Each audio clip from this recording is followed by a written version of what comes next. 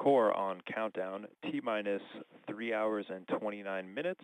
LIO seals have been removed and installation is complete. A little bit ahead of schedule.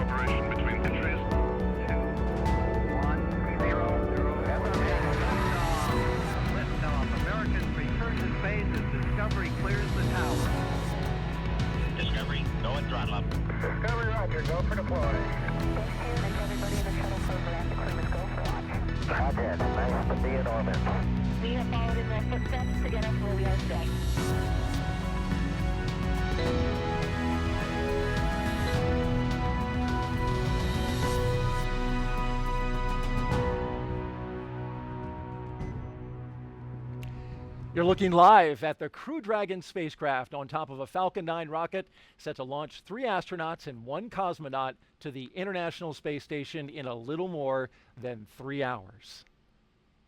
It's a beautiful sight outside, beautiful weather here at the Kennedy Space Center, where we welcome you for our live coverage of NASA and SpaceX's launch of Crew-5. I'm Daryl Nail, and with me is NASA astronaut Bob Behnken, who along with Doug Hurley were the first astronauts to fly Crew Dragon into space. Bob, it's great to have you here. You were part of that historic flight, and now here you are back helping us with our launch commentary for today's mission. Well, thank you, Daryl. I'm super excited to be here. A beautiful day to relive my launch experience. Looking forward to it. You certainly will remember this experience well. We've got video recorded from just less than an hour ago of Crew-5 getting suited up in that historic suit-up room. And there you see them.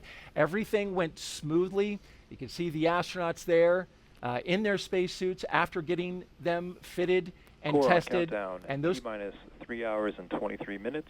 The displays are configured for crew ingress on schedule. That's our launch audio. We're going to pause whenever that comes up. But tell me a little bit about those custom flight suits, Bob. Well, Daryl, I've heard those suits referred to as space tuxedos by some of the SpaceX team, and they are custom fit, and they are, you know, what the crew needs to wear in case there was any sort of an issue inside of the capsule. They're custom fit, and they'll be ready to wear them when they head into space. Not designed to go outside the capsule, but certainly if something were to happen inside the capsule, they pressurize, and that keeps them safe. Now, we want to invite you folks who are watching to participate in our broadcast today. If you would like to ask Bob a question over the next 3 hours, you can jump on any number of our social media handles. One of the ones that we're looking at is the hashtag AskNASA handle on Twitter. Send us that tweet with a question and the hashtag AskNASA, and we will get to it. Now, in addition to Bob's analysis, we have teams across the country covering the action, and there they are. We'll get updates from SpaceX headquarters, giving us a wave from out there in Hawthorne, California, and Houston, Texas. The Mission Control Center, hello to you as well. And of course, right here in Florida, we've got our interviewees standing by. Now let's check in with our team monitoring preparations for launch at SpaceX headquarters in Hawthorne, California. Take it away, ladies. Hi, I'm NASA's Sandra Jones with NASA Communications. And I'm Jesse Anderson, a production engineering manager here at SpaceX. As we count down to liftoff, welcome to Mission Control. This is where our teams are staffed around the clock to monitor Dragon and the mission. On console or headset in Mission Control are 6 key positions. The mission director is in charge of the room and tasked with making real-time decisions to ensure mission success. The person that you'll hear talking to the astronauts is the Crew Operations and Resources Engineer, who you'll hear us refer to as the core throughout the broadcast, and there you can see him on the screen. The additional positions are focused on vehicle systems, including avionics, navigation and control, software, propulsion, life support, and communication with ground support teams. And NASA has its own team members in Mission Control Houston, where they've been preparing the space station for Dragon's arrival. We'll meet several of the key players later when we check in with them. And upon liftoff, today's ride to the International Space Station will take about 29 hours, with Dragon flying autonomously the entire way. And just like autopilot on a commercial aircraft, the crew always has the option or the ability to take manual control of the spacecraft if needed. So let's head back over to Florida as we await the crew's departure for the launch pad. Daryl? Sandra and Jesse, thank you very much. And here they come, Crew-5. Crew they're ready for crew arrival, and crew are walking out of the O&C room now, on schedule. Indeed they are. And there they are. The astronauts of Crew-5 taking their first steps outside as they head to the pad. From left to right, cosmonaut Anna Kikina, Josh Cassada, Commander Nicole Mann, and Koichi Wakata.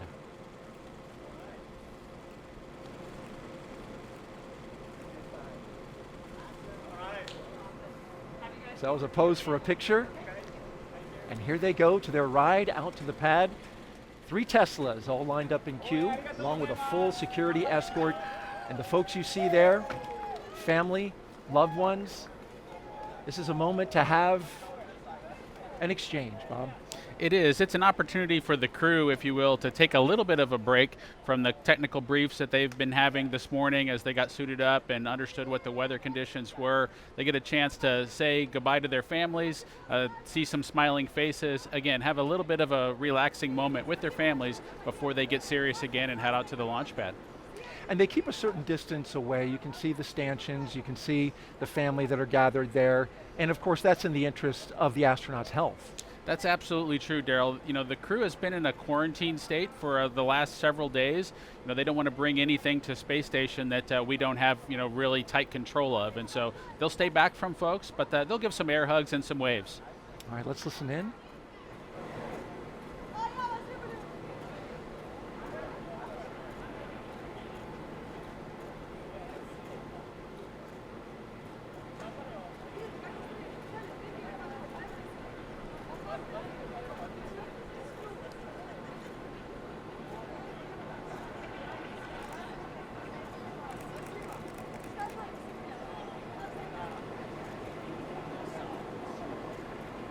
Can't make out exactly what's being said, but we know from your experience, Bob, that it can be an emotional moment. Absolutely. You know, for the Demo 2 mission, my son was super excited to yell Launch America. So that was the one thing that you could absolutely hear. Even inside the suit with our deep insert earplugs, you could hear that Launch America tune when he sang it out. Your wife said the same thing, that you could hear him shouting out, and that's something actually particular to astronauts with young family members, with young children, that you have to prepare them for. I was watching a documentary. Your son wasn't exactly on board at the beginning. Absolutely. At the beginning of the idea of a parent launching into space was something he was unfamiliar with, a little bit scared of. But we brought him down here to Kennedy, got him a chance to see a cargo launch into space, and then by the end of that experience, he was ready for me to go first, Mommy to go second, and he said he was going third. So we'll wait to see if that happens. And then we'll have him on for the Crew-37 show. Yeah, he thinks probably Crew-16. So Crew he's on 16, a little okay, bit faster earlier. schedule, yeah. I like him. He's ambitious. Look at that license plate. I was just noticing that. Blast off. Yeah, Daryl, the SpaceX team has been creative with those license plates. It's always cool to see what they add to the Teslas to make the experience just a little bit personalized. It's a nice touch. As you can see, the media in the background positioning themselves for a good shot as the Teslas roll out with a full security escort on a 20-minute drive to pad 39A. And they're queuing up a playlist right now, Bob, with some tunes. In fact, I've got the playlist to one of the vehicles. I believe it's the lead astronaut vehicle, which would be the second one in this line. Here's what they're going to be listening to. Oh Yeah by Yellow, Danger Zone by Kenny Loggins, Stronger by The Score, Slow Ride, Foghat, Everybody Got Their Something by Nikki Costa, Sabotage by the Beastie Boys, Mainstream Kid by Brandi Carlile, and Don't Stop Believin' by Journey. It's a nice list right there. It's a wonderful mix. There's a little bit of a slow and relaxing portion of it, as well as something with a little bit of emotion as they head out to the launch pad. You know, when Doug and I headed out to the launch pad, we had some tunes as well, and we took the experience to capture kind of the same things. The excitements of launching into space. Back in Black was one of the songs we selected from AC/DC, since we were both headed back into space again, and it was an exciting time for us. And that was followed, I believe, by a Girl from Ipanema, which was very much a contrast. It was, Daryl. You know, this is a 20-minute ride out to the launch pad. The crew's been on a very tight schedule as they work their way to get to this point, but now's the time to sit back and wind your watch and wait for the actual launch event. So that waiting music came from the Blues Brothers movie, and Doug and I knew there was just going to be a time where we had to wait our turn to launch on that rocket. Windows are open now in the Teslas, and family members just now retreating back from the vehicles, but then also getting another moment up there next to the car, which just completed.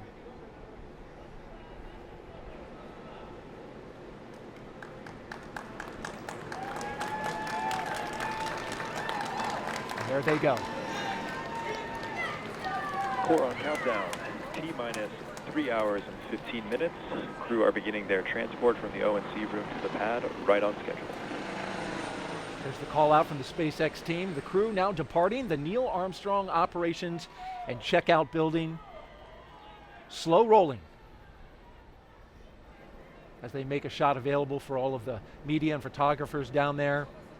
They're beginning their 20-minute drive with a full security escort across NASA's Kennedy Space Center and out to Launch Pad 39A. The track they're taking goes through the industrial area and then gets out to the NASA Causeway and the Kennedy Causeway. And Bob, as we were watching that moment there, I want to play a piece of tape that we have from your wife Megan talking about those moments leading up to launch. And we're also going to see footage of that historic mission that you participated in, Demo 2. We'll also see hers, and we'll get to see the goodbyes from either one. Let's take a look at that now. I want to give you a little flashback. Take a look at the screen now. You might remember this. Demo 2, and there you are in the light blue with your son saying goodbye to your husband, Bob Behnken, on that historic flight. That's right. That was a really special moment, and it was great to see how excited my son was to see his father. There were no tears. It was all smiles and cheering. My son, I think, was determined to say, "Launch America," first and loudest, and so that's what he was doing. He did a great job. And then in April, Crew 2, this was your launch, and Yes. now the role was reversed. You were in the astronaut suit getting ready to go out and launch, and your husband was there with your son. That's right, and I was listening out for that Launch America, and sure enough, I could hear it from probably 20 feet away. That was a wonderful moment. Your wife, Megan MacArthur, who flew on Crew 2 to the International Space Station following up your certification mission. Yeah, it was a moment that we wanted our son to have a positive experience with, and he certainly did. Again, smiles and hugs and cheering. And while we didn't hear the voices of the crew's families and guests as they walked out, we did definitely hear that cheering when they got their chance to drive away. And we continue to follow the convoy from high above, our flight operations team. The helicopter crew getting a good shot there as they go. Now let's check in with Hawthorne and get our first update from SpaceX's Kate Tice, who, by the way, was at this very desk, Bob, when you launched. Good to have you back, Kate. Thanks, Daryl. I'm Kate Tice, and I'm the Quality Systems Engineering Manager here at SpaceX, and I'm going to be bringing you live status updates from the launch teams this morning. Now, for those following along with our launch preparations over the last week, you'll know that we had a successful dress rehearsal a couple days ago of our launch operations on October 2nd, followed by a successful static fire of our 9 Merlin 1D engines. Now, fast forward a bit to this morning, and we're coming up on, there it is, the T-minus 3 hour and 12-minute mark, and so far all is going well for launch. Earlier in the night, the team began clearing the hazard area and buildings around Pad 39A, known as the Blast Danger Area, or BDA, as you might hear it called out today. At T-minus 4 hours, there was a briefing by the SpaceX launch director, and good news, there is nothing significant to report on the rocket. At this time, the advanced team was also cleared to enter the pad and start prepping the vehicle for the crew's arrival, which we're tracking there on screen, and we're expecting them to arrive at about T-minus 2 hours and 55 minutes, so just shortly coming up. So the only people remaining on the pad at this point in time are those needed for ingress of the astronauts. At the launch pad, Falcon 9 is powered on, and we're currently monitoring telemetry and pressurizing gas storage vessels.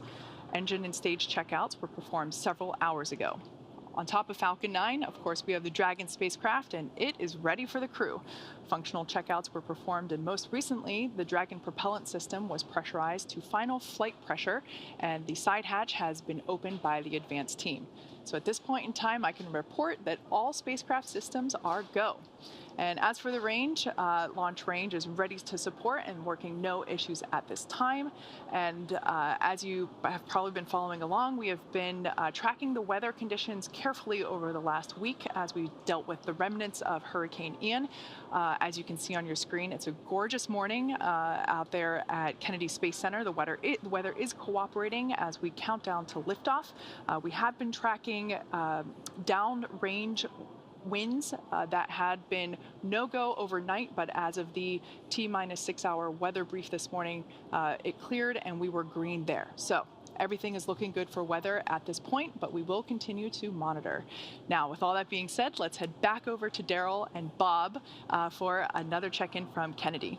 All right, thank you, Kate. And yes, the weather here at Kennedy is nearly perfect for launch. Let's introduce you now to today's crew.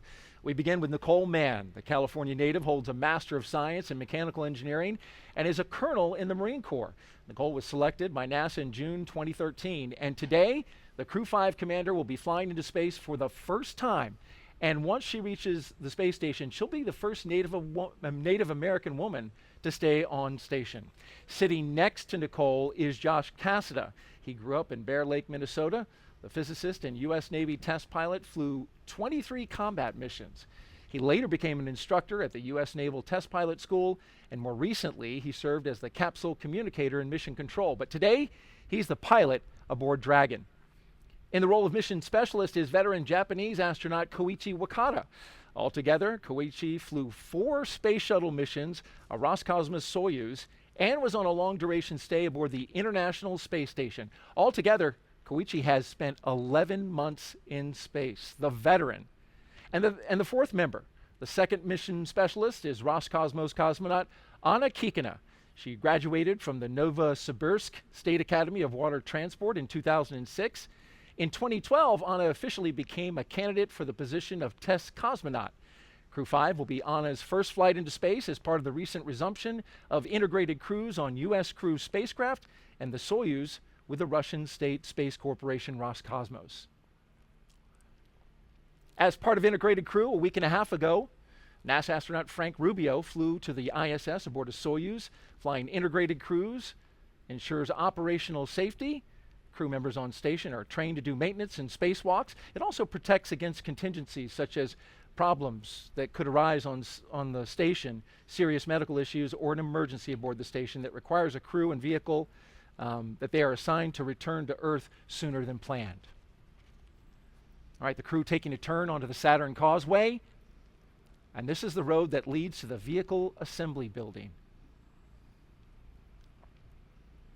Which is notable, Bob, because the astronauts right now taking a similar path to Hurricane Ian as it crossed the state and came over our area. That's the operations and support building behind it, but then behind that, going through here, is the Vehicle Assembly Building. And after studying the data, we learned the storm took that similar path. And as we widen out the view here, you can see, there it is, the Artemis logo, and a great shot of that Vehicle Assembly Building with the crew going by. Now, the Crew-5 launch was delayed several days due to Hurricane Ian taking aim at Florida. And after studying the data, here's the path that we found it took. Take a look at this graphic put together by meteorologists with satellite data. It shows the track through the state. You can see the center of circulation, of course, the devastating impacts to the Fort Myers Beach area, more than 100 people killed, and complete devastation. By the time it crossed our area right there, you can see it came out the other side on Florida. Between pad 39A and 39B, and 39B is where we had our moon rocket, the SLS and Orion spacecraft. But officials here at NASA and the launch team with SLS made the decision to move the SLS indoors, and this is video from that day, 3 days prior. The mighty SLS and Orion spacecraft going into the shelter of the Vehicle Assembly Building as Hurricane Ian passed overhead. It's a 4-mile, 10-hour trek it was that day.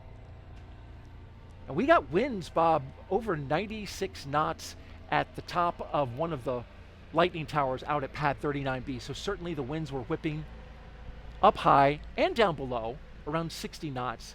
It was a good move to put that rocket in the shelter. Yes, it's just remarkable to kind of have seen the track of the storm, have it come right through the Kennedy Space Center, and to be sitting here just a couple of days later getting ready to launch a crew into space.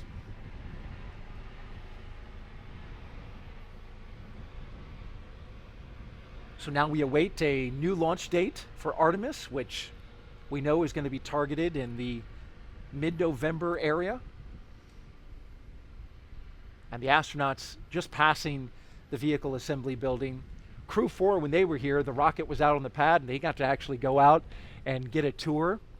This team, getting to drive by that rocket, and certainly astronauts must be thinking about that mission, right? Artemis 1, 2, and 3, going on a test flight out to the moon, and then ultimately landing back on the moon to establish more of a permanent presence there. Absolutely, Daryl. It's a super exciting time from an astronaut perspective. As you know, we still have missions headed to the International Space Station, taking crews up both on the Soyuz rocket and on the Falcon 9 and the Dragon at this time. We look forward to seeing the Starliner vehicle make its arrival on board the International Space Station as well. But Orion, with the Artemis missions that are upcoming, is just an exciting time. Returning to the moon is something that we all dream about. And there they are making the right-hand turn to go towards pad 39A, where SpaceX's facilities are, as well as the launch tower and the rocket that awaits them. A brand new booster. And the good ship Endurance, as you would say, Bob. On its second flight. On its second flight. You know, this is the time for that that slow ride song probably to kind of play back for the crew. You know, Doug and I had our waiting room music, our elevator music to kind of pass the time. The crew's, of course, excited for the mission in front of them, but they've got to wait for the actual time to launch into space. And this is a great shot, point of view camera from the lead Tesla, looking at the security vehicle in the front. You can see there the launch pad to the left, as that rocket gets closer and closer.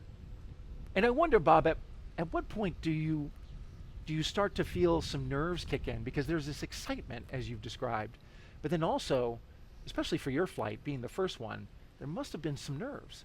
You know, there's definitely some nervousness associated with launching into space. The crew gets a lot of training, and it, from an experience perspective, they try to check off as many blocks as they can so that that nervousness is something at least that they're familiar with. And so for Doug and I, you know, we had made this ride before as shuttle crew members. We climbed up to the launch pad as shuttle crew members. That wasn't new. It was really the fueling operation for us where we really felt like we were doing something new, and that nervousness started to kick in. Interesting, because yes, that's an operation unique to SpaceX. Yes, the fueling of the rocket with the crew on board is something that was new with the Falcon 9 rocket, and it's new from a crew, from an astronaut perspective, from our experience base, but they've managed to accomplish it super successfully.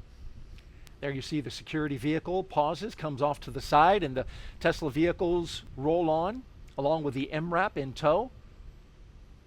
And this begins the part of a really neat experience, going up the slow grade as they pass the security checkpoint and into the blast danger area. This is an area only for the astronauts and the advanced team, as well as the closeout crew. It's a restricted area, and you go up that slow hill, and you're looking right at that rocket. You know, Daryl, as you make your way to the launch pad, you kind of go through layers, if you will, of people that can be near you. So whether that's your family and your guests when you're back at the O&C building, but as you make your way to the pad surface, there are these milestones that you get past where you become more and more alone on your ride into orbit. And so heading up this hill to the launch pad surface, it's definitely a smaller group, and that group continues to shrink all the way to hatch closure. And in your case, until it was just you and Doug Hurley. That's true. It was just Doug and I, and of course all the support team that's reaching out to you via the radio to make sure that they're watching over and making sure that you're ready to head off into space. But it was definitely Doug and I alone with our thoughts. These 4 Crew-5 astronauts now actually on the pad surface. As you can see them driving onto it, there's a track that they just came over that goes around the launch pad. That's a relic from the space shuttle era, as well as the Apollo. There's the base of the rocket, and dead ahead, the elevators to the launch tower that will take them up to the top of the crew access arm and allow them to make entryway into the Crew Dragon.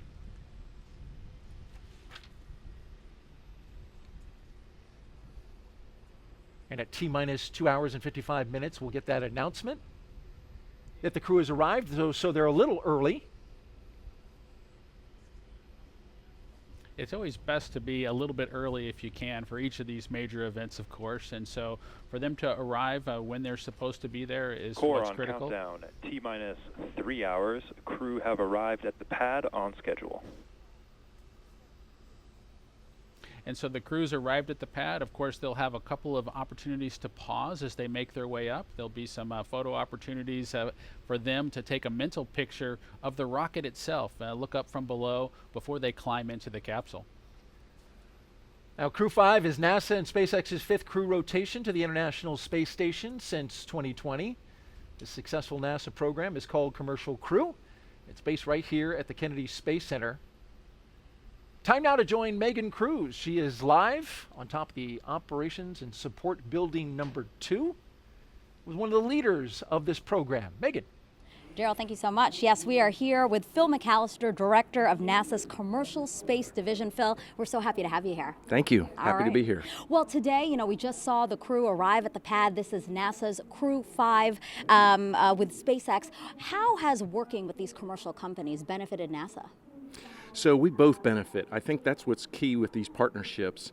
Obviously, SpaceX benefits from our 50 years of human spaceflight experience, but we also benefit by seeing these commercial companies and how they do business and how innovative they can be. Right. And we find there's new ways of doing things that maybe we haven't thought of. So I see the partnership as benefiting both groups. It's kind of like when we first started working with the Russians. They had a very different way of doing business, and I think both programs benefited from that experience. Right, but it's not just the Commercial Crew program. How else have we fostered commercial space and sending more people and science to low Earth orbit? Well, I think it all started with the Commercial Cargo program in 2005. That was the first I think real commercial partnership that we had, certainly on the human spaceflight side. So then we had this cargo capability, and then we advanced that to crew, and now we can launch people to low Earth orbit and the International Space Station. And the thing that we have on our horizon, the thing that I'm working on right now, is destinations or commercial space stations. We know the space station, the International Space Station, is going to be retired in 2030.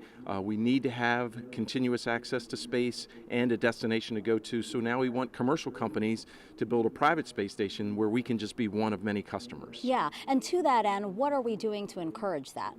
We have 4 agreements and contracts with companies now: Axiom Space, NanoRacks, Blue Origin, and Northrop Grumman. They all have different concepts, and they all have different transportation modes, and they all are kind of targeting different markets. So it's really interesting. This is sort of the early development time. Okay. And I think things will shake out. I don't think we'll have a big enough market to keep 4 space stations on orbit. So this is the time when they innovate and they're competing, and it's kind of cool to see each one of these stations and how they develop. And again, why is this important to us? Why do we want to be one of many customers in low Earth orbit? So I think there's lots of reasons. Number one, when we first started building the International Space Station, there wasn't any other space stations that we could use at that time, so NASA had to build it. But today, we can leverage private sector investment because there are other customers other than NASA who want to go to low Earth orbit, and either for science or just to look out the window or whatever, for whatever reason. So we can take advantage of that. We don't have to pay for the entire infrastructure. Right. We can just be a customer and just pay our own sort of fare for what we do.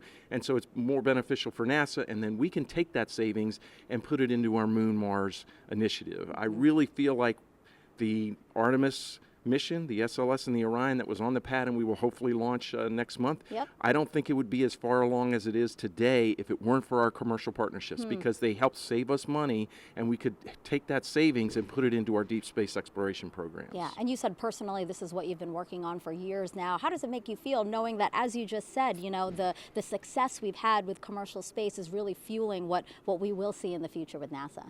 It's been very gratifying. I have to say, when we were first starting out, I had to say, I think this will work. I think this is going to be a better way to do this particular mission. But I didn't have any proof. But then in 2012, we launched the first Falcon to the International Space Station for the cargo program. Right. That showed that the model could work. And then in 2020, we had Bob and Doug, who flew on the Demo 2 mission, went to the International Space Station. That was just, it was just an amazing mission. Oh, that's great. Yeah.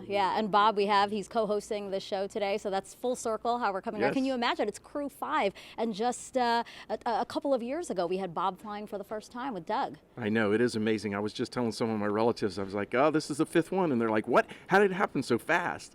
And we go every 6 months. And so we tend to accumulate missions. And so we're putting the plaques on the wall outside my office, and it's getting pretty full, and that's pretty nice to see. That's absolutely great. Thank you so much, Phil, for being here, and I can't wait to watch the launch with you. Thanks so much. All right. Back to you guys. Thank you, Megan. T-minus 2 hours and 54 minutes and counting. And you must hear that a lot, Bob. But the people who, so many people were watching and following your mission since it was a historic first, and kind of feel an attachment to what you did that day. Yeah, it was an exciting time, of course. I think it was a little bit strained with the COVID situation and folks kind of at home watching kind of electronically rather than in person here at the Causeway potentially. And so a lot of folks watched the mission, and with the Bob and the Doug and the Space Dads, I think they made a connection and they appreciated, just being a part of it. Doug and Bob and Doug and their excellent adventure. I don't know about all that, but we had a wonderful experience on board the International Space Station. And it was wonderful to watch and chronicle as you guys went along, got to the space station, and came back safely. And we see some beautiful shots from high above. The weather, I mentioned at the beginning, less than 10% chance of violating. We've got onshore breezes here that are kicking up some waves. Got some rough surf conditions. That, of course, no impact to the launch today, but you can see the flags flying and the clock ticking down. If you're just joining us, you're watching live coverage of SpaceX mission known as Crew-5 as we watch the first 2 astronauts walk out onto the pad surface, getting ready to do what, and I have to admit, I have to attribute this, the rocket recline. There it is. I like the way they did it kind of in coordination as well. I think that was something that Doug and I didn't quite nail on the Demo 2 mission, but I appreciate them getting it sorted out by Crew-5. That was Commander Nicole Mann and pilot Josh Cassada that just took that look up, and I mentioned the attribution. That was our voice of mission control. Rob Navius came up with that phrase, so got to give him credit for that, the rocket recline. We'll get the next 2 mission specialists who will do the same move, but for now, they'll go into the elevator, the same elevator, Bob, that you rode on 2 missions aboard the Space Shuttle and Crew Dragon.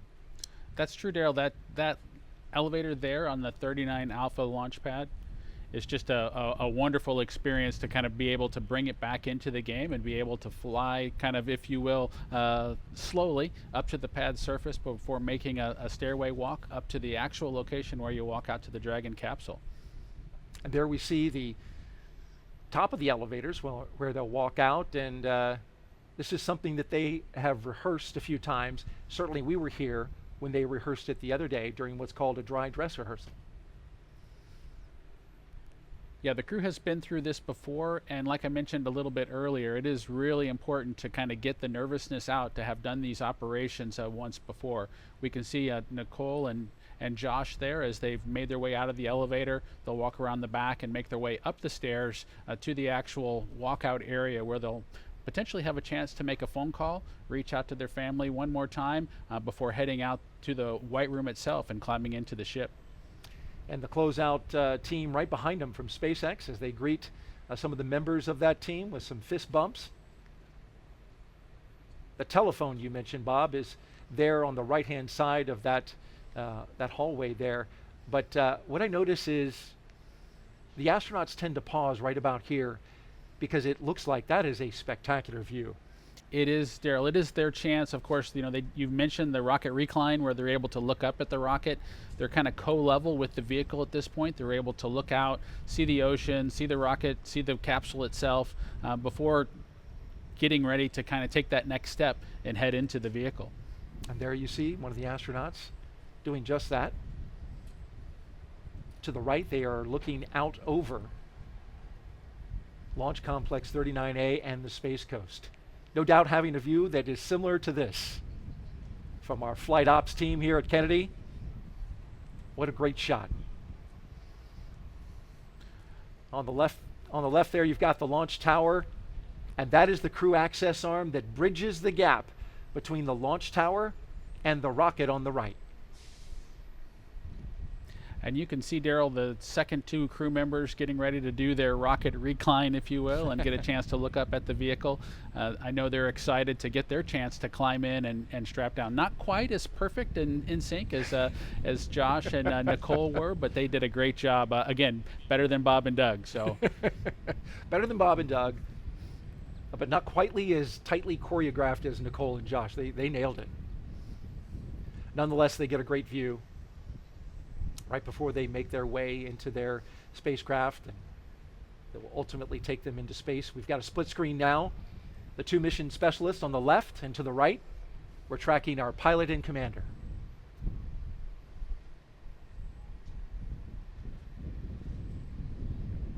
Now they stagger the astronauts in this fashion because everything is highly proceduralized, right? As they go through the lines, check off the mission milestones, and then also it's carefully choreographed because you want to have everybody being orderly as they get into the spacecraft.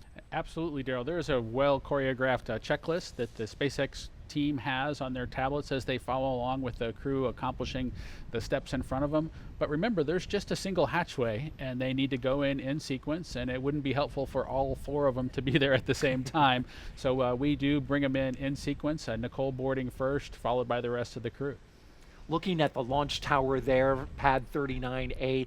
Bob, this is the same launch tower that launched the space shuttle. It's been, of course, renovated by SpaceX. They've made a lot of improvements in order to accommodate the Falcon 9, but it also has some throwback to the shuttle era. And there's part of the fixed service structure that's still a part of that structure today. That's true, Daryl. The 39 Alpha launch complex was modified to be able to handle the Falcon 9 rocket. And Doug and I were super excited to launch again from the exact same location. There are remnants of the shuttle program that are still kind of out there.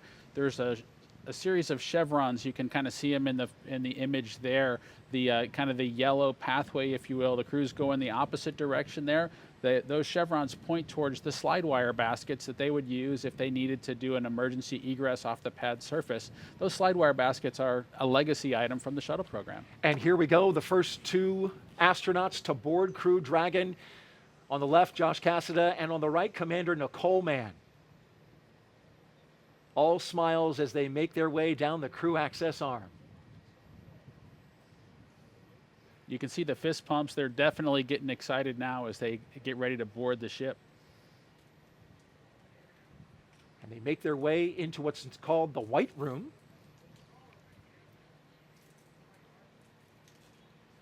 Do a photo op there. Core on countdown. And you can see 2 the hours space. and 47 minutes. Crew have arrived at the White Room just a little bit ahead of schedule. There's the announcement. And you can see one of the SpaceX techs handed Nicole Mann and Josh a Sharpie, which this is something that's actually on their to-do list for launch operations. And what they're going to do now is sign their signature onto the NASA meatball, or right there around it. That NASA meatball is encircled with signatures from all the previous NASA crews that have gone up to the International Space Station. That signature would include yours, Bob, as well as your wife, Megan MacArthur. Yes, Joe, that's a nice tradition that the SpaceX team added and allowed kind of Doug and I to get started. And it's pretty neat to get your name added to the wall there, the White Room wall that leads to the Dragon capsules that head to space station. And there you see her putting her signature, making the way around the NASA meatball, handing off the pen to Josh. And to the right, you see the SpaceX logo for their commercial missions. They're also starting a set of signatures, which is a great sign about starting to establish that economy in low Earth orbit, the commercialization of low Earth orbit. It's exciting to see the economy in low Earth orbit continue to grow, Daryl. It's also exciting to see the cadre of astronauts continue to grow and view that group as our partners of folks who've been to low Earth orbit, who've been into the black of space, and it's just exciting to see that group continue to grow. As the astronauts prepare to go inside, the first 2, the commander and pilot, we've got the mission specialists on the left-hand side of your screen making their way towards the crew access arm. The white room was a term first used during the Gemini era, literally describing the color of the room, which is painted white. You can see an inflatable seal, which is black colored, connected to the spacecraft, and it inflates to create that environmental seal around the side of the spacecraft, connecting it with the white room. It does, Gerald. That seal, of course, would protect if there was a kind of rain or anything else kind of going on in the area. We don't have that today. We have beautiful weather, but it does ensure that the elements of Florida don't make too far of a way into the capsule itself. So you don't want any mosquitoes or anything headed into orbit with you, and so that seal does its job. It does indeed. There's a lot of humidity and mosquitoes out here in Florida. Fortunately today, we've got a nice little breeze that's keeping it off us here at the desk, which is nice, and kept it off the astronauts and crew when they were getting in their vehicles. Running about a 10-knot onshore breeze, which should help push the clouds around. We've got a few of them out overhead. Our launch weather officer for today, Brian Sizik, from the 45th Space Wing, telling us that we've got a nice high pressure system in the area, Bob, that's keeping everything clear as the first astronaut climbs aboard. Core on countdown at T-minus 2 hours and 44 minutes. Crew have begun ingressing Dragon.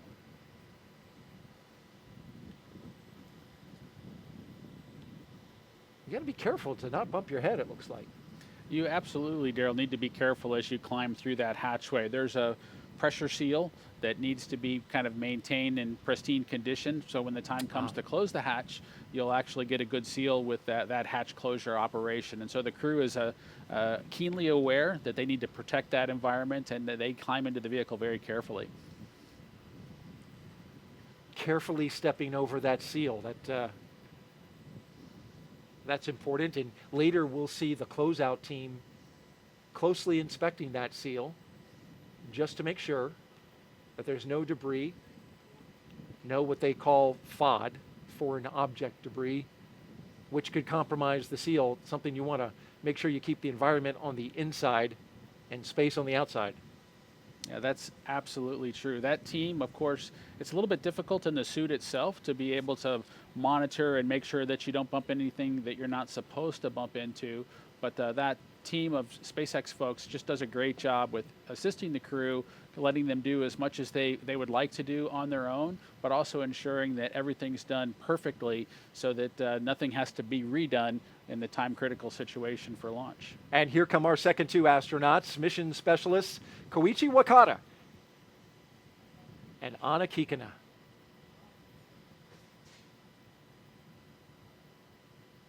They're next up in the white room. Big thumbs up from Koichi. He's the veteran of this group, Bob. We got 3 first-time flyers and a guy that has a lot of experience in space.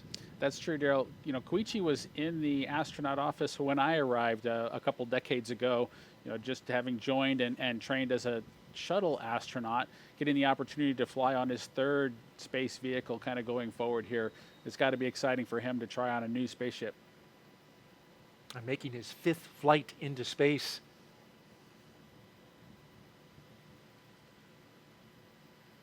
Got the green light flashing above, and I'm going to take that as green as go.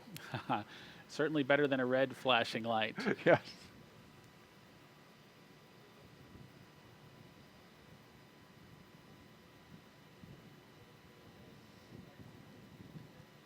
So it does take a relatively large team. It does seem like the crew being able to head out to the launch pad and climb in almost by themselves would be a thing. But in order to make sure that things are all done perfectly, that team of SpaceX folks follows along very carefully with the procedure to make sure everything's done exactly per the checklist. And our mission specialists will now put their signatures on the white room as the commander and pilot finish up securing their 5-point harness into their seat, getting a snug fit, as you can see there. Josh Cassada making sure everything is lined up correctly. Looks like he's got 4 hands. But those are his gloves. I'm sure an extra set of hands couldn't hurt. Yeah, no, he just has the two hands, just like the rest of us, but he does have the gloves there kind of taken off to kind of give him some additional dexterity as he tries to work through getting all the strap-in process completed. You mentioned the 5-point harness, much like a racing harness that the astronauts strap in with. Likely they won't need all of the capability of that harness as they head into orbit and take their ride, but it does provide some capability should the emergency escape system be activated to really keep them strapped tightly into their seats.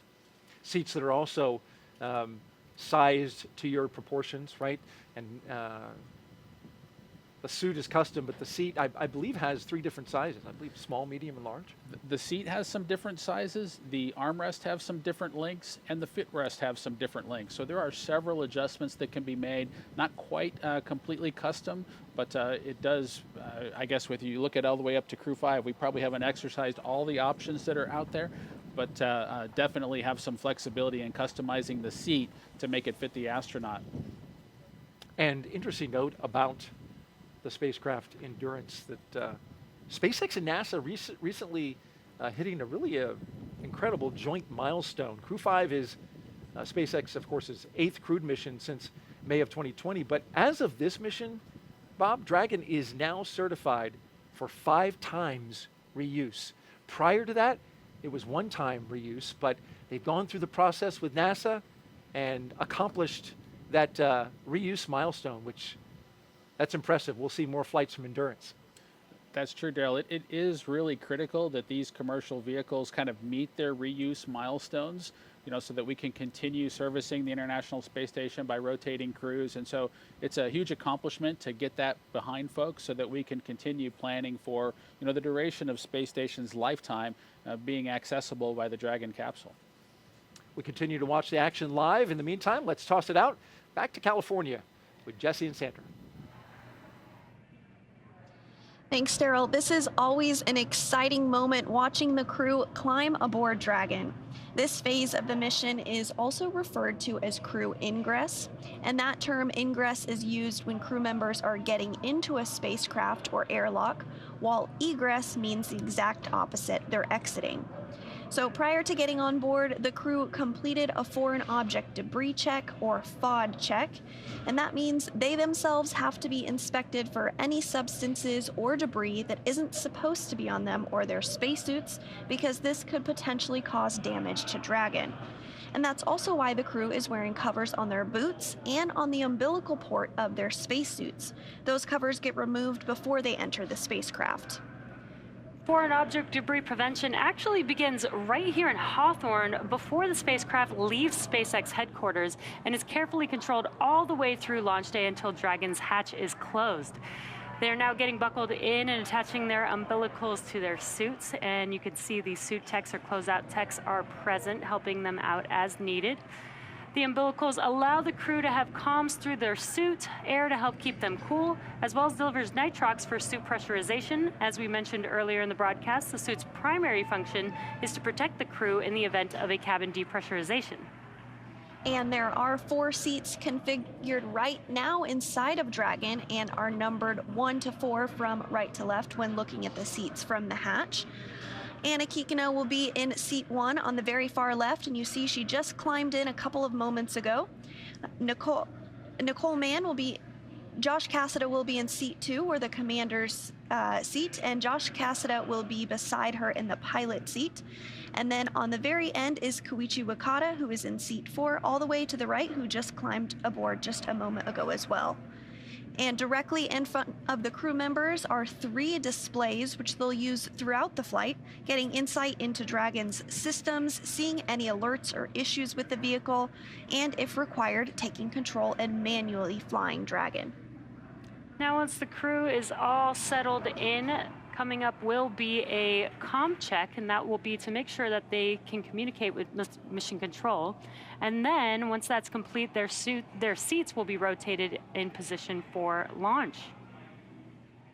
So very exciting watching them getting settled in. We've got this awesome view of the Falcon 9 with Dragon on top, crew on board already.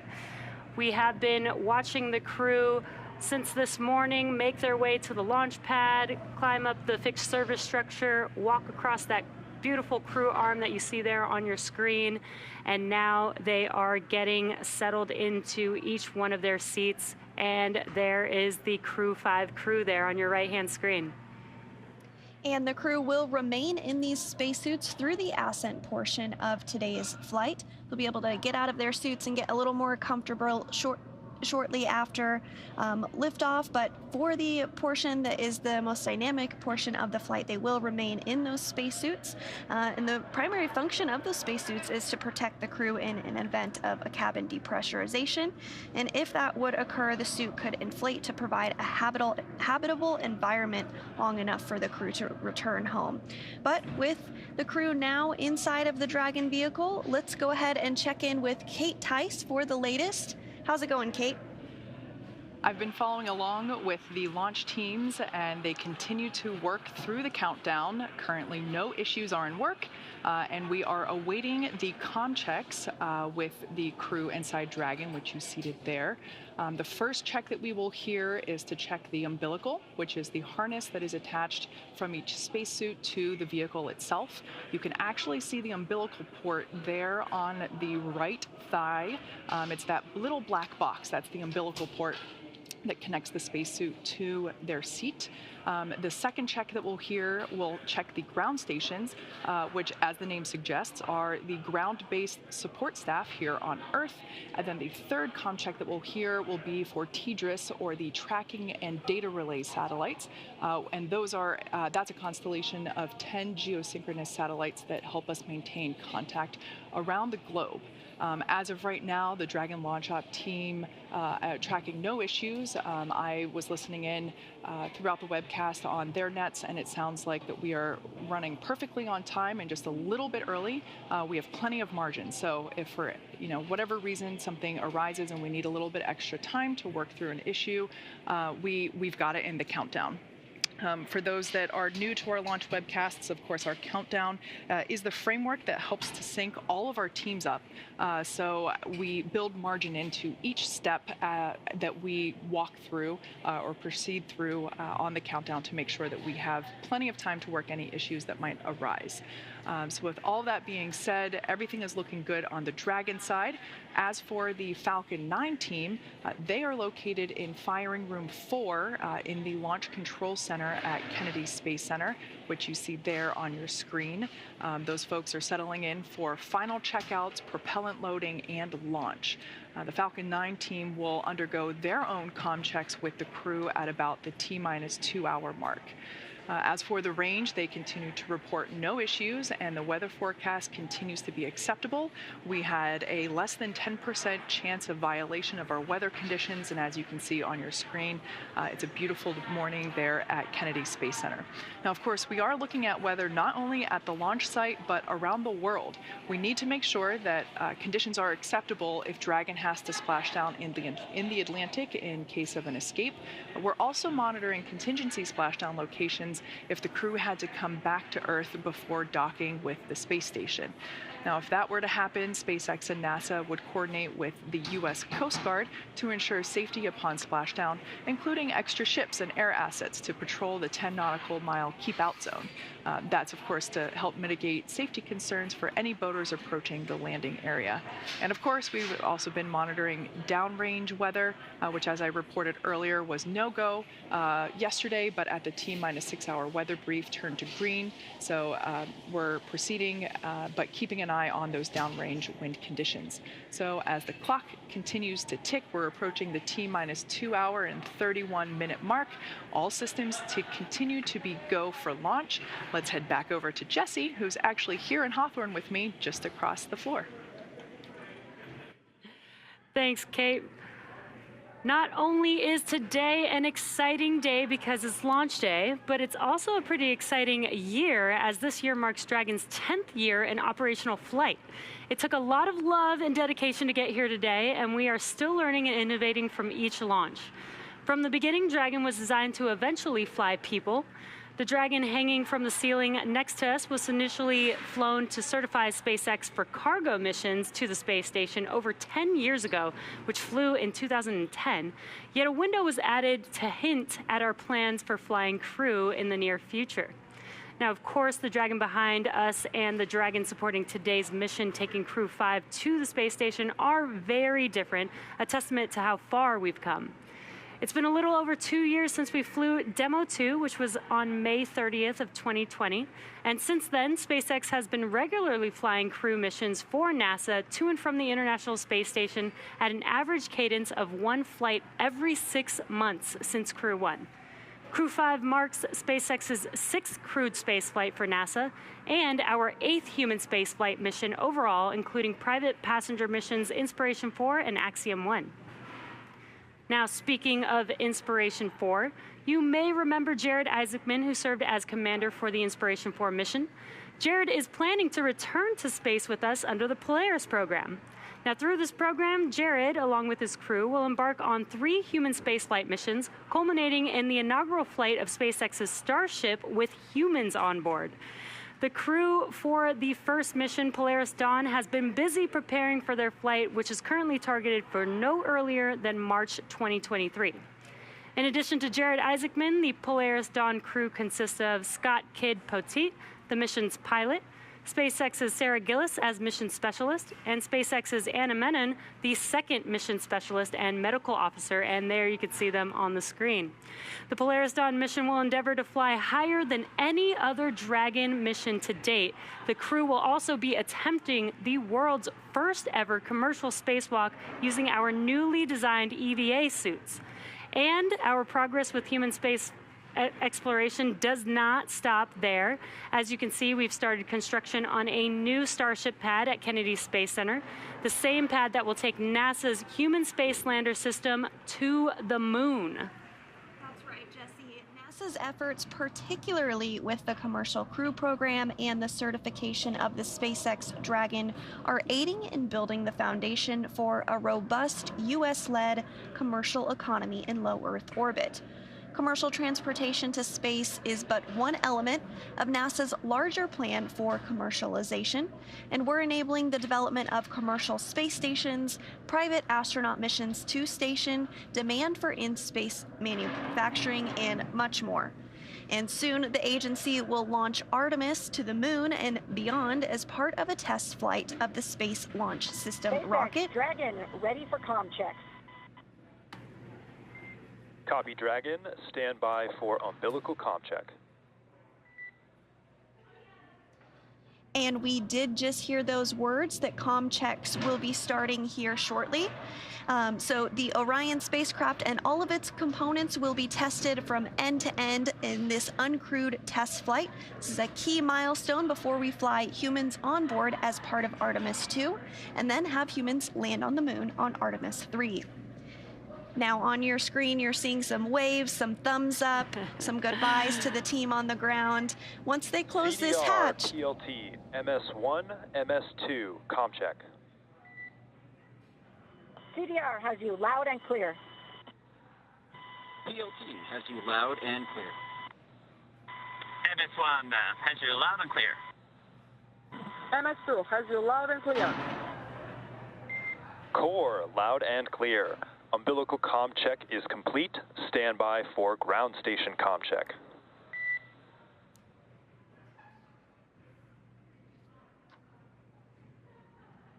And those comm checks have begun. We're going to hear a series of those communication checks to make sure that the crew can hear the folks on the ground and vice versa. And looks like the crew is very excited, waving at the camera to the world. Maybe some poses for some photos there as well. Yeah, absolutely. And as I was saying right before the comm checks started, once they close this hatch, that's the last human being they're going to see on Earth until they splash down in a few months from now.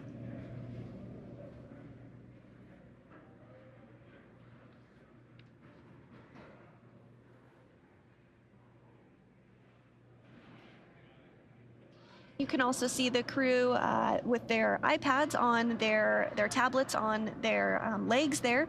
They have a variety of different procedures and reference materials that they can view during the mission as well. You'll see them getting that configured and ready for launch now, 2 hours and 25 minutes from now.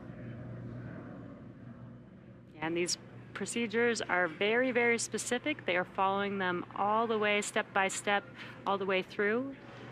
This does include, if you're just now joining us, we are awaiting some comm checks, which they have begun. And they will be stepping through several different comm checks to make sure that the crew can hear and communicate with the ground teams here in Mission Control. And we will do those comm checks through multiple paths to Dragon, including TDRS and ground stations, which you'll hear coming up throughout the continuation of these comm checks. The ground, of course, refers to the different ground stations, and SpaceX has ground stations all around the globe. And then you'll also hear from Core, MD, and LD. The Core in Hawthorne is the Crew Operations and Resource Engineer. The LD is the launch director down in Florida and oversees the countdown ops. And then MD is the mission director here in Hawthorne, who is the overall flight lead for SpaceX. I just love the excitement of this crew. And this is a pretty cool view inside of Dragon. You can see the 4 seats for the 4 crew members, but Dragon's actually designed to have up to 7 crew members. So right below this row of seats, there can fit 3 additional seats. Today, since we only have 4 crew members, below the crew that you see on your screen is actually cargo stowed inside of Dragon. Dragon, SpaceX, comm check. SpaceX, Dragon, loud and clear. Core, loud and clear. Ground station comm check is complete. Stand by for TDRS comm check.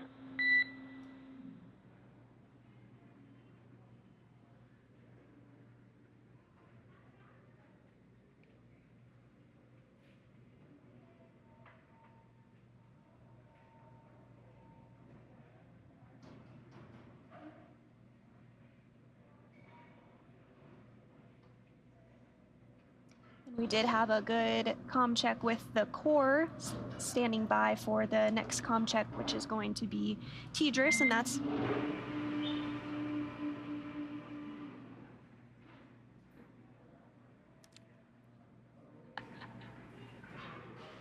Dragon, SpaceX, comm check. SpaceX, Dragon, loud and clear. Core, loud and clear. TDRS comm check is complete. Stand by for comm checks with DC, MD, and LD in the launch configuration.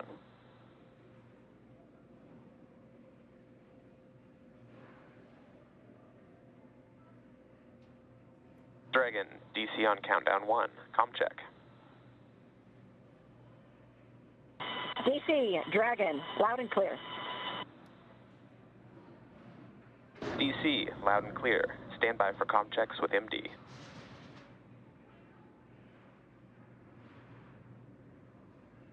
Dragon, MD on countdown 1, comm check. MD, Dragon, loud and clear. MD, loud and clear. Stand by for comm check over Dragon to ground. Dragon, MD, Dragon to ground, comm check. MD, Dragon, loud and clear. MD, loud and clear. Stand by for comm checks with LD. Dragon, LD on countdown 1, comm check. LD, Dragon, loud and clear. LD, loud and clear. Stand by for comm check over Dragon to ground. Dragon, LD on Dragon to ground, comm check. LD, Dragon, loud and clear. And LD, loud and clear. Let's go have some fun. Dragon, SpaceX. Launch configuration comm checks are complete. Report when ready for seat rotation per section 2 of 4.100.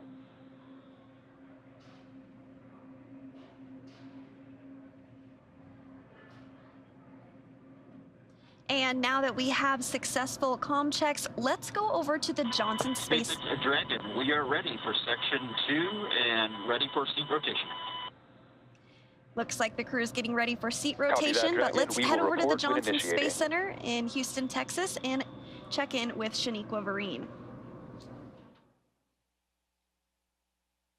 Thanks, Sandra, and welcome to the International Space Station Flight Control Room, or Mission Control Center, Houston. A team of flight controllers behind me is actively monitoring the space station as we speak. The crew in orbit has completed a number of tasks to prepare the station for Crew-5, like setting up tools to monitor Dragon's arrival and preparing the sleep stations for the new residents. Many of their clothes and other belongings launched on a previous cargo resupply mission. Back here in Houston, Flight Director Greg Whitney and his team are in constant communication with the SpaceX mission director for Crew-5's launch to the space station. Once we get into integrated operations, the NASA flight director will be conducting a series of go-no-go polls at the predetermined checkpoints for Dragon's approach. For now, we'll continue to follow along from here in Mission Control Houston, so I'll send it back down to the team in Kennedy. Over to you, Daryl. All right, thank you, Shaniqua. And if you're just joining us, it is T-minus 2 hours and 19 minutes until Crew-5 launches as part of the NASA Commercial Crew Program. We've got Commander Nicole Mann, pilot Josh Cassada, and mission specialist Koichi Wakata and Anna Kikina. They are strapped into their seats inside Dragon Endurance. I'm Daryl Nail, and this is Bob Benkin, history-making astronaut, here. If you want to get a question into Bob live on the show, just hop on to a social media platform, any of the following: Twitter, YouTube, and Twitch.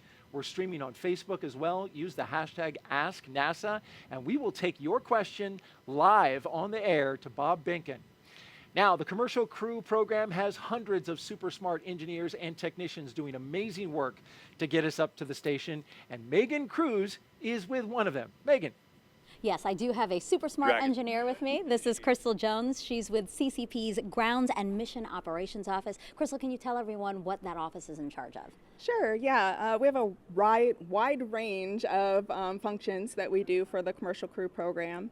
One is assessing ground systems for crew safety for both launch ops and recovery. An example of a ground system is the crew access arm, which we just saw the crew walk through to get to the spacecraft and ingress the spacecraft. That arm has to swing away from the vehicle for launch, but if there were some sort of emergency and the astronauts needed to get out of the spacecraft, that arm needs to come back really quickly to allow the astronauts to egress.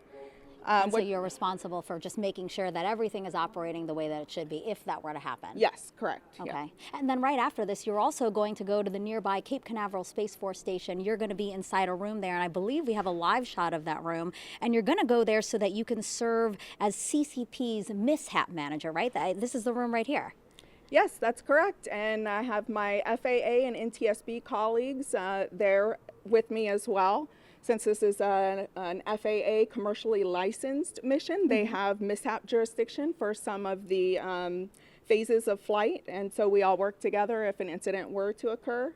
I don't expect anything to happen. I have full confidence in the joint NASA and SpaceX team. You have such an important role here, like you said, a wide variety of things that you're overseeing. You've been here at NASA for almost 15 years. I mean, did you know that you always wanted to work here, and how did you make it happen? Yes, I did always know that I wanted to work at NASA. Ever since I was a very young girl, I dreamed of working for NASA. Unfortunately, when I was about 10, 11, 12, my parents' drug and alcohol use began to impact our lives in a severe way. We ended up homeless, had to stay in an abandoned bus, and eventually transitioned to a homeless shelter. Wow. After that time, we never seemed to be able to recover as a family. We lived in extreme poverty in a bad neighborhood, but it didn't stop me from trying to reach my goals. I still had that dream. So in high school, I learned how to use a computer. No one in my area had a computer. I didn't have one, didn't know. So learned how to use a computer, researched colleges, how to apply, how to get applications, the whole financial aid process. Wow. And I was accepted into Florida Institute of Technology here in Melbourne, Florida. and got a bachelor's in astrophysics and a master's in space systems. Wow, you're not even at NASA, and you've had such a long road ahead of you, but I hope that people learn to take away from your story that really you can just follow your dreams if you have a passion for it to do it, right? That would be your message. Yeah, and I'm happy to say that my parents have conquered their addictions. And I was extremely proud of my mom before her passing earlier this year.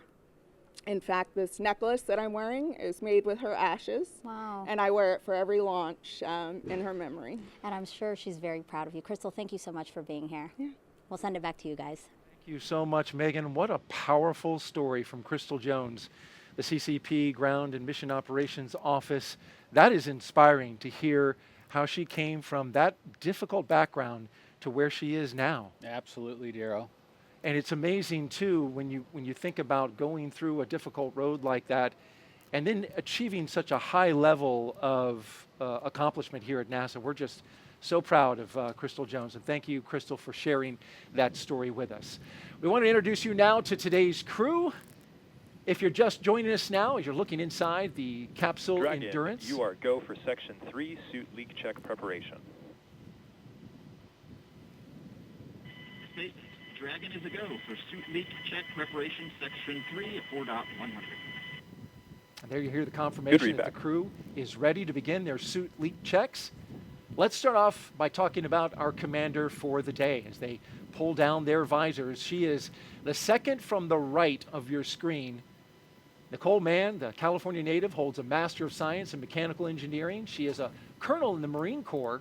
She was an FA-18 Hornet and Super Hornet test pilot and deployed twice aboard aircraft carriers in support of combat operations in Iraq and Afghanistan. Nicole was selected by NASA in June of 2013, and in the years that followed, led the astronaut corps in the development of hardware in the Artemis program. Today, the Crew-5 commander will be flying into space for the first time. And after Crew-5 launches, she will be the first Native American woman to go to space, which is a wonderful accomplishment. Absolutely. Nicole joined the astronaut office when I was the chief of the astronaut office. I'm just super excited to see a colonel in the Marine Corps head to the International Space Station from that commander seat, just like we had for Demo 2. And you being a colonel in the Air Force, I'm sure you appreciate the military discipline that she brings to that role, just like your partner, Doug Hurley, brought a little bit of that. Sitting next to Nicole is Josh Cassada. He grew up in Bear Lake, Minnesota. The physicist and U.S. Navy test pilot flew 23 combat missions. He later became an instructor at the U.S. Naval Test Pilot School. Dragon, we have pair complete and complete with Section 3. There you hear the call that the leak checks have been completed. Good sign as we move forward. And I believe that was Josh Cassada that came over the line there, who we are talking about. Copy that, Dragon. You are go for Section 4 suit leak check. That was a confirmation, rather, that they were to begin the suit leak check. Copy, right? Dragon is go for suit leak check, Section 4. All right, want to correct that. Cassada, he's one of more than 100 graduates who became astronauts going back to the Mercury program. More recently, he served as capsule communicator in mission control. But Bob, today he's in the position of pilot aboard Dragon, and that's a position you know well. Yes, it's exciting to see Josh in that seat. You know, as all of our astronauts who come into the program, he brings a balance of operational and scientific expertise kind of to the mission in front of him. In the role of mission specialist is veteran Japanese astronaut Koichi Wakata. He has a doctorate in aerospace engineering, and in 1996 became the first Japanese mission specialist aboard the Space Shuttle Endeavour for STS-72. Altogether, Koichi flew 4 space shuttle missions, a Russian Soyuz, and was on a long-duration stay aboard the International Space Station. During his 2-decade career as an astronaut, Koichi has spent 11 months in space, and so he is the guy with the experience on this crew, the other 3 first-time flyers. Joining Koichi in the role of mission specialist is Roscosmos cosmonaut Anna Kikina. She graduated from the Novosibirsk State Academy of Water Transport in 2006. In 2012, Anna officially became a candidate for the position of test cosmonaut. Crew-5 will be Anna's first flight into space. Now let's check in with our team out at Hawthorne, California. Kate Tice, what do you have? Thanks, Daryl. I'm following along with the launch countdown and our procedures. We're now coming up to T-minus 2 hours and 10 minutes. As you can see there on your screen, the crew is ready for leak checks. Those should be commencing any moment now. The countdown is proceeding nominally at this point on board the brand new Dragon spacecraft Endurance. We've already heard those communication checks between the Dragon team and the crew. We will hear checks, comm checks. So I'm hearing there's about a minute remaining in that leak check. There will be another communication check with the Falcon 9 launch team and the crew that comes up at about T-minus 2 hours. So at this point, we're in the leak check, less than a minute remaining. And after that, we'll be able to say leak checks are hopefully good. And at that point, the closeout lead will then verify that the cabin environments inside Dragon are good to go, and then begin procedures to close the side hatch of the Dragon spacecraft. So that's always an exciting moment. Of course, the closeout team will perform the final leak check on the hatch, and then once that is finished, the team will begin all their steps to ready the crew access arm for retraction, and then the closeout team will leave the pad at about T-minus 1 hour, and we'll hear that called out on the nets that the team has departed the pad. And at that point in time, only our Crew-5 astronauts will remain on the pad. Now, as for Falcon 9, that team is on console in firing room 4. They are preparing for their communication checks, which will occur at T-minus 1 hour and 55 minutes. SpaceX engineers have pressurized the launch vehicle gas storage bottles. Those are composite overwrap pressure vessels, or COPVs. They contain gases that are used to fill tanks with hot helium as propellant is that are filled with propellant, filled with hot helium as propellant is drained out of the first and second stages. We saw the same. Stand by while we just confirm those results long term, and then for next actions.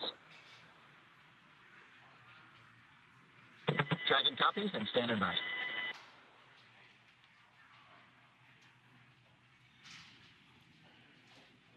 So as the propellant is drained out of the first and second stages, we'll top those off in the last half hour or so before liftoff, those COPVs. Now, we also use pressurized gases to spin the Merlin engine turbo pump when we start an engine in space. The second stage MVAC engine starts up after the first stage separates, and then the first stage engines need to be restarted for that landing sequence. The gases are also used for attitude control systems, which help the vehicle with its orientation for deploying the grid fins and landing legs. Now, of course, we're continuing to keep an eye on the weather. You can see it remains a beautiful day at Pad 39A. We are watching weather at the launch site as well as around the world for contingency abort and landing zones. And Dragon SpaceX for suit leak checks. And it sounds like we're going to get confirmation of those leak checks now. Go ahead, SpaceX. All right, Josh.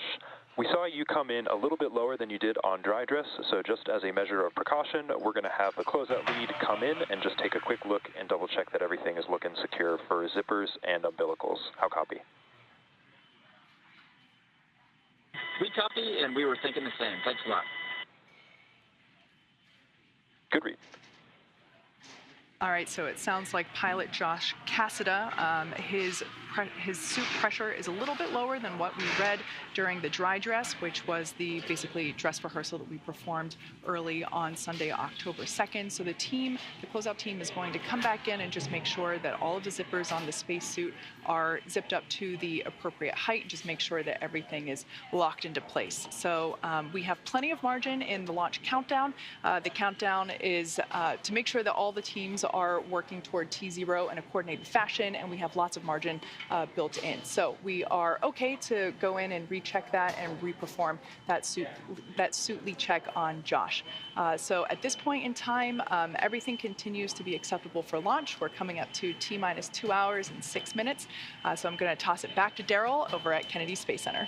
All right, thank you, Kate. And I'm here with Bob Benkin, astronaut from Demo 2 and NASA's first mission. And we want to talk a little bit about that leak check. Bob, you were following along as they were doing the checks. A crew now going inside. to double check Josh Cassada's suit. What's that all about? Yeah, that's correct, Daryl. You know, we heard the words from the SpaceX team. What they saw was a slightly different indication than they saw during Josh's last leak check, and the team is just going to double check that to make sure that they don't see anything awry. Just abundance of caution. As you heard, the crew reported that they had a good leak check, and so the team's just using, again, an abundance of caution.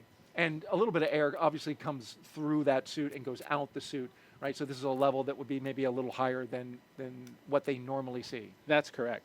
All right, very good. Well, we're back here at Kennedy, and the weather is beautiful for launch as we stand by. And there you can see the suit tech in there examining the zippers and the connection points in Josh Cassada's suit.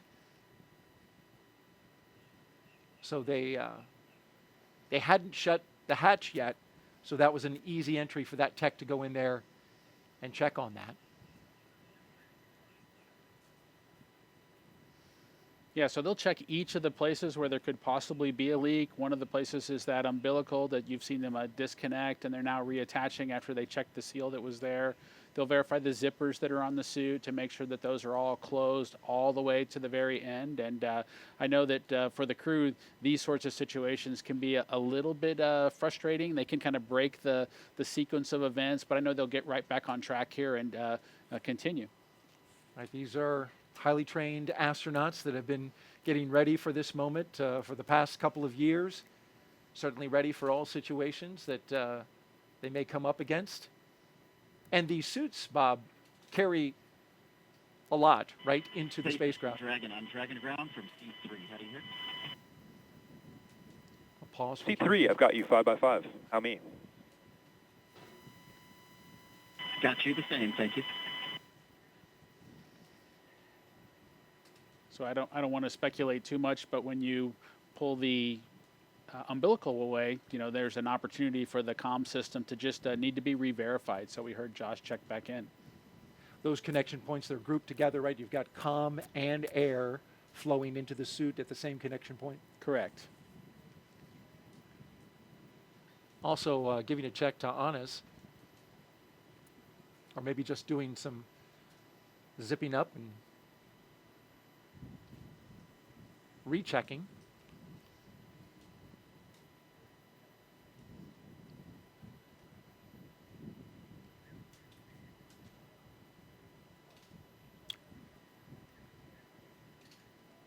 We've had some social media questions coming in. We've asked you to participate, and we want to do that right now by asking questions of our expert astronaut, Bob Behnken here. Of course, you can hit us up at hashtag AskNASA on Facebook, Twitter, YouTube, and Twitch. And our question is, coming in from Andy Hughes 01, why do the new spacesuits involve long rubber boots? Those are high boots. You know, it's a great question, Daryl, as to why you know, the SpaceX suit looks the way that it does. Of course, as a commercial company, they were free to come up with a suit that really then had to be assessed whether it actually accomplished the mission of protecting the crew, and in those unlikely cases where there might need to be an atmosphere of their own because there was something wrong with the one inside of the spaceship. And so SpaceX chose the high boot configuration there, but it met the mission needs, and so, you know, the NASA team was able to embrace it and move forward.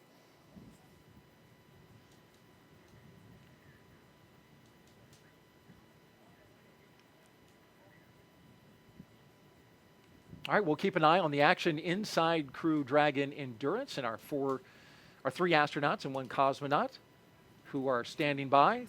The member of the closeout crew has exited Dragon the capsule. SpaceX, we got a report from the closeout lead about verifying all the zippers and umbilicals. We're just chatting with a few more folks to see if there's any other actions we want to take at this time. We do have 15 minutes remaining in the margin here, so plenty of time. Okay, Dragon copies. Thanks.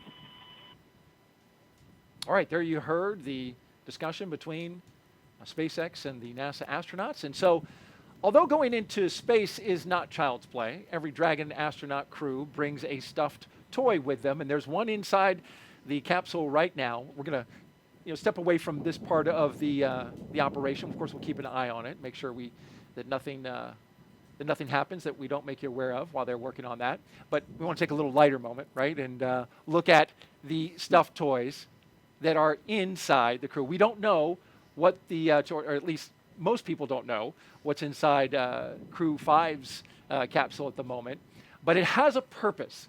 When the toy starts floating, the strapped-in crew has confirmation they've reached microgravity. The toy is called a zero-G indicator, and there's been a half dozen or so on Dragon so far, starting with this little guy who can forget plush Earth, floating around by himself on the first uncrewed test flight in 2017 called Demo 1. And that's Anne McLean there. She was the one that received it. And that was followed up by a sequin bedazzled dinosaur named Tremor, picked out by those fellows right there, Bob and Doug, Doug Hurley's son Jack, and Bob's son Theo. Crew 1 then took a toy baby Grogu with them to the first four-person crew when they reached space. But since then, well, it's been all stuffed animals. A penguin for Crew 2, and a turtle for Crew 3, and a turtle and a chimp for Crew 4, as you can see there. And so right here on set, Bob was kind enough to bring Tremor with him that you saw floating around in his capsule. This is actually Tremor, the one that went up into space. That's true, Daryl. This is the actual Tremor. It's got the tether still installed, if you will, that we use to keep track of it so that it didn't get lost on board the space station or float too far away. SpaceX for suit leak checks. There they go, starting up the suit leak checks again. Go ahead, Mike. All right, Josh, that completes the troubleshooting actions we wanted to take. So we verified that your umbilical has been reseated and your zippers are closed. Given that, we are recommending that you proceed back to Section 3 of 4.100 and reperform the suit leak check preparation and suit leak checks. How copy? Okay, Dragon copies. We're going to step into Section 3 of 4.100, and we'll let you know when we're ready to reperform the suit leak checks. Good readback. All right, so they're going to recheck those suits. And while they do that really quickly, how did your son choose a bedazzled, sequined dinosaur for? Well, Daryl, you know, there's never no telling what goes through the minds of two young elementary school boys, my son Theo and Doug's son Jack. But they had a collection, and dinosaurs were near and dear to their hearts. They went through the collections that they had in front of them, and they picked the Apatosaurus Tremor. And so I'm glad that some other folks have been able to follow along with that tradition and be able to excite a couple of kids, if you will, about flying in space, even if it's for a stuffed animal. It's great to inspire the younger generations about space with something that they can access. And can you confirm that all the sequins are still there? I can confirm, and I do know that the teams look really closely at each of the zero-G indicators to make sure that they're compatible with the SpaceX Crew Dragon's environment as well as the space station environment. And so we got approval, and we were able to take the Apatosaurus Tremor with us into space. That's a neat thing, and it lives now in the Benkin household. Crew-5 is the latest launch by Kennedy's Commercial Crew program. And Dragon, care is complete in step 3.9. We are ready for the checks. Copy that, Dragon. You are go for Section 4 suit leak check. All right, while they start up the suit. Ready to go for suit leak check. The communication confirming they're going to restart the suit leak check. Bob Benkin telling me that the suits inflate just a little bit as they make that check. In the meantime, we'll take an interview now and check in with Kennedy's Commercial Crew program. It was created in 2011 and has been flying astronauts from American soil to the International Space Station for the last 2 years. Let's bring in NASA's Megan Cruz, who's with Kennedy Center Director Janet Petro. I am, Daryl. Thank you so much, Janet. It's always so great to have you here, especially for a day like today. You know, we're about to launch this new crew to the ISS. How do you feel about Kennedy again playing this important role in continuing what we do on the space station? Well, thank you so much, Megan, for the question. And as you know, Kennedy has a very long history of doing really some incredible things. And of course, we were established 60 years ago to do the incredible mission of landing a man on the moon and then returning him safely. And in the 6 decades since then, we've been doing an incredible amount of impactful missions. And a lot of those missions have really helped what we do here on Earth and for the benefit of mankind here on Earth. That on-orbiting laboratory that we have up there is doing incredible science and technology and research that's really benefiting humankind here. Yeah. Talk to us about some of the things that we've been able to change and impact here on Earth because we're launching and because of what we're doing here at Kennedy. Yeah, so it's incredible to think that 24 years ago was the first section, the module of the International Space Station called Unity, which was launched. And in that time, since then, we've had more than 20 years of a human continuous presence on the International Space Station. And every single time we launch a vehicle, whether it's a cargo or crew, we send up science and cargo and payloads where we do science research and technology development. And all of that not only benefits what we do here on Earth, promoting technology and bettering our life here, but also helps us to look forward to when we go back to the moon and then on to Mars. I'll talk about a few projects that we do here at Kennedy that I'm really proud of. One is the M-SOLO. It's a commercial off-the-shelf mass spectrometer that'll help us seek out and search for ice on the lunar surface. Wow. And then, of course, we are the experts resident here at Kennedy for plant biology. And as we're going to be sending our astronauts further and further into space, to the moon and then on to Mars, they're going to want some fresh food. And so that plant research is really going to help enable that to happen. Yeah, and of course you're alluding to Artemis 1. Right behind us is the iconic vehicle assembly building. Inside there is our Artemis 1 moon rocket. How excited are you for launch later this year, and just excited for again, Kennedy's role in deep space exploration? Yeah, it's an incredible honor to be here leading this center for that really, really historic mission coming up. And of course, Ian threw us a curveball, and so we had, we made the right decision and went back into the VAB. But the energy around the center and even across the whole Space Coast is still very palpable. Looking forward to that launch. And when it goes, boy, it's going to really rock the entire Space Coast. And as I said, it's going to be copy very, that, very Dragon. historic. We saw the same and we are with all 4 eagerly looking suits all forward to that passing their first leak mission, checks, which is even then though going seat 3 to is help still in the us same going family. on to the That moon is and then on to Mars. Janet, thank you so much. And we actually just heard a integrity. call out there, So at or this time, they're we are going completing to the... proceed with the count and move into Section 5 for side hatch closure and delay any other troubleshooting steps until we get on orbit. How copy? Okay, that's great news. Dragon copies, and we are going to continue into Section 3 of 4.100. Thank you. Sorry, Section 5 of 4.100. Janet, thank you so Good much. correction. So sorry We about that. We did want to take a pause so that people can hear again the operational loops that we're listening into. But thank you so much, and I hope to be watching Artemis 1 with you soon. Thank you very much, Megan, and go Crew-5. Perfect. Janet, thank you so much. Back to you, Daryl and Bob. Bye-bye. All right, thank you, Megan and Janet. And as we were watching the crew there, we saw their suits inflate. We saw that pressurization happen, and then you heard a report out. And if you could just recap that for me, Bob. Yeah, I think the team saw similar indications, but it was 4 good leak checks with similar performance from all 3 suits, all 4 suits that they saw during that first leak check that they accomplished today inside the capsule. So they're going to continue with the launch count, and any further troubleshooting will be delayed until they're on orbit. So we're ready to continue with the count. And so up next, you can see there is the closure of the hatch. And the closeout team will begin performing that. There they are. The hatch is above the entryway into Dragon.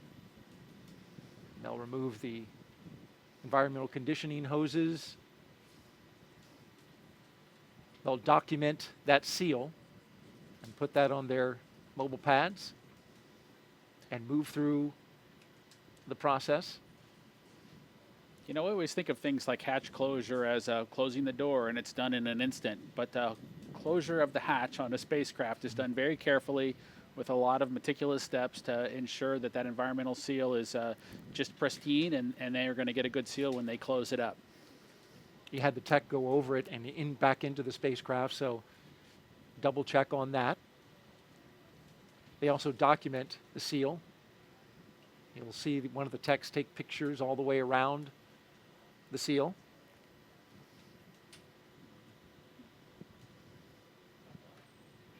And we can think some about that hatch being closed, and then it'll be reopened when they come back at the end of their mission after splashdown, and when the vehicle's brought on board the ship. So it's going to stay closed for a long time after they get it closed for the spacecraft launch. That's a great point.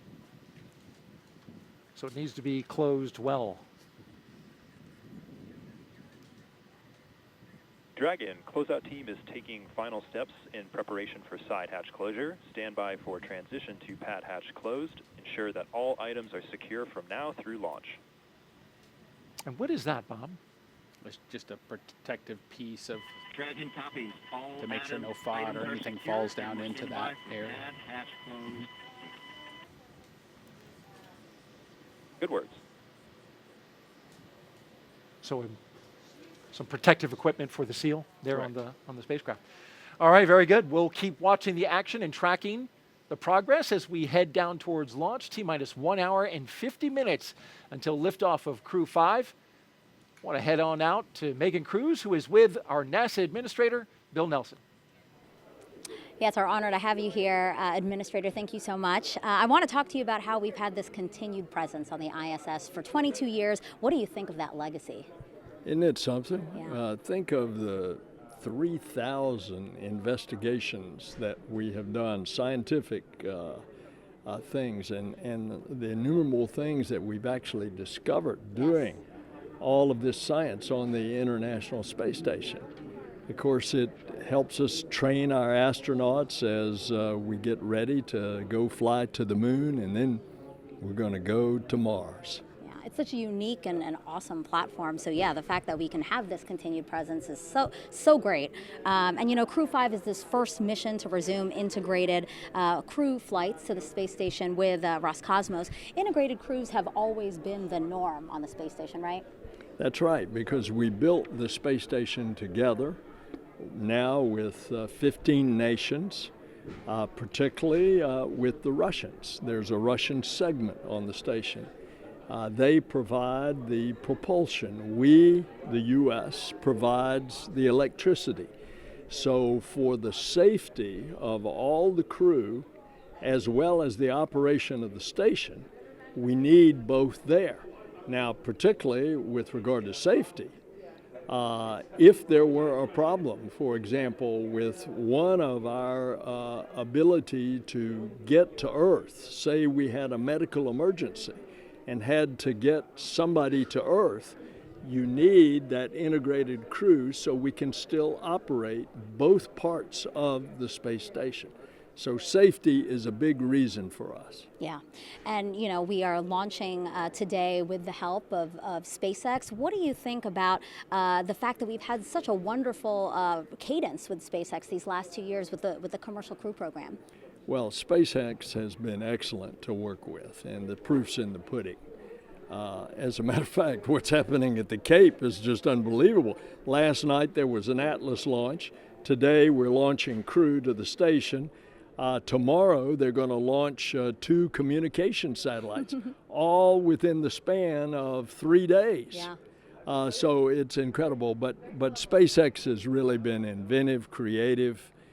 They've been a good partner for NASA, and it shows that this commercial public-private partnership is actually working. Yeah, and now as we're under 2 minutes to launch of Crew-5, what do you have to say to the crew? Any message for them? Well, not only go Dragon, go NASA, but Godspeed. And 2 hours to launch. I misspoke. I'm too excited. You are. Administrator, thank you so much. I appreciate you being here again. Thanks. And we'll check it back in with our partners at JSC now.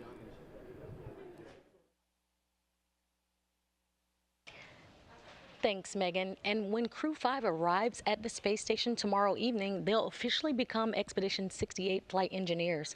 Once on board, they'll do something known as a direct handover, basically saying that Crew-4 and Crew-5 will be on board the station together until Crew-4 comes home next week.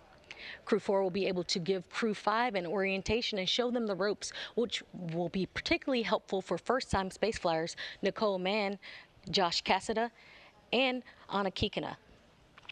A direct handover also helps ensure continuous U.S. presence on the space station, a record we've held almost 22 years.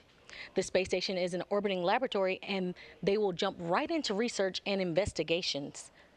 Now I'll toss it over to Daryl at the Kennedy Space Center with a little bit more of that science. Daryl? Absolutely. Thank you very much, Shaniqua. And we continue to monitor the closure of the hatch on the Crew Dragon. You see the closeout team there. I want to take a closer look now at some of the life-changing science the astronauts are performing aboard the International Space Station. The International Space Station is a state-of-the-art microgravity laboratory that is unlocking discoveries not possible on Earth and helping us push farther into deep space. Every single day, we are answering big questions about Earth and about space, about where we came from and about where we're going. But the other thing that we're doing is we're learning more questions to ask. Microgravity turns almost everything we know upside down. Liquids behave completely differently. Fire burns in new ways. Biological systems reveal surprises. There's a few things that have made me gasp out loud up on board Space Station. Watching heart cells actually beat has been a pretty big one. We're studying ways to grow food in microgravity. I got to tell you, these are pretty amazing. We're learning how human bodies react to life in space and how to keep crew members safe and strong on long-duration exploration missions. Deadlifts are awesome on Earth. They're also awesome in zero gravity. We're testing technologies that will be critical to our return to the Moon and Great Leap to Mars. Our research has contributed to medical and social benefits on our home planet, allowing us to find new ways to combat disease back on Earth and develop technologies to deliver clean water to remote communities in need. The spectacular vantage point of more than 200 miles above our planet supports our monitoring of Earth's climate, natural disasters, and plant life. The orbital perspective that we have here on the ISS is just absolutely amazing. Earth is gorgeous. The growing new space economy, so vital to our continued progress in space, is flourishing in low Earth orbit. We're inspiring future generations from a platform that is one of the largest international collaborations of our time. We're doing science at 17,500 miles per hour. Come along for the ride. So much about what these missions are about is the science. And even though, Bob, you were telling me, test flight, that of course it was historic at the time, that was reestablishing America's presence to launch from American soil, get to the space station. You didn't have a lot of science on your flight, but when you got up there was a lot of science to do, right? Even a backlog. Absolutely, Daryl. You know, for my launch guest, even though it was a test flight that we were headed to the space station to check out a new vehicle, my T-shirt said, "Because science." And that was the reason that we were going. And I was proud to be a part of when I arrived at space station, of the science that we were able to accomplish. As you mentioned, there was a bit of a backlog. We had a single U.S. crew member, and Doug and I were put into service right away, trying to support getting the science program back up and running and back at full speed. Working hard on that science, just like our next guest who is joining us now. We have Mike Roberts here with us. He is the chief scientist for the ISS National Laboratory. Mike, thank you so much for being here with us today. It's a beautiful day to launch and a good day to talk about some of the science that's on board. You got currently, as I understand it, 235 investigations on board. 76 of them are new, and you got a little bit of them flying right on this rocket here behind us. Yeah, it certainly is a beautiful day here today, and we look forward to getting the science off the ground. As Bob indicated, it's a very busy time up in orbit for the crew because they are very busy not only maintaining the science portfolio of NASA so that we can continue to live and operate in space, they're also conducting science in space that benefits us here directly on Earth, and that's an important part of why the ISS National Laboratory exists. What is some of the science that Crew-5 is working on? So as the crew goes up today and docks the station, they're going to be engaged in a lot of research that addresses medical needs here on Earth. We have partnerships with the National Institutes of Health through the National Center for Advancing Translational Sciences. which is doing some very important research that leverages the access to persistent microgravity dead environment. As Bob, I'm sure, experienced in the microgravity environment, your body's physiology adapts to that environment in different ways, and in some cases, those effects of microgravity on the body mimic the onset and progression of disease and aging here on Earth. So the National Institutes of Health is taking advantage of that by sending small cells in tiny bioreactors up to space to understand how those individual systems respond to that environment so that we can design more effective therapeutics for use here on Earth. We also have experiments launching on Crew-5, going up with the crew today, that are going to explore the effects of microgravity on the gut microbiome.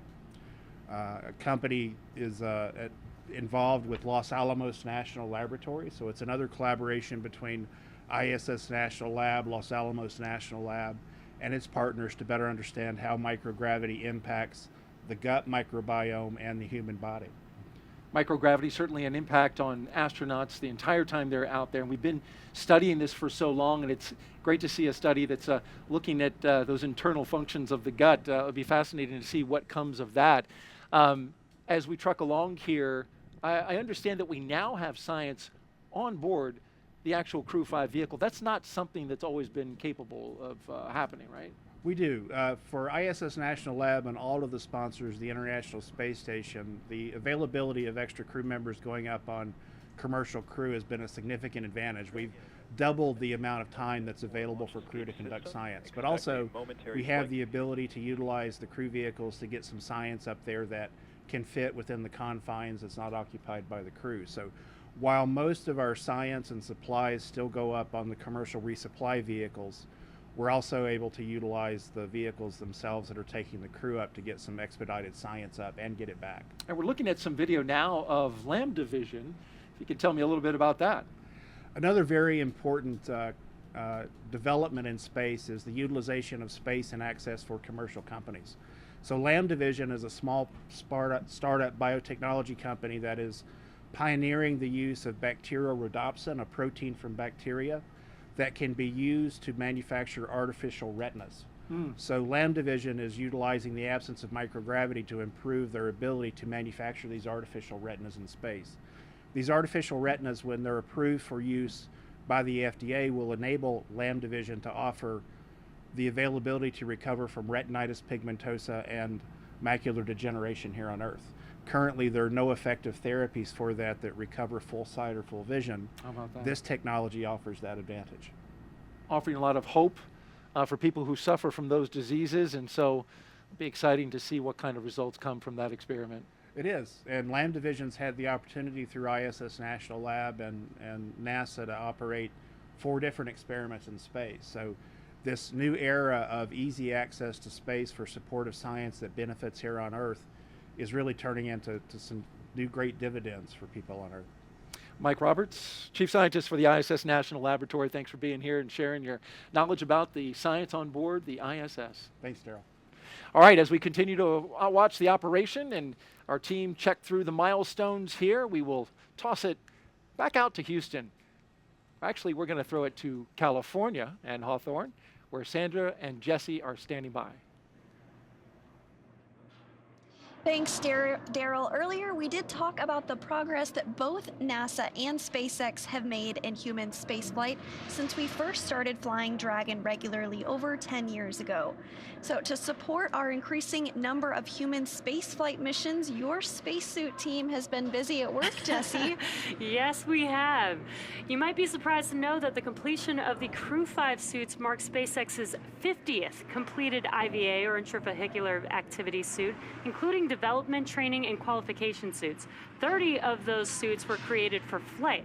This number is inclusive of the suits that the Crew-5 astronauts are wearing today. 17 of the 50 were built and used for development and training. 1 was used to get our suit qualified for space, and we produced suits to support the passengers for a couple demonstration missions as well. You may recall Starman and Ripley. Starman flew on our first Falcon Heavy flight in 2018 and is still flying around out in space. And Ripley was the anthropomorphic test device that flew on Demo 1 to help us collect lots of data before flying Bob and Doug. And as a reminder, this spacesuit that you've seen the crew wearing throughout operations today is an intravehicular activity suit designed for use inside Dragon. Its primary function is to protect the crew in the event of a cabin depressurization. Now, when the astronauts move onto the International Space Station following docking, the spacesuits will stay on board Dragon. The astronauts will then use NASA's Extravehicular Activity, or EVA, suit when outside of the International Space Station performing spacewalks. The suit teams work tirelessly to make sure all of our astronauts have a positive experience while wearing our spacesuits and ensures the highest level of safety. Now, similar to how we innovate and further develop our launch vehicles with each tester mission, our spacesuits have continued to evolve since NASA astronauts Bob Behnken and Doug Hurley first donned them for Demo 2. Some improvements include the patterning process for better fit. Patterns are the individual pieces of fabric that go together to create the suit. Our process involves taking measurements, generating patterns based on those measurements for each layer of the suit, and then performing fit checks where we put together non-flight, quick versions of the different layers of the suit to make sure that they fit correctly before making the flight suit. Now, we've also continued custom patterns for each crew member and have made significant reliability upgrades in the spacesuits. And while the suit is a single piece, which means the helmet, gloves, and boots all remain attached as one piece, with us today is a SpaceX helmet lent to us by the spacesuit team, and you can see it here on the table right now. That's right, Sandra. This helmet is made from 3D printed nylon and has a visor that pivots open. And Dragon SpaceX for side hatch leak checks. Go for Dragon. Okay, Josh, we identified a potential piece of FOD on the side hatch seal when we were inspecting everything, so the closeout team is proceeding to open the hatch to address that before closing and reperforming the leak check.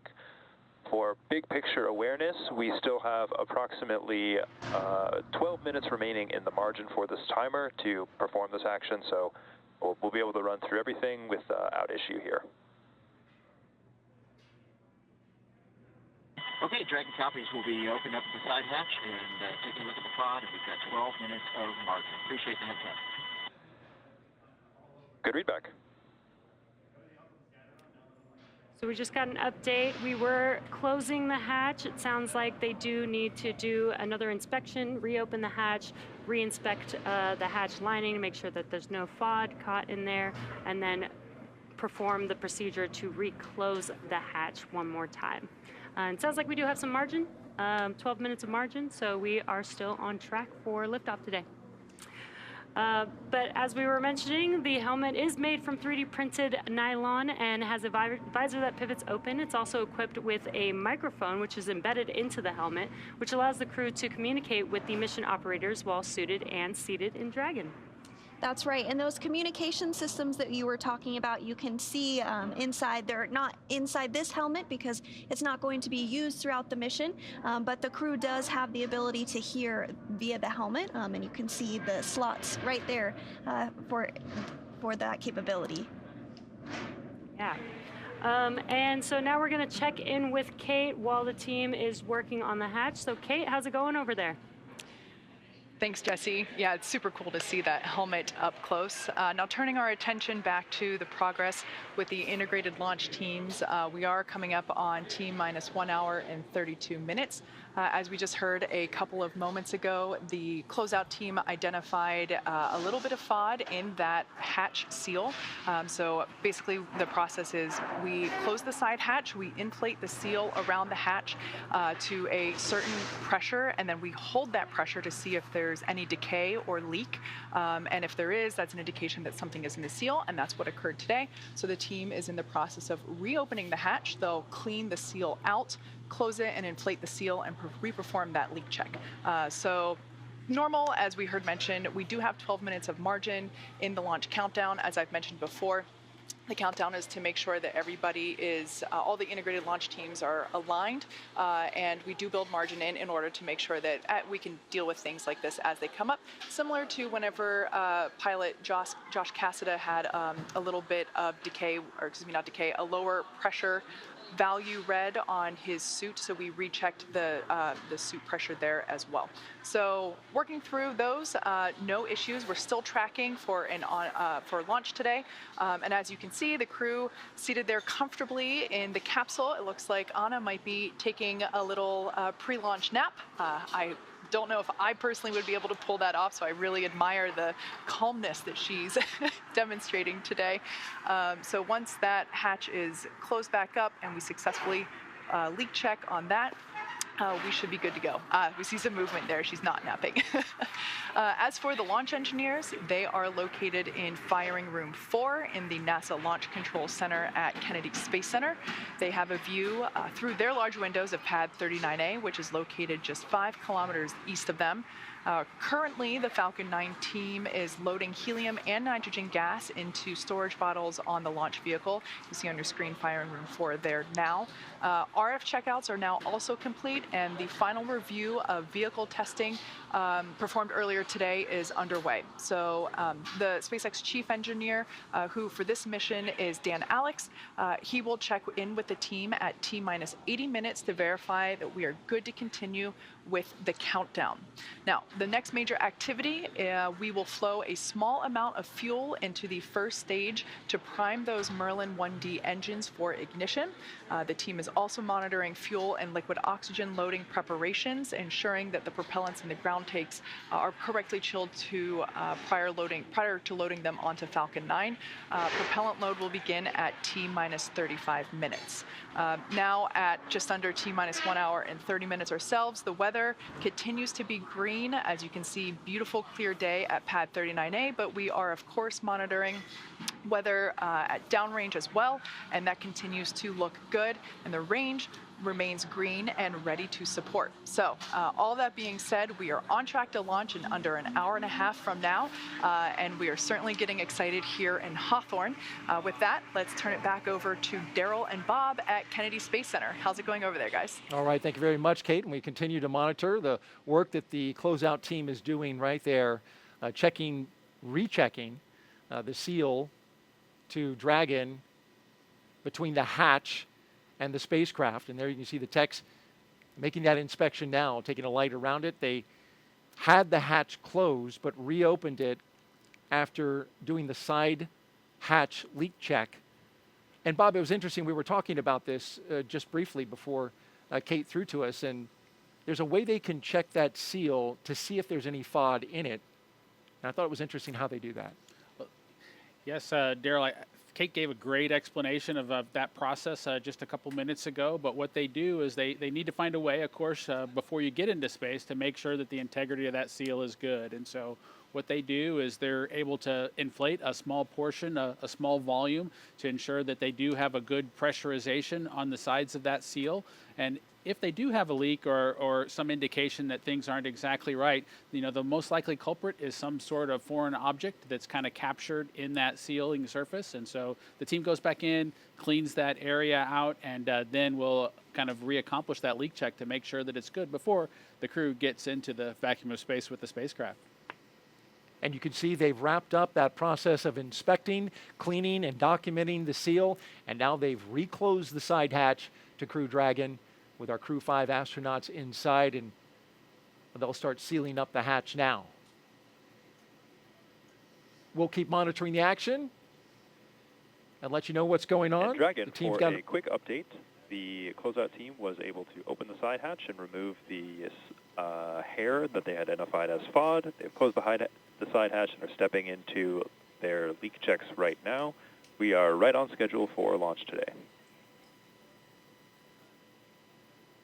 Dragon copies. That's great news, and we're standing by for that leak check. Thanks. Okay, well, there you heard confirmation that they found what it was. And real quick, Bob, before we throw it to an interview, a hair was identified. It's fascinating to me that something as small as hair can actually compromise a seal. Yes, it's really important that that area is super pristine, and like we talked about a little bit earlier, you know, that hatch is going to be closed for 6 months as they make their way into orbit, and then won't get open until they come back and are on aboard the recovery Dragon, ship. Ground is going to be commencing a health check for launch escape system a second time. Expect a momentary flight computer state change, followed by that transition back to pad hatch closed. Dragon copies. We'll test it again prior to going back to pad hatch close. Thanks. Good readback.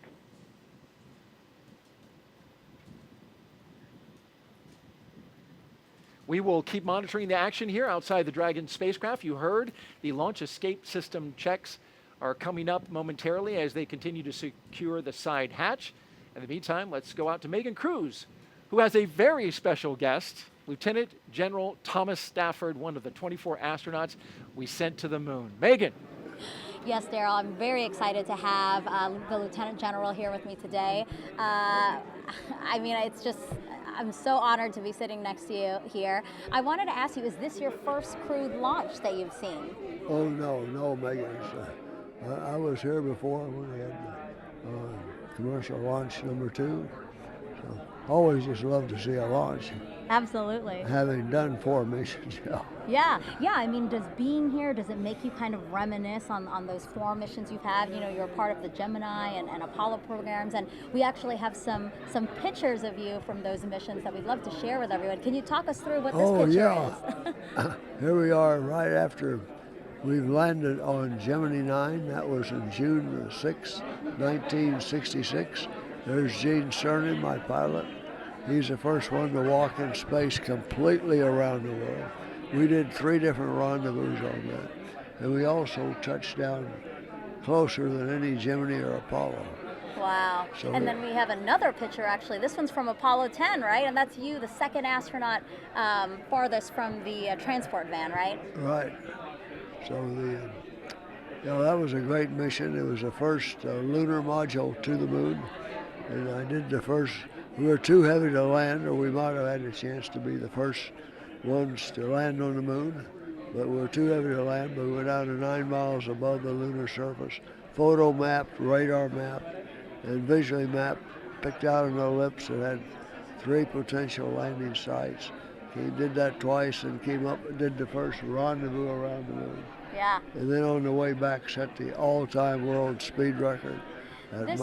This picture's a little blurry, but it's honestly my favorite of the 3 pictures. Can you tell us what's happening here? You guys are on your way to the moon here, right? We're on our way to the moon. We're walking slow to the transfer van.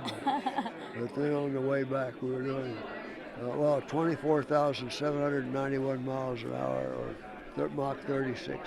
Miles per second, making 7 miles a second. Wow. So that record still stands. Wow.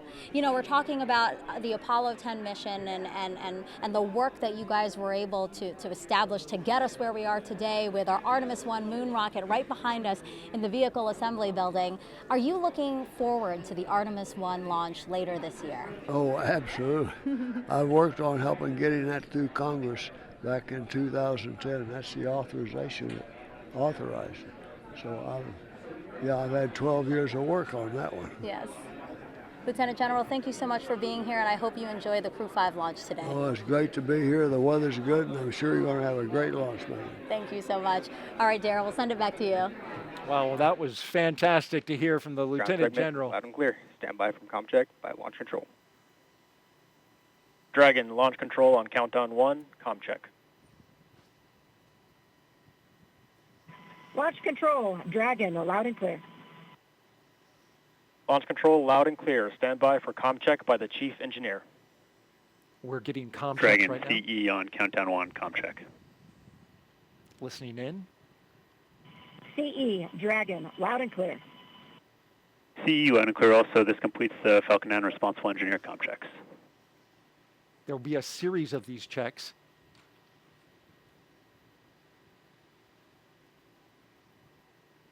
Establishing a number of communication paths to the crew from launch control.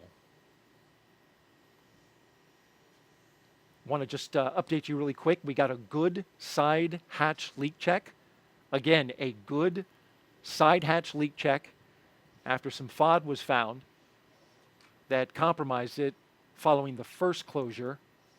Teams went back in, opened the hatch, cleaned off the seal, shut the hatch back, rechecked the seal, and we are good to go.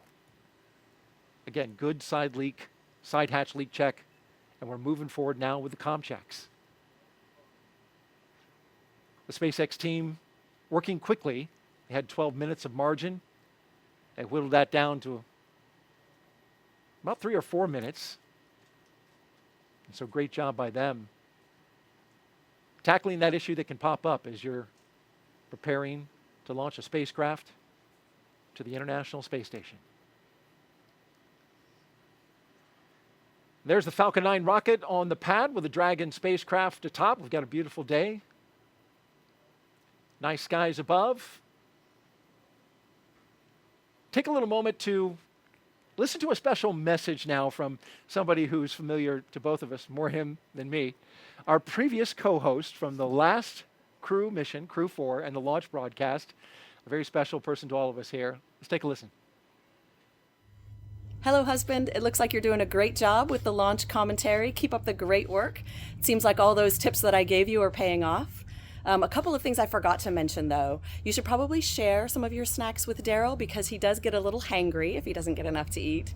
And also, it's important as the co-host to make sure you laugh and smile at all of his jokes. It makes him feel really good. Actually, there's a couple other people in the family that want to say hello to you as well. Just give me 1 second. Do a good job, Daddy, or else I will find new ways to motivate you. In all seriousness, though, Nicole and Josh and Koichi and Anna, I want to wish you well on your journey. You guys have worked so hard to get here. You're going to be absolutely outstanding on the International Space Station. I cannot wait to see you up there. We're going to be cheering you on from down here. Have a blast, and we'll see you when you get home.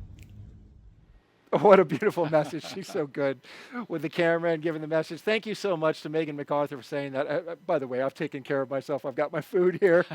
But it's so good to see her, and you're a little touched by her message. No, it was absolutely great to see my wife, of course, our dog Shadow, who arrived in our family after we returned from the Demo 2 mission. You know, my son requested Dragon approval. SpaceX, we just had a good side hatch leak check. My son requested approval Dragon copies. That is great news. to have a dog when the mission was accomplished, and so that was pretty cool to have the dog included. And of course, Darth Vader making a guest appearance, not something that I expected, but that costume has a little bit of history. We surprised Megan during the mission on board her time on Space Station with that costume, and surprisingly, she found one on board Space Station to surprise us right back. Oh, about that. And he's using the dark side of the Force at the moment. He's going to motivate an answer out of you. He may have heard that line from both his mother and myself as we try to work through elementary school. Well, a nice moment there. Thank you, Megan, for doing that. And I'll make sure Bob laughs at my jokes, or maybe I need to just tell better jokes. That's what it is. Hey, we want to catch you up on the action. We did have some FOD that was found in the seal in the side hatch, and that was removed. The SpaceX team working quickly to get that removed and cleared. They resealed the hatch and repressurized it, and we have confirmation just heard minutes ago of a good side leak hatch check, and so the team is moving forward. The beautiful shot of Dragon as we look out over the Atlantic. We've got some social media questions, and we asked you to submit them. We've had a little action that we've been dealing with this morning, so haven't been able to do a whole lot of questions, but we're going to start getting to them now. And @Con asks, what kind of personal items can the crew take with them to the International Space Station? No, Daryl, it's a great question, and one that we get asked often. What kind of personal items can the crew take with them? Usually it's something small is probably the best answer to that question, but they're items that are personal mementos of family members or otherwise. You saw my son earlier in the Darth Vader costume. As you can tell, Star Wars has a special place in our family, and so we were able to glue together a small Lego ship and have my wife take that into space. I took one during my mission as well, so that we would have something that he could connect with that was part of our family, something to talk about, during our family conferences. There are many small items with individuals that you want to make a personal connections with that typically the crew will take with them. They also take something that's special to them that allows them to either remember Earth or take advantage of a hobby that they have, whether it's a guitar or other musical instrument, small items like that. It must be nice to have that connection back to Earth and your family because of You know, you're up there in space, and especially now with these long-duration space missions lasting 6 months. And it's interesting, you mentioned the small effects. Commander Nicole Mann taking her wedding rings, but also some surprise special gifts for her family, and a dream catcher that her mother made for her when she was a child. That's aboard her personal effects, which you get about 3.3 pounds of personal effects, as you mentioned. So a nice cultural memento, part of her heritage as a Native American, the first Native American woman to go to space. Let's check back now with California and toss it out to Hawthorne with Sandra and Jesse. Ladies. Thanks, Daryl. We are just 1 hour and a little over 15 minutes from launch, and it is getting more and more exciting as we get to that T0. The crew has already ingressed the Dragon vehicle. They were helped out by our closeout team. Umbilicals were attached to their suits, which provides breathing air and comms to Dragon. Suit leak checks were completed, as well as comms checks completed with the core and the launch director.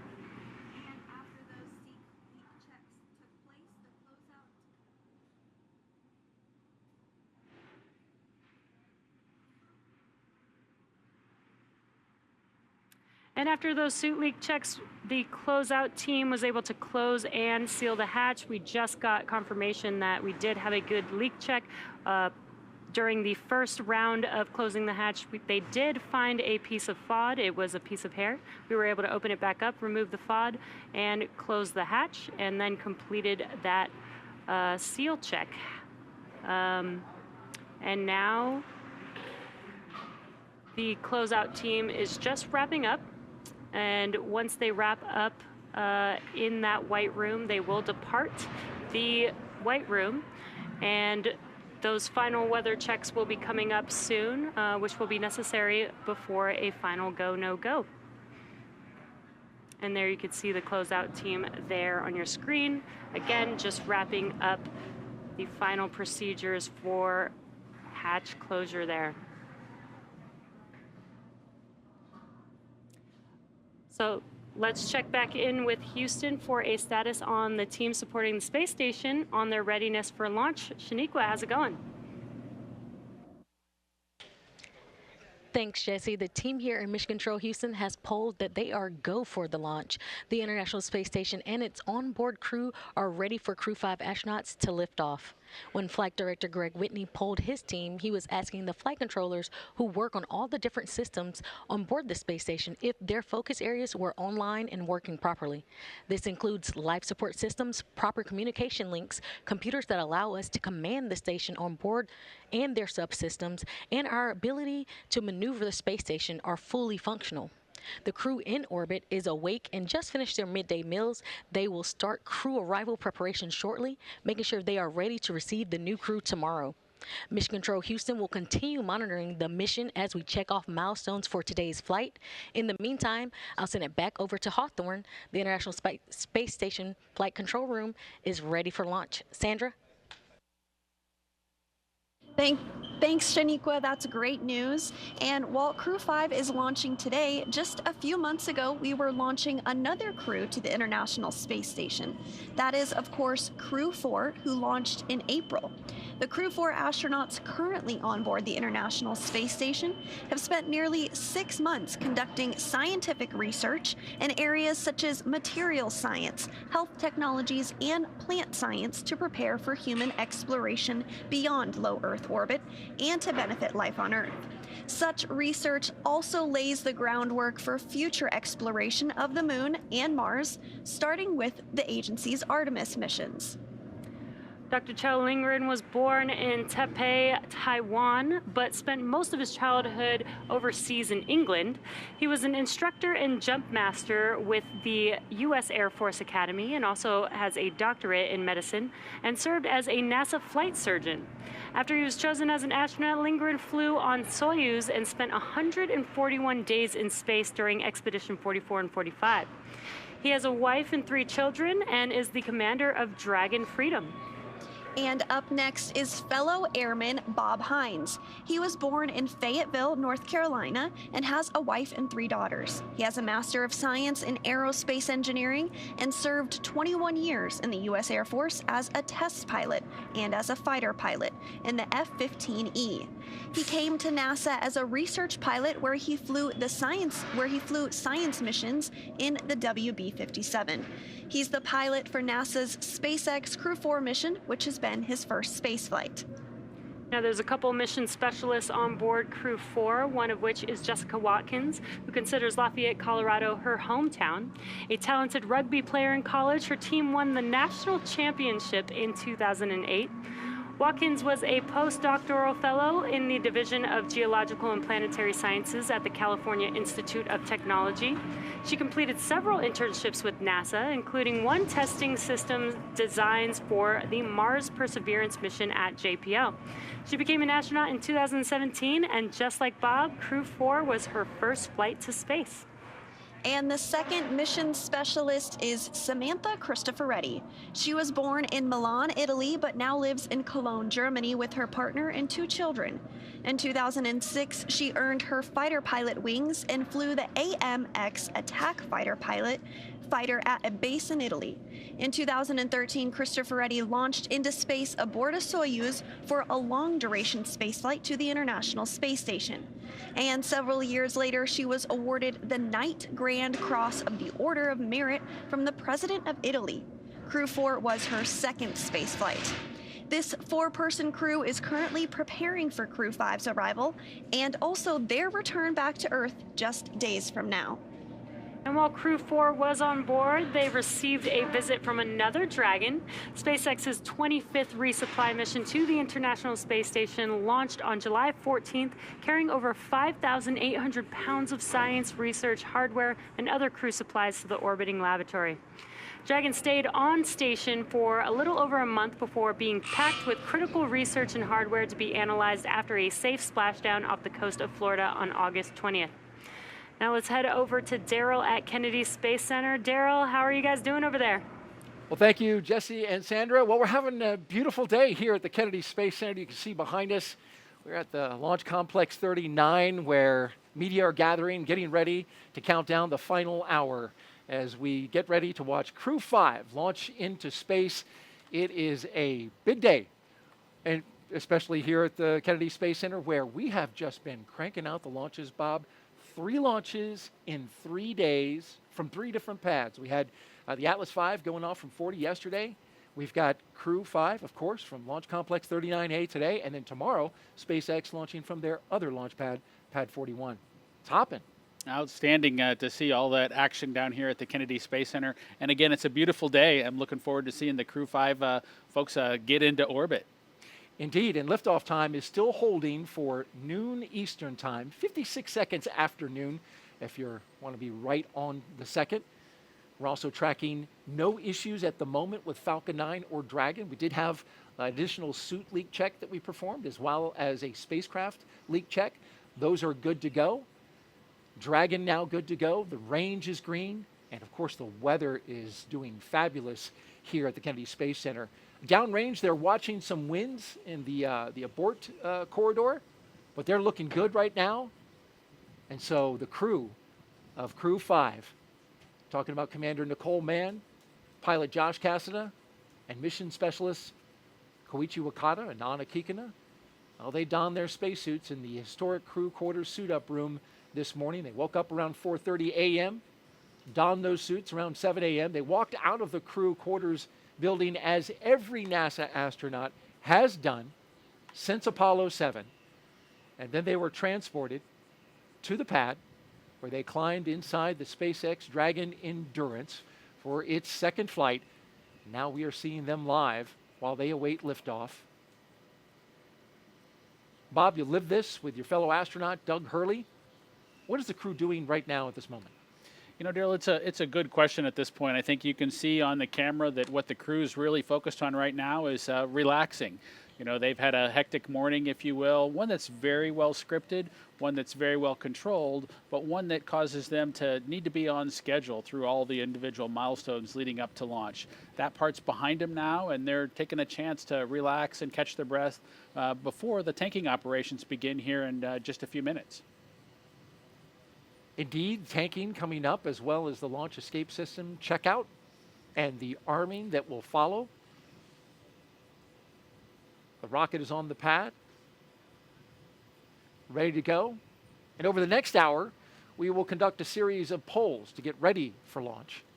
The crew will also, as I mentioned, they'll be arming that launch escape system, and then the fueling of Falcon 9 will begin. Let's talk a little bit about the details of today's flight.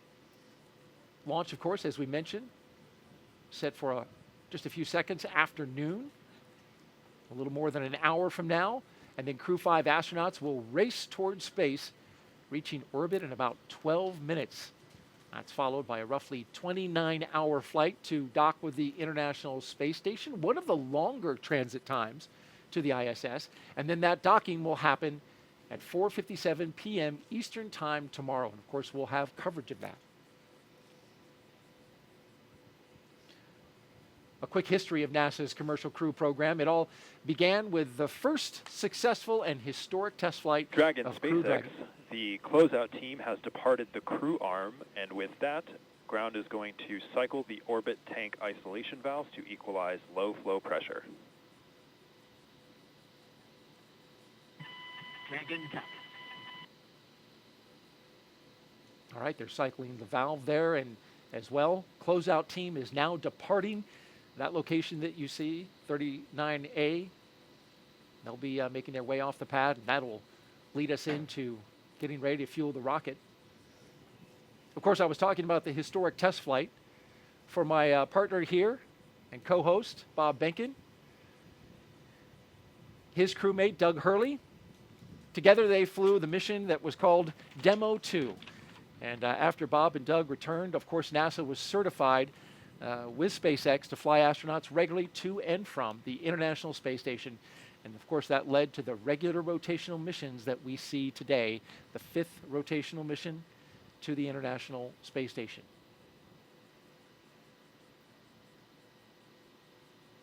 Let's check in now with Kate Tice in California.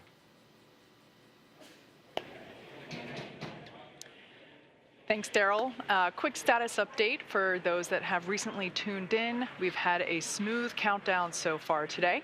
You can see there on your screen, our 4 Crew-5 astronauts have ingressed. They are in their seats. Their 5-point safety harness is buckled in, and they are looking relaxed and ready to go. They ingressed about an hour and 45 minutes ago, and the teams have completed the required comm checks, the suit leak checks, the side hatch closure, and its associated leak check. We did have to redo that leak check as a piece of FOD was found in the seal. So we opened the hatch back up, cleared out the seal, cleaned it, and then closed the hatch again and reperformed that leak check, and we got good leak check there. And we heard just moments ago that the closeout team is beginning to depart the pad. And at that point in time, it'll just be the Crew-5 astronauts left on the pad once the closeout team departs the BDA. At this point in time, I'm happy to report that the SpaceX team is working no issues, and the pace is certainly beginning to pick up. As for Falcon 9, our 2-stage reusable rocket, final propulsion checkouts of the first and second stages and the engine began a few minutes ago in preparation for propellant loading. This involves testing and cycling valves and engine pneumatics pressurization. At T-minus 45 minutes, the team will report their readiness for prop load with a final electronic go, no-go poll. Again, that prop load will begin at T-minus 35 minutes. As for Dragon, before we can start loading propellant on Falcon 9, we still have a few Dragon-related tasks to perform. First, we need to retract the crew access arm away from the Dragon capsule. We can see it there, currently connecting the crew tower to the capsule. We will need to retract that access arm away to its launch position. That will happen between T-minus 44 and 42 minutes, so shortly coming up. That will be the last physical change to the crew tower. With the access arm out of the way, the launch escape system will then be armed. Once those two events are complete, Dragon will be ready for Falcon propellant loading. We did hear earlier in one of the pre-launch briefs that once the launch escape system is armed, we will not have the ability to recycle. So we are basically locked in for launch today as soon as we have that launch system armed. As for weather, we will also verify with the launch weather officer that all the weather meets all of the associated constraints, including items such as wind speed, lightning, and precipitation. Looks like with those beautiful blue sky behind Falcon and barely any clouds, we don't think rain is going to be an issue, nor lightning. Now, we do expect acceptable weather conditions for launch, both at surface level and upper altitudes. As I mentioned earlier, we have been watching those downrange winds, and they continue to trend favorably. So everything green there. As for the range, currently clear for launch from historic launch pad 39A, the worldwide network of ground stations, and the tracking and data relay satellites, or TDRS as you hear us refer to it as. Those are ready to support Dragon as it heads into orbit. Today we have an instantaneous launch window at 12 p.m. Eastern, noon on the dot. Once we begin loading propellant, there is no opportunity to change that T0. The timing for Dragon to rendezvous with the International Space Station is incredibly precise, down to the very second. So we only get one chance at it today. But at good news, at T-minus 1 hour on the dot and counting, we are go for launch. And we are now less than 1 hour until liftoff. This day is Dragon, the continue. you are go for section 6. When ready, report go for launch. Dragon copies. We're stepping into section 6 at 4.100, preparation for LES Army. Good readback. So again, we are now less than 1 hour until liftoff, and this day is the continuation of regular crew flights to the space station from U.S. soil. SpaceX's Crew-5 mission will be the company's 6th crewed spaceflight for NASA, following the crewed test flight Demo 2 and 4 previous operational crewed missions to the International Space Station. It will also be SpaceX's 8th crewed spaceflight overall, including the private orbital mission Inspiration 4. Today, our crew is flying on board Dragon Endurance. It will be the second flight for this capsule, and it will be taking a ride on a brand new Falcon 9. Now, it's been a great countdown so far. Weather, as Kate has been updating us with, is still good for T0, so the excitement just continues to pick up here as we get closer to that T0. SpaceX Dragon in section 6, Crew-5 is go for launch. Copy that, Nicole. Crew-5 is go for launch. And you just heard it yourself, Crew-5 is go for launch. Another exciting milestone. We did start our coverage earlier today with the crew heading to the launch pad. And prior to that, the SpaceX team did help the crew put on their spacesuits and conduct initial checkouts before crew walkout. Crew walkout was where Nicole Mann, Josh Cassada, Koichi Wakata, and Anna Kikina gave final goodbyes with friends and family gathered outside the operations and checkout building before they began that roughly 20-minute ride to pad 39A. And we were able to watch the crew as they boarded their Teslas and headed down the NASA Causeway, headed towards the launch pad. And once they arrived at the pad, the crew took a moment to enjoy the view of the vehicle as that they will be taking flight on this afternoon, and then headed up the fixed service structure to begin a process known as crew ingress, where the astronauts entered the Dragon spacecraft. The SpaceX team then performed a series of checks to ensure the suits, seats, and vehicle interactions were all functioning properly. And a short time ago, the team did close out Dragon's hatch, and the crew is safely inside. So with less than an hour to go until liftoff, things will continue to pick up as we get close to the go, no-go pole to arm the launch escape system and begin propellant loading. The crew poll for readiness was completed at the T-minus 60-minute mark, and the Dragon poll for prop load is coming up here at T-minus 55 minutes. After that, at T-minus 45 minutes, will be an internal mission control Hawthorne pull, and then the launch director's pull for propellant loading. When we get to about T-minus 40 minutes, the crew access arm will retract and the crew will get the call to close their visors and to arm the launch escape system. Now, this is the automated safety system in place that can fire the 8 Super Draco thrusters on Dragon to quickly separate the crew from the rocket, either on the pad or during the flight on the ride uphill. And then once we reach about T-minus 35 minutes, propellant loading for the Falcon 9 will begin.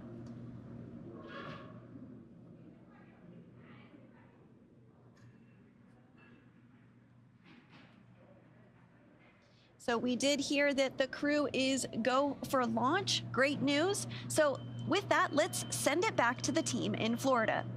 Megan? Great news, guys. So yeah, now I'm joined with Brian Onyate, but I'm going to have him say his title because I think I'm going to mess it up. So you say what you are. Sure. Good morning. Yeah, I'm the Chief of the Utilization and Life Sciences Office here at Kennedy Space Center. Yeah, it was a little long. I was like, I'm going to have him say it. Yep, long title. So I wanted to talk to you about how NASA has been studying plant growth and microgravity for many years now. So tell us about the 2 experiments that Crew-5 is going to be working on while they're on station. Sure. We have 2 experiments going up. One is more of a plant research experiment. We call it Plant Habitat 03. It will be going into the Advanced Plant Habitat. And actually, that plant experiment is doing a generational study. So as you can see, that's the advanced plant habitat, and the plant that is growing in there is called Arabidopsis. It's our model plant, and basically we're going to grow that and get it all the way to seed. And the study is basically getting those seeds, bringing them back, and then reflying those seeds to see what happens. So what's interesting is... And the second picture, right, that we have, that's how you capture the seeds. Yeah, that's how we capture the seeds. What's interesting about those seeds, they're actually the size of pepper. So imagine the pepper that you put on your food, very tiny, very small. So we had to actually develop these capture bags to grab those seeds. So what we're noticing is in a previous experiment, the DNA of the plant actually changed, and it almost seemed like it was trying to protect itself from the environment of space, the harsh environment that's up there. So what we want to study is, can we actually grab those seeds, and will those seeds remember that environment? So when we fly the second generation, will they kind of have a leg up? Will they go already kind of pre-programmed to protect themselves, so that way the plants will thrive in space? That's interesting. Yeah. Why is that something that you wanted to see? What can we learn from that or use? Yeah, so what we can do is, for exploration with NASA, obviously we want to get to the orbiting station around the moon one day, or the surface, or the transit vehicle, or Mars. How can we better prepare the plants that we send, or the crops that we send up there, so that they actually are ready to go, they'll thrive, and we understand what's happening, so that the crew can actually consume something great. So always forward thinking here at always NASA. Forward We're thinking. great. Yeah, always forward thinking. Well, let's talk about the second experiment. That one's called Veg-05, and we have some props here to kind of walk people through that, Yeah, right? we do, yeah. So Veg-05, it's actually, we're growing dwarf tomato plants, and we're going to put them in this, what we call here is a plant pillow. What's interesting, it's actually made out of Kevlar, so exactly what police use in their police vests, so I guess they might be bulletproof, plant pillows. But yeah, so these plant pillows, it's just basically, how do we hold the soil, how do we put the fertilizer and the seed in there in order for us to grow the plants? Because they would just fly around on the space station. They would just fly around on the space station. So we have a little, what we call a quick disconnect here. This is where we apply the water. So once we apply the water in there, we have to keep watering it like here on Earth, and just let the plants grow and let them thrive in space. So, and you mentioned the fertilizer. Yep, the fertilizer and the arsenite. So what you see there on the right there is the arsenite, which is actually clay chips, right? It's the soil that basically allows the water to be absorbed and allows the plants, roots to kind of grow in there and grab water and nutrients. The second there that you see there is the fertilizer, and it's a slow release fertilizer. So when we add water into it, it kind of dissolves little by little, and it provides the food that the plants need so that they can grow. Okay, so why is this important for us on space, but also here on Earth, to learn about this particular experiment? Sure, both of these experiments are important. One is obviously for exploration, we want to make sure that the seeds that we send, the plants that we grow, will thrive, right? So how can we make them excel in space, right? And the second piece with Veg-05, which we find interesting, is how can we actually give food for the crew to eat on orbit, right? Sure. So healthy, nutritious food. This is actually going to be our second flowering plant that we grow in space, which is awesome. So they'll grow up there, they'll have to pollinate, you know, and the crew members might have to be our space bees. You know, we don't have bees up there to help us pollinate, so they might have to, you know, help with pollination. They'll grow, and then hopefully they'll get some nutritious fresh food up there. And the benefit, what I find interesting here for Earth is there's a lot of things that we learn with ISS. ISS is basically a laboratory or another test tool. So we really want to see what data can we gather from growing up there. So when we bring it down to Earth, if we're in a stressful environment or another environment that is challenging, what did we learn up there so we can actually grow better crops here on Earth? I love hearing about the science, Brian. Thank you so much for sharing that with us. No problem. Sounds great. Thank you. We'll send it back to you guys. Thank you, Megan and Brian. And throughout the show, we've been taking your hashtag Ask NASA questions from social media. We have time for a few more that have been coming in, and we appreciate those questions coming in. If you want to submit one, it's hashtag Ask NASA on our streaming channels, NASA Facebook, Twitter, YouTube, and Twitch. The question is from Aditi on YouTube. He asked Bob Binkin, how was the launch experience different on Space Shuttle and Crew Dragon? Was one better than the other? No, it's a great question, Daryl. We often get asked which vehicle is better, which one we love the most. And from my perspective, I loved them both. You know, I had a great opportunity to fly and build space station with the space shuttle, but then rotate as a crew member with the Dragon on a modern spacecraft. You know, that was a really neat aspect to see something that was kind of built in the 21st century versus something that was built, you know, in almost the middle of the 20th century. If you look back at the technology that was on board the shuttle, just super excited to have an opportunity to fly on such a cool modern new ship. And now, next question at Mike Mangano. I hope I'm pronouncing that correctly. Asked, and this is a fitting question for you, Bob. Did the NASA astronauts who fly the Dragon capsule help in the design of the capsule? Why, yes, they did, and that was you. You know, it was an interesting experience, I think, for both Doug and I to have the opportunity to not only fly on a new spacecraft, but be a part of shaping it for crews to come forward. And I think as we went through that process, the SpaceX team really learned how to work with us and how to take our inputs and incorporate them into design whenever they could, and explain to us when they couldn't, because everything that we wanted they couldn't necessarily do. But we were able to compromise and come up with good solutions so that years later, maybe in Crew-5's case, you know, they wouldn't be cursing Bob and Doug's name as to what they had agreed to or said was acceptable when the time came. We wanted to have opportunities for them to have choices. We included the opportunity to write on paper, but also to have a tablet, you know, so that crews, as they went forward with their missions, would be able to find the place that, you know, helped them be as successful as they could be. And so I'm hopeful that there just aren't too many curses associated with Bob and Doug, and it's mostly, you know, hey, those guys, they were thinking when they did this. So, and we've had good results so far with 4 launches and the 5th today. Our next question comes from @morearts.com. If the astronaut schedule shifts during docking activities, does their schedule shift later in the day or the next morning? You know, we do know that the ISS crew is sleep shifting in order to accommodate this crew. It's true, Daryl, that the crew actually has to sleep shift to accommodate the schedules of the vehicle traffic that arrives on board the space station. There are even times when the vehicle arrives a few minutes early or a few minutes late, and the crew needs to be ready for that as well. And so the crew does shift their day around to support all the operational activities, not only vehicle traffic and arrivals, but a spacewalk may impact things, or other activities that are happening on the ground, for example, might drive a schedule to be specific as well. But the crew's given time to recover after each of those sleep shifts. Very good. And for those watching, if you want to ask a question of Bob Binkin, just follow us on Twitter @NASA Social, or check us out on the web at nasa.gov/social. Thanks for answering those questions, Bob. Great job. Let's send it now back out to Kate at SpaceX for an update on the countdown. Kate? Always love hearing those responses from any astronaut, but especially Bob, because he flew on our DM2 mission a couple years ago. So at this point in time, we're now under an hour. We're at T-minus 48 minutes, and the SpaceX launch team is finishing the final review of data from checkouts of Falcon 9 over the last hour. The launch director has verified with the launch weather officer that weather meets propellant loading constraints. So next up will be to poll the team for readiness, both for propellant load and for launch. This will be the last poll before liftoff. The 7 SpaceX responsible engineers, often called REs, indicate that they are go by electronically voting on the online countdown procedure. The launch director, or LD, as you hear it called on the nets, also checks with the Dragon mission director, or MD, and the NASA launch manager to make sure that they are also ready. Earlier, you saw the vehicle assembly building called the VAB. The Falcon and Dragon launch team, as well as key NASA launch members, are in the Launch Control Center adjacent to the VAB. They have a view straight toward Pad 39A through the large windows of Firing Room 4. Now there on screen, you can see the Dragon capsule on the right-hand side. The crew access arm is still in the service position.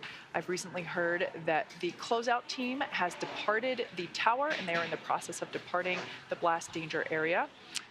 Now, with the crew on board Dragon waiting for next instructions, which will be to stow the crew arm for launch, the crew arm sequence will be armed and initiated.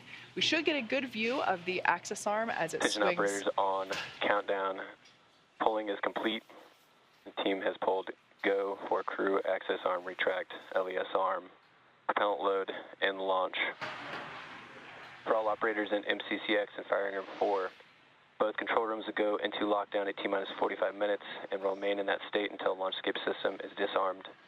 All operators are to remain at their console, maintain a sterile cockpit until MD confirms successful disarming of the launch escape system, following orbit insertion or propellant offload in the event of a scrub. For non-urgent no-go conditions, brief the CE or LD, and they will approve aborting the countdown. For urgent issues affecting the safety of the operation, operators shall call hold on the countdown net. Launch control will abort the launch auto sequence and immediately proceed into launch abort. At T-minus 10 seconds, launch control will be hands-off, relying on automated abort criteria for the remainder of the count. Operators advise the launch director whether structural breakup or fires imminent or occurring per Dragon manual escape flight rules. Launch control at this time may proceed with arming the crew arm for movement. Launch control copies, proceeding to arm crew arm for movement. All right, quick recap there. All really good news. It sounds like the final poll has been conducted and all of the responsible engineers polled go, as well as the range they polled ready for launch, and the NASA team, the NASA launch team is also ready for launch. So everything continuing to look good. We just heard there that the crew arm, the crew access arm will be armed for retraction, meaning it will move away from the Dragon capsule. Crew access arm retraction started. All right, and there we should get a view of that crew access arm now moving away from Dragon capsule. Again, this will swing out into its launch position. This is the final change to the crew access arm, to the crew tower. Of course, the transporter erector will move away from the rocket as it lifts off and just shortly before liftoff. So that, in fact, will be the last major physical change that we see to the pad. But this crew access arm retraction is the final, will be the final state for the access arm for launch. This retraction should take about a minute to complete. Now, as I mentioned before, the range continues to be go for launch, monitoring the clearance area around the launch pad, as well as air and sea space around the flight corridor. And of course, here at Kennedy Space Center, as you see on your screen, the conditions are gorgeous. Everything continues to be acceptable for launch. Many things go into consideration, such as ground winds, any rain that might be in the area, as well as potential for lightning, any thick clouds, and of course, as I mentioned before, downrange landing zones. We have mentioned before that we've been tracking those, but everything continues to look green for launch. At this point in time, everything is looking on time for our liftoff at noon Eastern. We can see that crew access arm continuing to retract. Pretty cool shot there from inside the arm on the right-hand side of your screen as we see Dragon slowly move out of the frame. So with all that being said, the teams are ready. We will begin the propellant load at T-minus 35 minutes. And we are getting excited here at SpaceX headquarters. The energy is definitely starting to pick up outside of mission control. But with that, let's hand it off to Daryl to check in back over there at Kennedy Space Center. All right, thank you, Kate. And back here on the lawn and the host desk, looking out at what one of my coworkers called a picnic vibe, with the media and NASA social folks all joined here to watch Crew-5 launch in just crew about access 42 arm minutes. retraction complete. And there you heard confirmation that crew access arm has fully retracted from the rocket. A gorgeous shot there from our flight operations team here at the Kennedy Space Center, a helicopter encircling the pad right now to give you that view. Great job, fellas. T-minus 42 minutes and counting as we zip around Launch Complex 39A. The background, the launch tower for Dragon, and in the foreground, a Starship launch tower under construction. Up next, we're looking at the launch escape system getting ready to arm, and of course that comes right before we start loading propellant. We're expecting to hear those call-outs in just a bit. On a beautiful bluebird day at the Kennedy Space Center. Our Crew-5, is in their seats at the very top of that rocket, inside the capsule Endurance, making its second flight. There they are, from left to right. Cosmonaut Anna Kikina, Josh Cassada, Nicole Mann, and Koichi Wakata. And Daryl, they're getting into position to begin their procedure that'll have them arming that launch escape system that you mentioned. They'll be able to hear some clicking of valves and follow along on their display screen as once they've kicked off that procedure, as the vehicle kind of catches up and completes that arming sequence. And as you know, once the fueling operations begin, the crew has to be ready to potentially launch somewhere if there was some sort of a problem. And so that launch escape system needs to be in place and armed in preparation for that fueling operation to begin. That system will stay armed throughout the ascent phase until the crew is actually safely in orbit, allowing them a safe way to escape from the Falcon 9 rocket should there be any sort of a problem with the vehicle. And we're expecting to see the astronauts close their visors and arm the launch escape system that you just talked about, Bob. Here in a little over a minute, we'll get the call out from the launch team. You'll also see them ensure that their feet are in the appropriate locked-in position, their straps are tight, because again, should that system be required, they might be going for a pretty significant dynamic ride. But of course, we don't expect that to happen today, but they'll have that system in place just in case as the appropriate safety measure. Yeah, Bob, that launch escape system, powered by Super Draco engines, capable of moving Dragon a half a mile in just 7.5 seconds. Which is equivalent to a peak velocity of 436 miles per hour. I know you know this system well. You were very much briefed and very aware of its capabilities.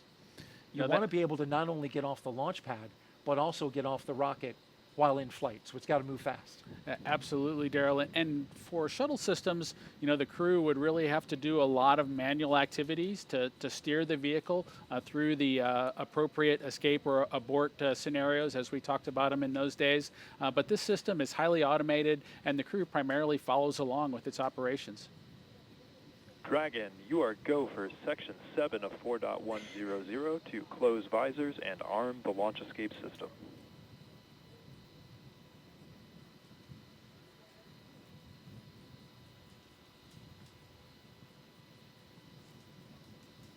SpaceX Dragon copies stepping into Section 7. All crew visors are closed. We are arming the launch escape system. SpaceX copies all. That's Commander Nicole Mann reporting back and confirming their visors are closed and they are ready to arm the launch escape system. And you can see the crew members pulling their straps and ensuring that they are buckled in, because from a crew perspective, that relaxation period that I talked about earlier is now over.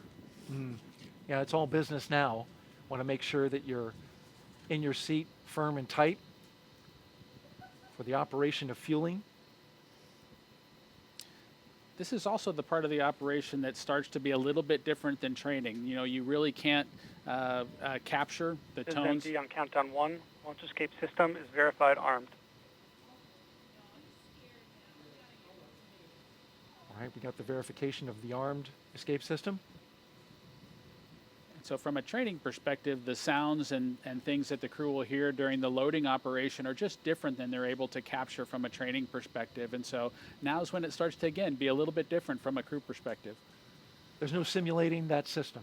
You know, there is some acoustics that they tried to capture. Falcon 9 tanks will be venting for the start of prop load. Expect loud venting. That they tried to capture with the Demo 1 audio, if you will. But as you heard in the comm that just came through there, you know, you need to get reminded to expect loud venting during some of the operations. And these are new things from a crew perspective that you've been briefed on, but now you're going to hear them for the first time. 3 of the 4 crew members inside that capsule right now have never flown to space before. They are first-time flyers. The lone exception, Koichi Wakata, who was a veteran with JAXA, and is getting ready to embark on his 5th flight to space. And as we wait for the next mark,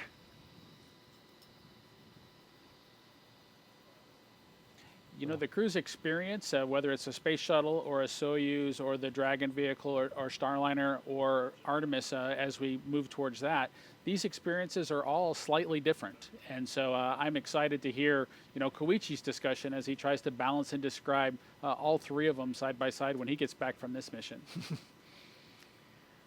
Would love to hear him talk about the comparisons. There's only a few astronauts like him, right, that have been able to fly on all 3 vehicles. Yes, and as we go forward here with the Artemis missions coming forward, I'm excited to have folks compare and contrast their Orion experience, their SLS experience with Falcon 9 or our other rockets. That's going to be fun. Just a few seconds now, and we're awaiting the confirmation to the beginning of loading propellant into the Falcon 9 rocket. With a beautiful shot there as we encircle the launch pad.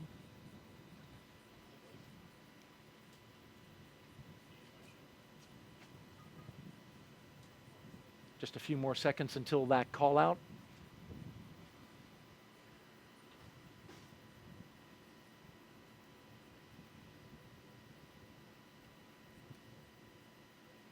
Propellant loading has started.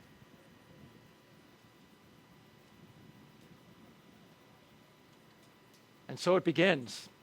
The loading of propellant aboard the Falcon 9 rocket, liquid oxygen and RP-1. Got your propellant and your oxidizer, which blended together make quite the combustion. Millions of pounds of thrust to get Crew-5 into space. You know, there are a lot of details to that operation, Daryl, with each of the stages, and as you mentioned, the oxidizer and the fuel both needing to be loaded, and so the crew will follow along with that carefully as the loading operation commences. If there was any reason for them to need to stop that operation, the crew would expect that propellant loading to kind of be backed out and reversed, and so they'll want to understand the state of that fueling operation going forward, just in case they had to back out of it. And we've got a social question now from @GrantB117, who asks, how long does it take to complete the fueling operations? You know, it's a great question, Daryl, and they started it at 35 minutes because that's really, prior to liftoff, because that's how long it takes for the loading operations to kind of get executed. The crew goes through the process, the ground team, of loading that propellant, ensuring that they get the proper commodities on board.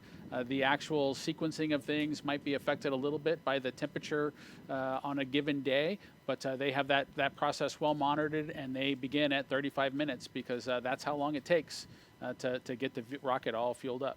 Thank you for asking, or for answering those questions, and to you out there for asking the questions. Keep them coming.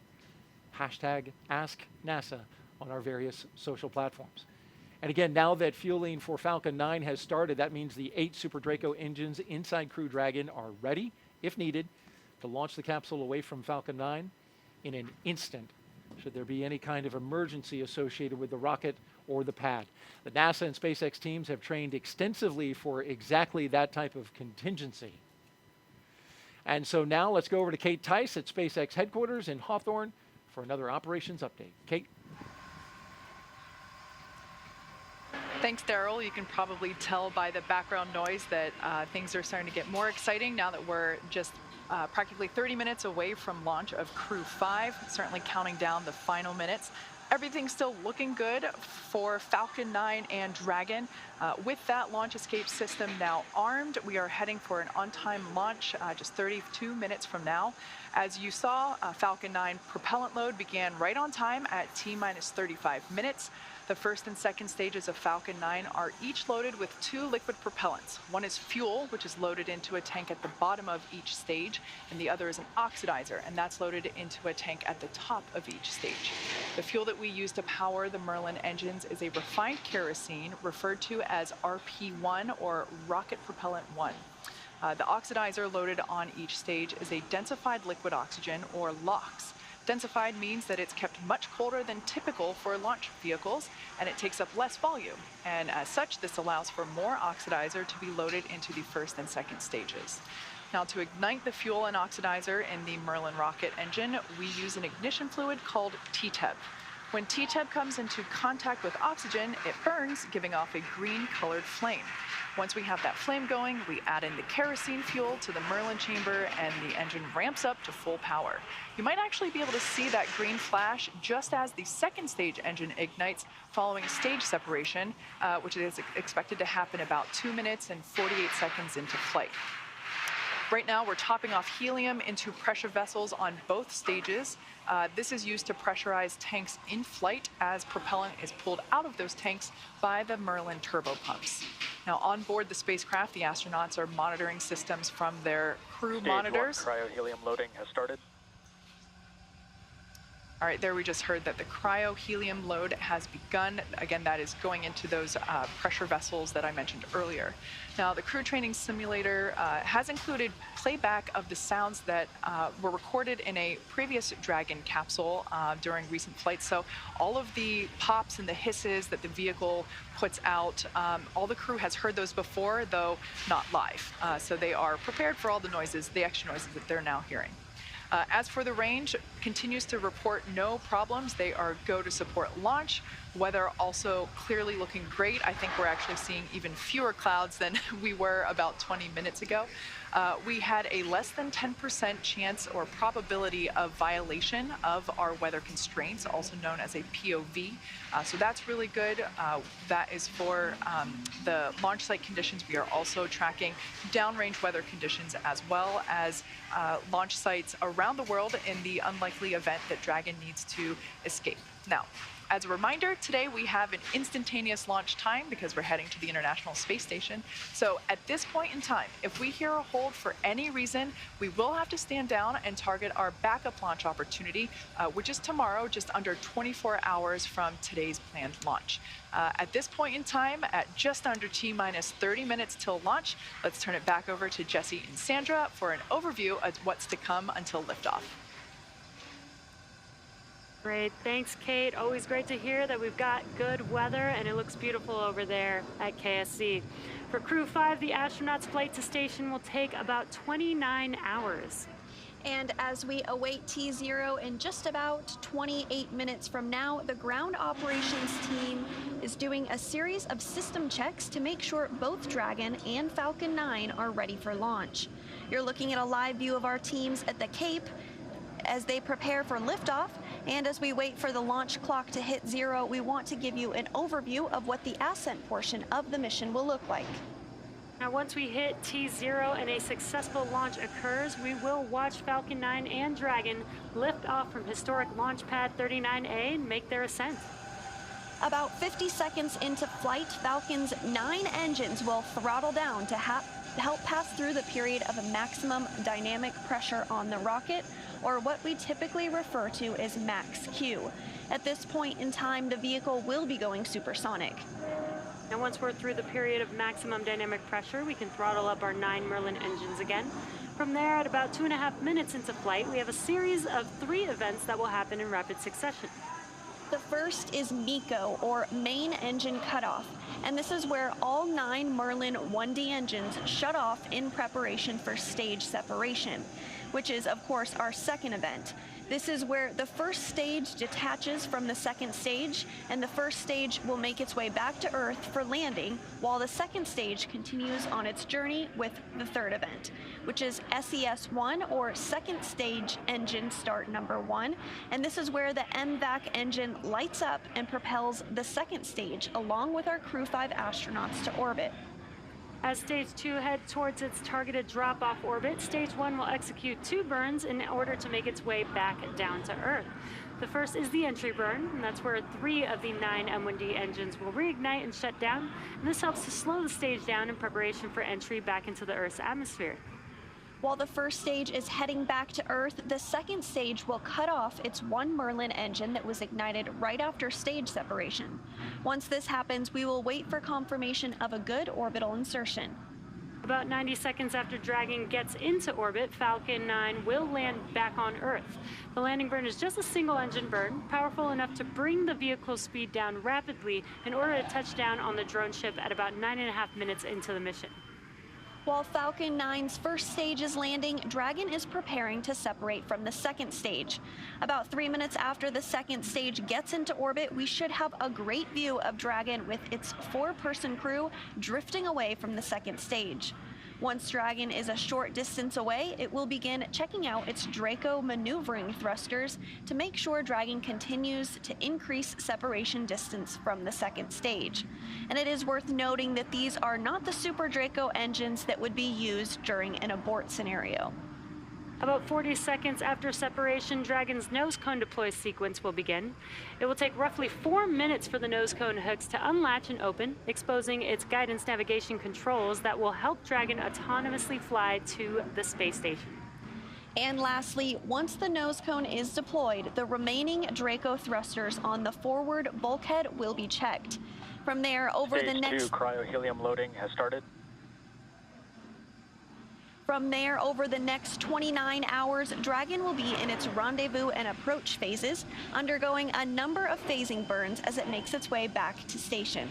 All that will be coming up soon, but for now, let's check back in with Shaniqua in Mission Control Houston. Shaniqua? Thanks, Sandra. The flight controllers here in Mission Control Houston are laser focused on the onboard systems of the space station, making sure it is ready to receive Dragon vehicle tomorrow. They're also making sure communication links between the station, Dragon, and the ground are working properly. The consensus right now is that everything is proceeding nominally. Teams here in Mission Control Houston, the teams in Hawthorne, and the astronauts aboard the space station will monitor the autonomous docking of the Dragon spacecraft tomorrow evening. They'll perform a series of leak checks, then work to open the hatches both on the Dragon side and inside the space station's pressurized mating adapter. We expect hatch opening to take place around an hour and a half after docking. And once aboard, the astronauts will be greeted by Station Commander Samantha Cristoforetti, and then the whole station crew will join in for welcoming remarks to the new crew members. Now, due to critical science, this welcoming remarks will be about 90 minutes after the crew is on board. Once on board, the crew members will no longer be referred to as Crew-5, but rather as flight engineers of the International Space Station. Here in Mission Control, Flight Director Greg Whitney is on console overseeing the team for launch, and he will be back tomorrow for docking. We'll be on air continuously through Crew-5's arrival, but live coverage of docking is expected tomorrow around 4:57 p.m. Eastern Time. That's it from now. From Mission Control Houston, I'll toss it back to the team in Florida. Daryl, how's it looking? Well, it's wonderful out here, Shaniqua. Wish you could be here. We got picnic weather out here at the press site and Launch Complex 39, where we are looking out for the launch of Crew-5 from historic Launch Complex 39A, a beautiful sweeping shot of the lawn where we have our special guests. The media are here. We've got NASA social folks who are out on the lawn, and of course, me and Bob. Bob's riding shotgun here as we take our coverage to the next level at the final 23 minutes of liftoff. Now, from the countdown rather.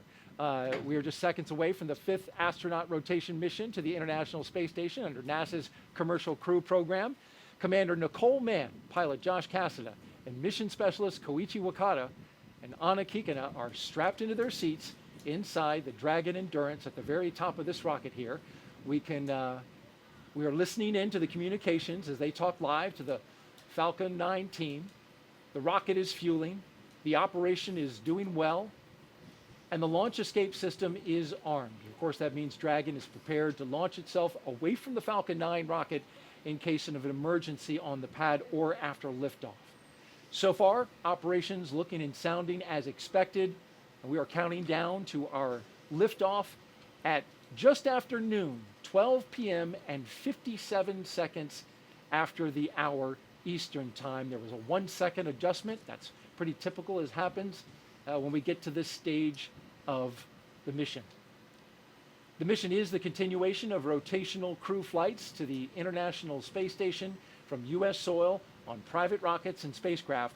Of course, this would not have been possible without the success of the NASA SpaceX Demo 2 test flight now 2 years ago, and of course the safe delivery and return of crews 1, 2, 3, and eventually here in about a week, Crew 4. Of course, we're happy to have the pilot from Demo 2, and that's Bob Binken. Appreciate you being here, been giving us some great thoughts and explanations about everything that's been happening. Well, thank you, Daryl. I'm super excited to be here for Crew-5 and get a chance to relive my experience during the Demo 2 mission. And it's been a great one so far. We've watched the crew get into the capsule. We've watched, they worked through a couple of issues early on, but those have been cleared.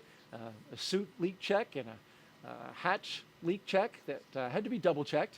Now we're rolling along and moving towards liftoff. A couple things that are coming up as we count down. We're going to have stage 2 RP1 load complete. That's in 20 seconds. A few seconds later, we'll get strong back chill. That will begin in order to set the stage for the stage 2 liquid oxygen load.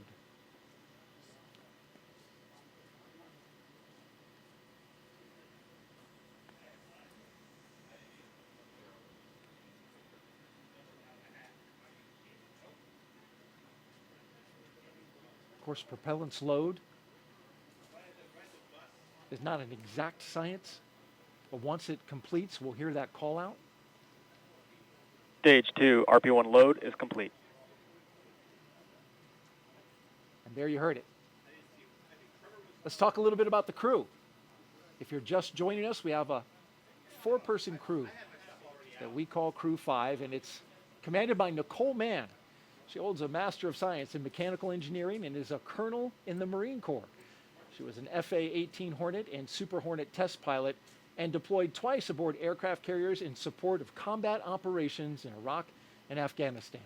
Nicole was selected by NASA in June of 2013, and in the years that followed, led the astronaut corps in the development of hardware for our Artemis program. Today, the Crew-5 commander will be flying into space for the first time, and once she reaches space, she will be the first Native American woman to stay on station. A historic first for NASA and for her. Absolutely, Daryl. The astronaut corps is widely diverse, and I'm just proud to see Nicole join that crew on board the International Space Station. With her is pilot Josh Cassada. He grew up in Bear Lake, Minnesota. The physicist and U.S. Navy test pilot flew the P-3C and the P-8A, as well as 23 combat missions. He later became an instructor at the U.S. Naval Test Pilot School, which is a path to NASA for military officers. Cassada is one of more than 100 graduates who have become astronauts, going all the way back to the Mercury program. More recently, he served as capsule communicator and mission control, but today he is the pilot aboard Dragon. It's a seat I know well, and I look forward to seeing Josh support Nicole and the rest of the crew on their way towards the International Space Station. The mission specialist now, Koichi Wakata, he's the veteran, a Japanese astronaut who has a doctorate in aerospace engineering. In 1996, he became the first Japanese mission specialist aboard the Space Shuttle Endeavour for STS-72. Altogether, Koichi flew 4 Space Shuttle missions, a Roscosmos Soyuz, and was on a long-duration stay aboard the International Space Station. During his 2-decade career as an astronaut, Koichi has spent 11 months in space. Bob, you spent a fair amount of time in space yourself. it's great to have a veteran aboard. It absolutely is. And in addition to being a veteran, Koichi just has a wonderful personality that I know is just it's key to kind of success on board the space station. Our second mission specialist is Roscosmos cosmonaut Anna Kikina. She graduated from the Novosibirsk State Academy of Water Transport in 2006. In 2012, Anna officially became a candidate for the position of test cosmonaut. Crew-5 will be Anna's first flight into space, along with 2 of her other fellow astronauts. Now, each of these 4 crew members will be part of Expedition 68 once they arrive at the International Space Station. And there you see them there inside Crew Dragon Endurance, the second flight for this Dragon. I want to let you know, if you're here locally, you want to step outside and enjoy the launch, you got a small radio, you can pick us up on VHF radio frequency 146.940 on the megahertz scale, and on UHF radio frequency 444.925 megahertz FM mode. You can hear that all within Brevard County, right here on the beautiful Space Coast. And you can see the Stage 2 LOX load has started. Just got the call out that the Stage 2 LOX load has started, putting that liquid propellant into the second stage.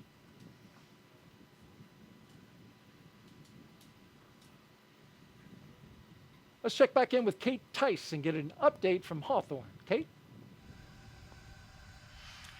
Thanks, Daryl. We are T-minus 16 minutes away from launch, and everything continues to look great for Falcon 9 and Dragon. Falcon 9 began prop load at T-minus 35 minutes. The loading of RP-1 fuel on the second stage is complete. That finished at T-minus 20 minutes. Fuel loading continues on the first stage. It is almost complete. That should be wrapping up here momentarily. Densified liquid oxygen loading is underway on both the first and second stages. Those look to be about 80% on the first stage, and has only just recently begun on the second stage, so not much there yet. That will wrap up at T-minus 3 minutes and T-minus 2 minutes respectively. Now, as for checkouts of thrust vector controllers, what we call TVC wiggles, those are coming up. We basically check to make sure that the thrust vector controllers are able to actuate the engines themselves. That's what helps create gimbal for those engines, and gimbaling is actually how Falcon 9 steers itself. So those are coming up, along with throttle valve checkouts on the engines. The Dragon mission director and team are currently reporting no issues, so really good on that front. Communication checkouts are complete. The crew access arm is retracted, as we can see there, and the crew is strapped in and ready to go, as you can see there on the right-hand side of your screen. Everybody continuing to monitor prop load there on their crew monitors. Now, final instructions to the crew come at T-minus 10 minutes. At that point, their crew displays will be configured for launch. This setup gives the crew insight into how the launch is proceeding and provides constant updates on vehicle health. At T-minus 5 minutes, we'll hear the call out that will be in terminal count, and at that point, Dragon will transition to internal power. We'll hear continued call outs on the countdown nets as we get closer to liftoff. As for range, they continue to be go, continuing to monitor the launch corridor, and everything remains green. As for weather, we're looking at 7-mile-per-hour winds at the launch site, and as I said before, as the countdown continues, we are seeing fewer and fewer clouds. Just an absolutely stunning day there at Kennedy Space Center. Let's check back in with Daryl to see the last couple minutes prior to liftoff. Thanks, Kate, and it really couldn't be more perfect out here weather-wise for a launch. How about that, Bob? It just looks absolutely stunning to look out and see the vehicle ready to go, the crew on board, strapped in. I'm just super excited for them. And there's a view of the countdown clock and the historic American flag that has been standing there since the Space Shuttle program. Now you're looking at a pic of Crew-5. Crew-5 flying aboard the Dragon capsule Endurance, and the booster that you see behind them that they're posing with is a brand new one. actually was damaged in transit from California to Texas, but it was fixed, repaired. Crew did a great job, the SpaceX team, in getting it all ready. And at the time that Falcon 9 launches Dragon to space, the International Space Station will be 260 statute miles over Australia. Crew-5 will then spend the next 21 hours with Mission Control Team that you see there in Houston, standing by, getting ready for the beginning of this mission. They'll spend 29 hours rather, chasing down the International Space Station for a rendezvous at 4:57 p.m. Eastern Time tomorrow evening. One of the longer transits, Bob. It's true. It's a little bit longer than usual, or average, I would say, as we work towards Crew-5. But as the launch dates shift around, that changes the time that you can actually arrive on space station. They've got plenty of consumables, so it should be fun to have some time in space. And when they arrive tomorrow evening, we'll have live coverage on NASA TV of docking, as well as the Crew-5 welcome ceremony at 8:15 p.m. Eastern Time, 7:15 p.m. Central. And some final thoughts, Bob, as we get ready to watch Crew-5 launch into space. You know, my opportunity to sit here and watch Crew-5 go has just been inspiring again to see another vehicle head towards the International Space Station. Again, I'm excited for them, and just hopeful that Nicole, Josh, Koichi, and Anna have just a wonderful mission. I know that they've got a wonderful launch in front of them. Absolutely, and that's what we're rooting for here. And so with T-minus 11 minutes and counting, we're going to spin our chairs around and watch the launch. But we're going to let Kate and the team focus on the pad as we proceed through the final stretch of the countdown. We'll turn it over to Kate Tice at SpaceX headquarters in California to take us through. Take it away, Kate. Thanks, Daryl. As you can probably tell by the background noise, the crowd is definitely growing here at SpaceX headquarters in Hawthorne, California. Certainly one of our company traditions is to watch the launch itself from behind Mission Control, which you see there on your screen. You can see this is Mission Control Hawthorne, or as you sometimes hear referred to as MCCX. And then, of course, a crowd of employees watching from behind. I personally also stand there if I'm not doing the webcast, so I can confirm it's a great spot to watch launch. Like I said, as you can see, the energy is certainly starting to grow now that we're about to hit T-minus 10 minutes. Beautiful view there of Falcon 9 and Dragon on the pad, ready to take Crew-5 to space. We did discuss Dragon, SpaceX, confirm crew displays are configured for launch. Wilco, we would like to give a huge thanks to the NASA and SpaceX team, the thousands of people for their development, preparation, and training in getting Endurance and Crew-5 to the launch pad today, and your continued support in helping to make this a successful mission. We look forward to joining the rest of our Expedition 68 crew members aboard the International Space Station. And a special thanks on behalf of all the crew to our family and friends. It is your love and support that help make dreams come true. Now let's do this. Crew-5 displays are configured for launch. Copy. And Nicole, Josh, Koichi, and Anna, on behalf of the entire team at SpaceX, good luck, Godspeed, and enjoy the ride. And those words from Nicole Mann, the first female commander of a Dragon, as she thanked the many folks that have helped get them to this point. We're now less than 9 minutes away from launch today. Upon liftoff, you'll hear a number and letter combinations which mark different abort zones throughout the flight, as well as some performance calls.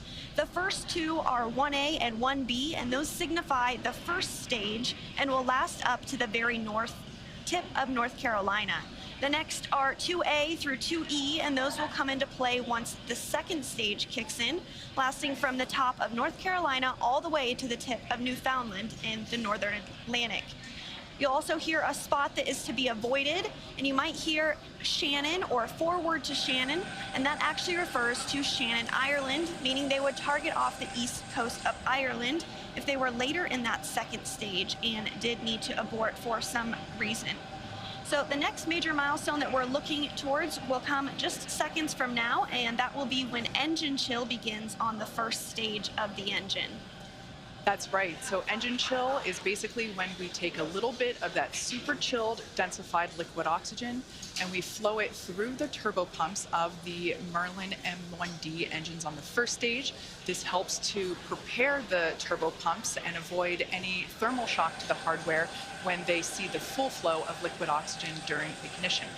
We're also expecting the conclusion of prop load for the RP1 on first stage to wrap up at T-6 minutes. LOX load continues to be underway on both first and second stages, again wrapping those at T-3 minutes and 2 minutes. And after that, we'll hear a number of call-outs related to Dragon's flight computer. Some will be Stage 1 engine chill has started. And you did just hear that call out that stage 1 engine chill has begun. Coming up in just about 45 seconds, we should expect to hear that RP1 load is complete. RP1 load is that densified kerosene or rocket fuel that will help propel the crew into orbit. All of that RP1 is loaded into the first stage, and we are standing by to hear that it was loaded into the second stage as well. Again, we expect that to wrap at T-6 minutes. The venting that you see on screen is totally normal. That is just some Stage 1, RP1 load is complete. Great news there that RP1 load is now finished. As I was saying, the venting that you see on the vehicle is totally normal. That's just some of the super chilled densified liquid oxygen just vaporizing as it comes into contact and vents from the vehicle. And coming up, we'll also hear the call for Dragon to configure for terminal count, and then it will be transferred over to internal power, and then we'll hear that propellant tanks on Falcon 9 are getting ready to pressurize, which helps add some additional rigidity and structural support as we get ready for strong back retract. That strong back will retract a couple of degrees at first, and then we will see it swing open completely just shortly or at the moment of Falcon 9 liftoff. tanks will be pressurizing for strong back retract. Right, and there's that indication that we are preparing for that strong back retraction. Coming up in just a few seconds, we should hear that Dragon is in terminal count. Dragon is in configure for terminal count. All right, there we heard that call. Dragon onboard computers have now taken control of the vehicle. As I mentioned before, first stage LOX or liquid oxygen loading is underway and will wrap up at T-3 minutes. And the second stage will wrap its LOX load at T-2 minutes. Launch teams continue to report no issues and everything remains green and for an on-time launch. Retract has started.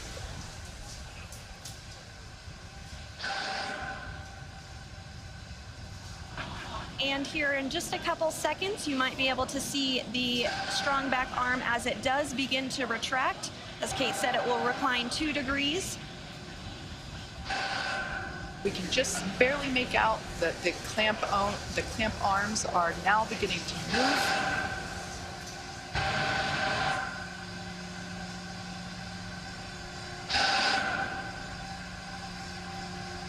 All right, now that those clamp arms are removed, as Sandra said, this will retract by 2 degrees, and then at liftoff, the strong back will retract another to 45 degrees, allowing Falcon 9 to clear.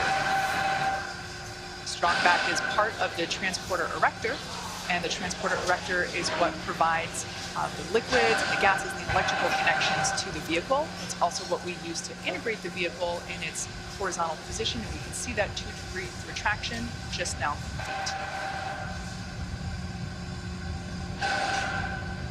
And the next call out that we should hear in about 20 seconds is that the first stage LOX load is complete.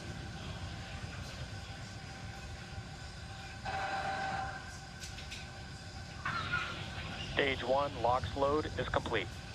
And there we go, all of the oxidizer loaded on stage 1. Soon we'll hear that stage 2 LOX load is complete, and that will be the last propellant call out we'll hear today.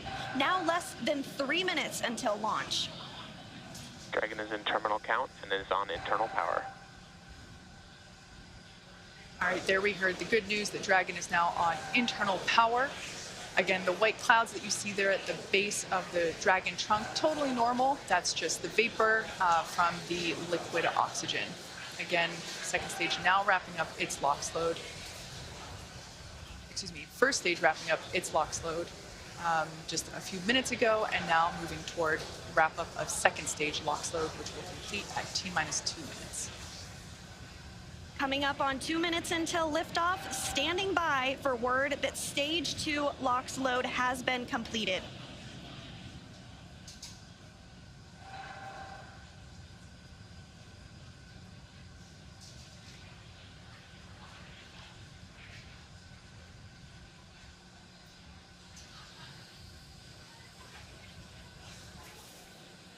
Dragon is in auto idle. Stage 2 LOX load is complete. There we heard the call out. Falcon 9 is now completely fueled. All of its propellants, so Gas closeouts are starting. Expect loud venting. all of its propellants, and we can see that leftover liquid oxygen now being vented or released, now flowing further away from the vehicle. So nearly 1 million pounds of liquid oxygen in RP1 now on board Falcon 9. It is fully loaded and ready for launch. And coming up at T-minus 1 minute, we'll hear that Dragon is in countdown. Its flight computer will switch to countdown mode, and we'll hear that the flight termination system on Falcon 9 is armed. FTS is armed. Falcon 9 is in startup and is now controlling. And there you heard it. Dragon is in countdown. Dragon's flight computer in countdown. The flight termination system now armed. We should get the final go for launch from SpaceX launch director Mark Soltis. Dragon, SpaceX. Godspeed. Go for launch. SpaceX Dragon, go for launch. SpaceX T-minus reports 30 go. seconds. Crew reports go. 30 seconds until liftoff.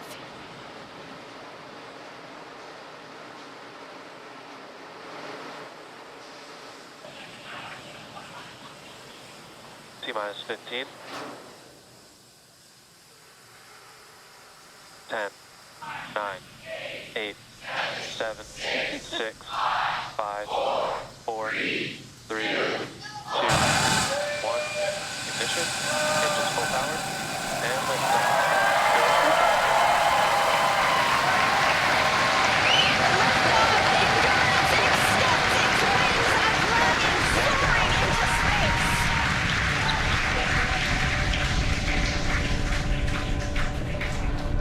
Stage 1 propulsion is nominal. Vehicle is pitching downrange. Stage 1 propulsion is nominal.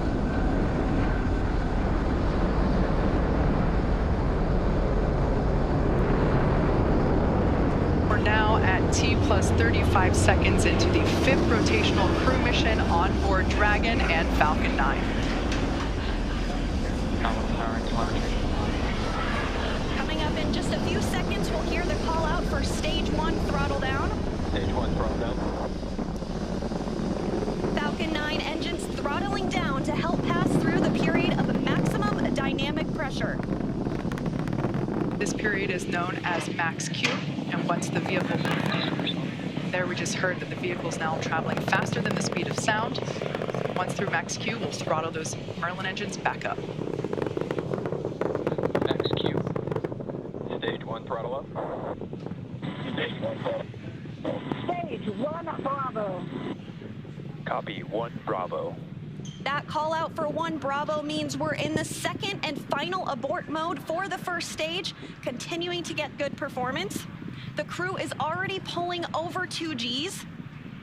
And next up is going to be a couple of events in rapid succession. First will be engine chill on the second stage and back engine. And there you heard that call out. And then we'll have MECO, or main engine cutoff, where the 9 engines igniting will cut off in preparation for second stage separation. Then we'll see the single Merlin vacuum engine on the second stage ignite and continue to carry the Crew-5 astronauts to orbit. Just like we did on first stage, that MVAC chill is intended to help pre-chill the hardware prior to the full flow of that densified liquid oxygen. Stage 1 throttle down. At this point in time, those 9 Merlin engines are beginning to throttle down in preparation for MECO, or main engine cutoff.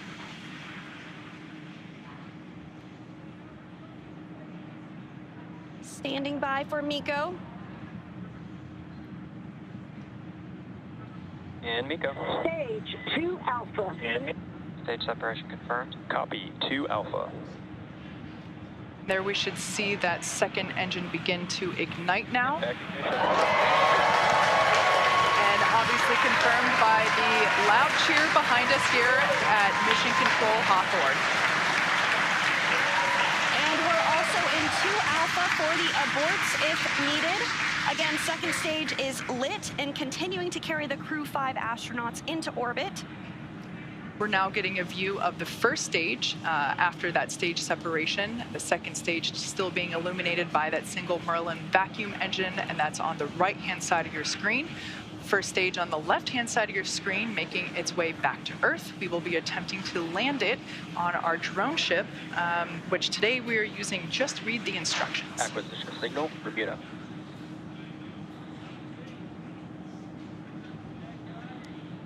And we did hear that acquisition of the ground station in Bermuda.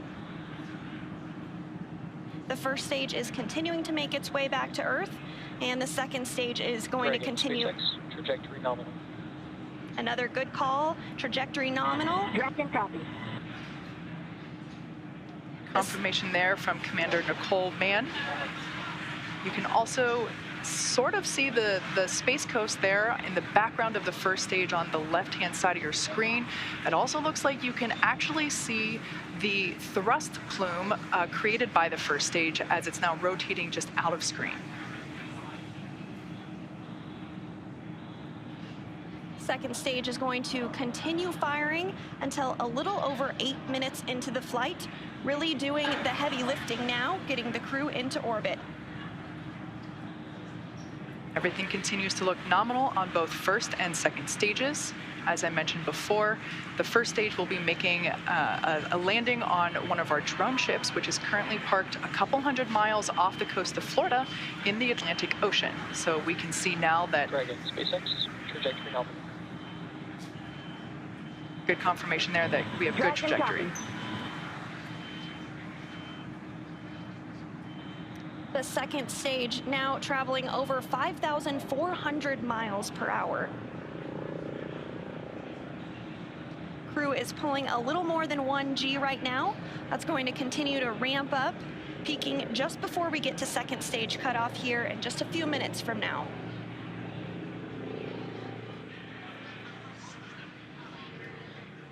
First stage will be performing 2 separate burns, a re-entry burn where we reignite 3 of the Merlin the Merlin M1D engines on the first stage. We ignite the center engine into radial engines to help slow it down as it re-enters the Earth's atmosphere, and then the second final burn, and that will be the landing burn on our drone ship. And the single MVAC engine that you see. Trajectory nominal. The single MVAC engine that you see on the right of your screen is continuing to fire. We did hear another call out that trajectory is nominal. Crew heading in the direction that they are supposed to be. This single engine can produce over 220,000 pounds of thrust in the vacuum of space, now over 200 kilometers in altitude.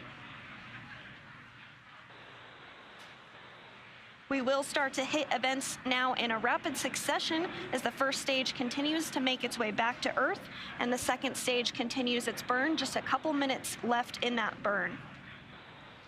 For those of you just joining us, just over 6.5 minutes ago, our 4 Crew-5 astronauts launched from Kennedy Space Center in Florida, and they are now making their way into orbit on the second stage inside Crew Dragon. Trajectory nominal. Which we're hearing that the trajectory on that is nominal. Dragon copy. They are safe inside Dragon Endurance, whereas the first stage on the left-hand side of your screen is making its way back to Earth. We are coming up to the re-entry burn, which, as I said before, we ignite 3 of the 9 Merlin engines to help slow the booster down as it re-enters the dense part of the Earth's atmosphere. As the entry burn completes, we'll be in the final... Stage 1, entry burn startup. So there we heard the Stage 2, call out. STS is safe. You can there see it on your screen that that entry burn has been initiated.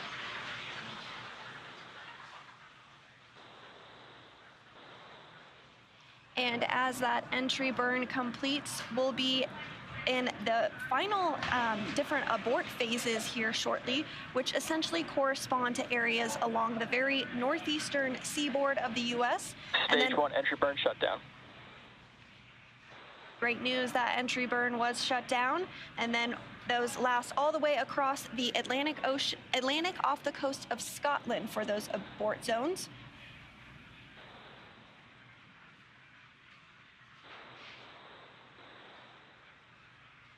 Everything continues to look nominal for both the first and second stages. Terminal guidance.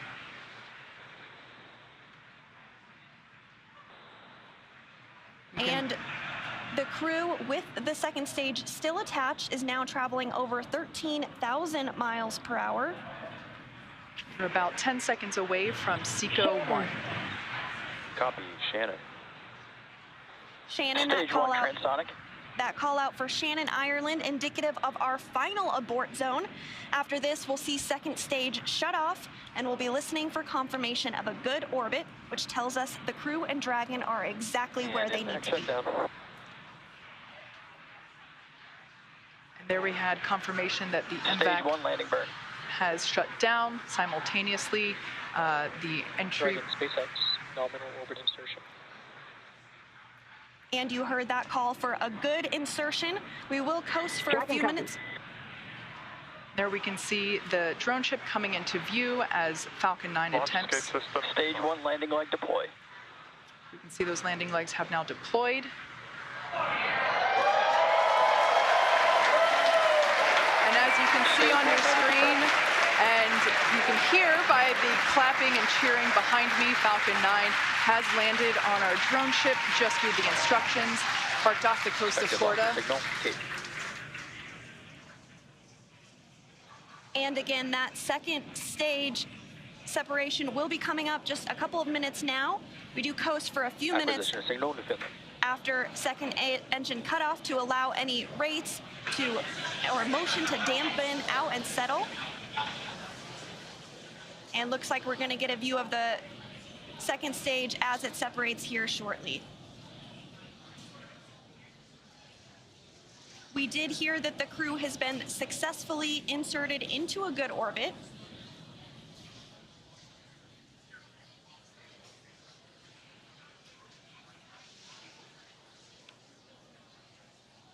Again, the crew is still attached to the second stage.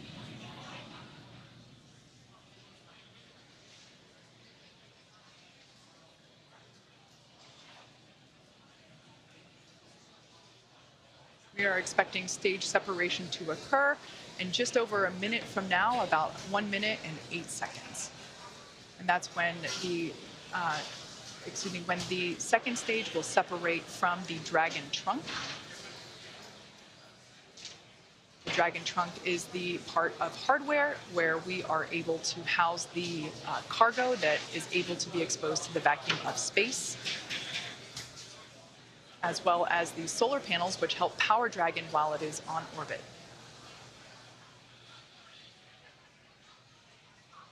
Again, that stage separation is now coming up in about 30 seconds. After stage separation, we will have nose cone deployment. Now that Dragon is in the vacuum of space, we will be able to open the nose cone and expose that forward hatch, which is what is utilized to dock autonomously with the International Space Station. And that nose cone does stay closed for the flight uphill to help protect all of the guidance, navigation, and control sensors. We are standing by for second stage separation.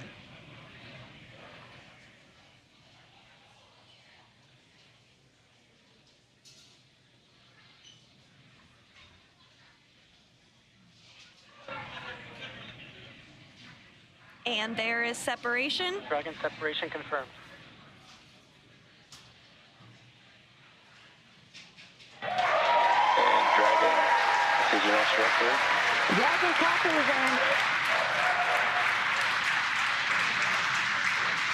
Dragon, this is your launch director on Dragon. On behalf of the entire launch and recovery team, it was an honor and a pleasure to be a part of this mission with you.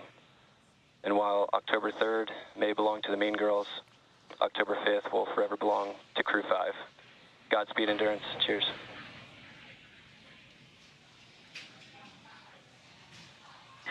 awesome. Thank you so much to the Falcon team. Woo! That was a smooth ride uphill. You got 3 rookies that are pretty happy to be floating in space right now, and 1 veteran astronaut who's pretty happy to be back as well. Let's see what you got to say, Koichi.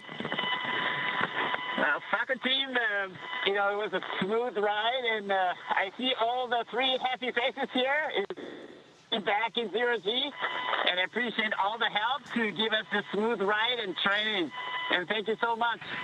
JAXA の支援隊の皆さん、非常にスムーズな打ち上げでした。打ち上げご支援していただいた皆さん、応援に駆けつけてくださった皆さん、ありがとうございました。この調子でチームワークを持って頑張ります。Thank you for your support. Anya.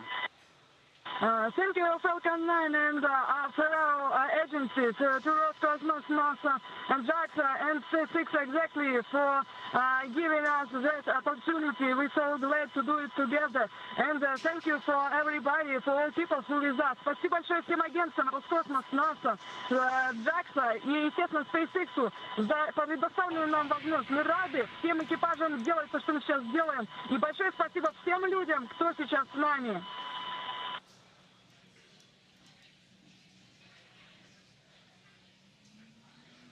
Some really nice words there from the Crew-5 crew, as well as... And Dragon, Falcon 9, see you. Thanks for the words.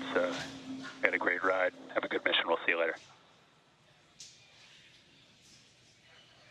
A wonderful Mean Girls reference there by Launch Director Mark Soltis, and then we just heard from Chief Engineer Dan Alex. And we just heard our first Quindar tone, indicating the crew is in space. Dehumidifier activation and service section Draco checkouts. Expected launch of signal, New Hampshire. Dragon copy. And Kate, it did look like we were getting our first views of that microgravity indicator. I did see that as well. And we're getting views now of the crew on orbit, 3 of them for the first time ever. We saw some cheers, some high fives. Looks like they're feeling great.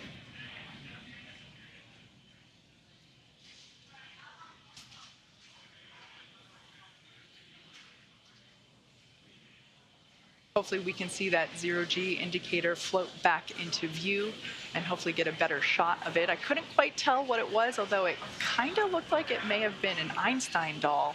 But that's just kind of what it looked like from the backside. I think you're right, Kate. It looked like a baby Einstein to me. So the next milestone that we're looking ahead towards is the nose cone opening.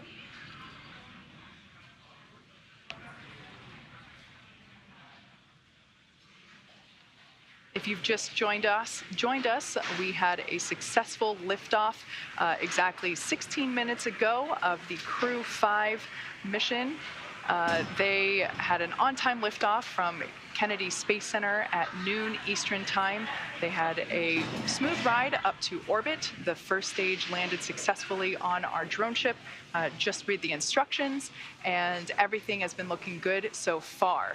We are hoping to get another view on board Dragon once we're able to get that camera back. But so far, everything leading up to this point in time, we got a shot there of the MVAC engine, which is no longer firing. It is coasting with that it's attached to the second stage, which has been separated from Dragon. Yeah, so everything was super smooth this morning, starting all the way back. I think we got here around T-4 hours, and super smooth countdown. Beautiful day from Kennedy Space Center. It looked like a gorgeous view from where Daryl and Bob were sitting. But yeah, we are standing by for the nose cone opening. Now that the Dragon spacecraft is in space, we are able to loss of signal in Finland. We are able to open up that nose cone and expose the forward hatch, which is what is utilized to autonomously dock with the International Space Station, but of course to protect that hardware as well as protect the guidance and navigation control hardware. We keep that nose cone closed during launch preparations and during the ascent portion. So as you can saw there momentarily, Dragon is in space, and the Crew-5 astronauts, all 4 of them, are floating, or they will be able to float soon. We're hoping to get another view of that zero-G indicator once we're able to bring onboard cabin views back to you of the Crew-5 crew. We always like to see what the zero-G gravity indicator is. As you saw earlier in the webcast, Bob actually brought the zero-G indicator that he and Doug used on the Demo 2 mission, a lovely sequin dinosaur, which I also have one at my desk. Bob obviously has the one that went to space. Mine is a replica, but we love seeing these zero-G indicators. It's a really nice way to connect those of us on ground with the folks up in space. So as I said before, we are anticipating nose cone deployment shortly. I'm going to do a quick check-in, and there we can see now the nose cone, the hooks have been released, and we see that nose cone moving with a pretty up-close shot.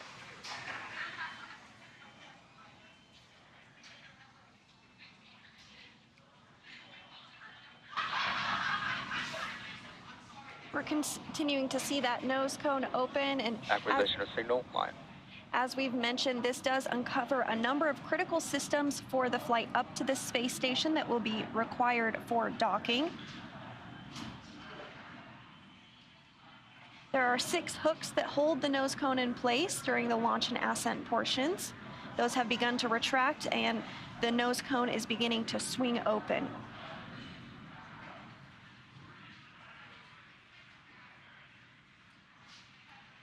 The nose cone is about 2/3 of the way open at this time, so we do expect it to be fully open here shortly.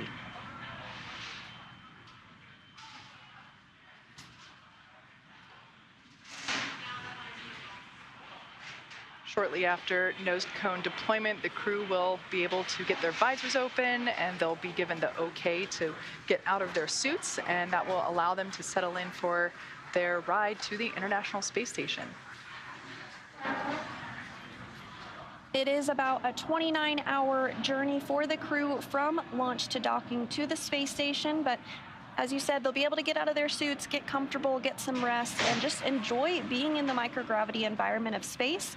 Again, we have 3 first-time flyers and 1 veteran on today's flight, but I'm sure it was an exciting moment. No matter how many times you've been to space, I can't imagine that it ever gets old. I would probably agree with that. I would also imagine that the 3 first-time spacegoers will have a brief period of acclimation to gravity. I know I certainly would, and I also recognize that my period probably wouldn't be very brief in order to get acclimated to that lack of gravity. But yeah, this is something that the veteran astronauts on board station are, always happy to help really introduce the new spacegoers to the new environment. Absolutely, and we did also hear that there was good service section Draco checkouts that took place. We are standing by for that nose cone to be fully deployed, but it should be coming here momentarily.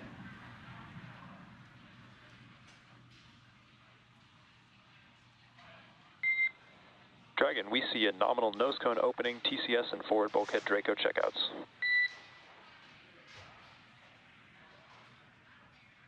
Dragon copies.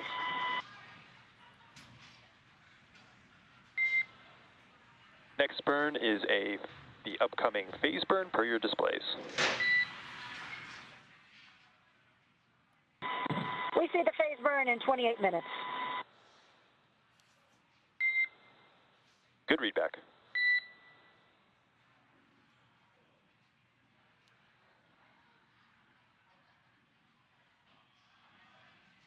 So you heard it there, the nose cone has fully been opened successfully. We had some good checkouts on the Draco thrusters, on the service section Draco thrusters rather, and we also had nominal forward bulkhead checkouts.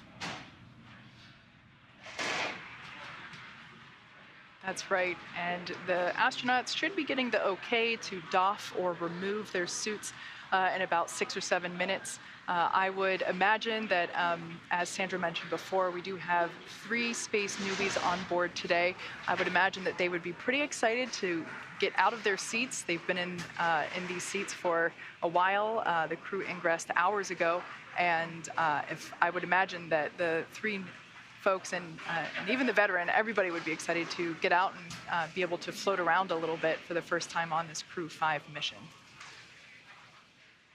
Yes, absolutely. And you do see the crew working through some procedures there on the touchpads that they do have in front of them. They'll continue to have those available for them throughout their flight uphill. Again, this is going to be about a 29-hour launch to docking for Crew-5.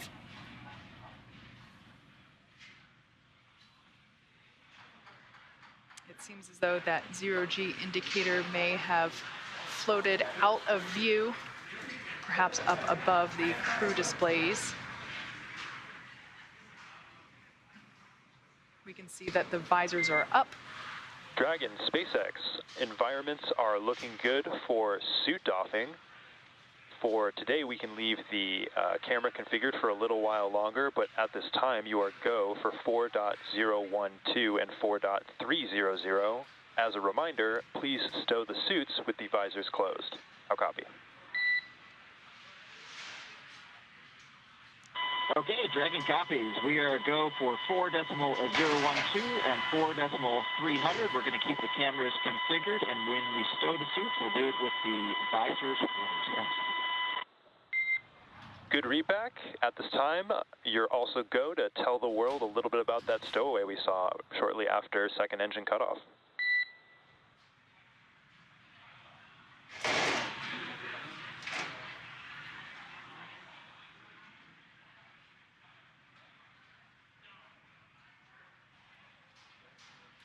So we're standing by for a few words from the crew about that 0G indicator.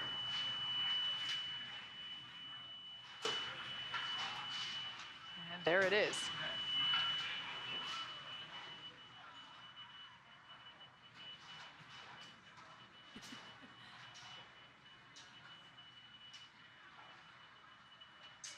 SpaceX Dragon back in the ground. We missed the last part of your transmission. And no worries, repeating my last on there, I was going to have you all talk a little bit about your 0G indicator, but we can hold that off for the next ground station pass here for Dubai. At this time, what I'll do is I'll take the cameras external for suit doffing, and then you let me know when they're allowed to come back on board.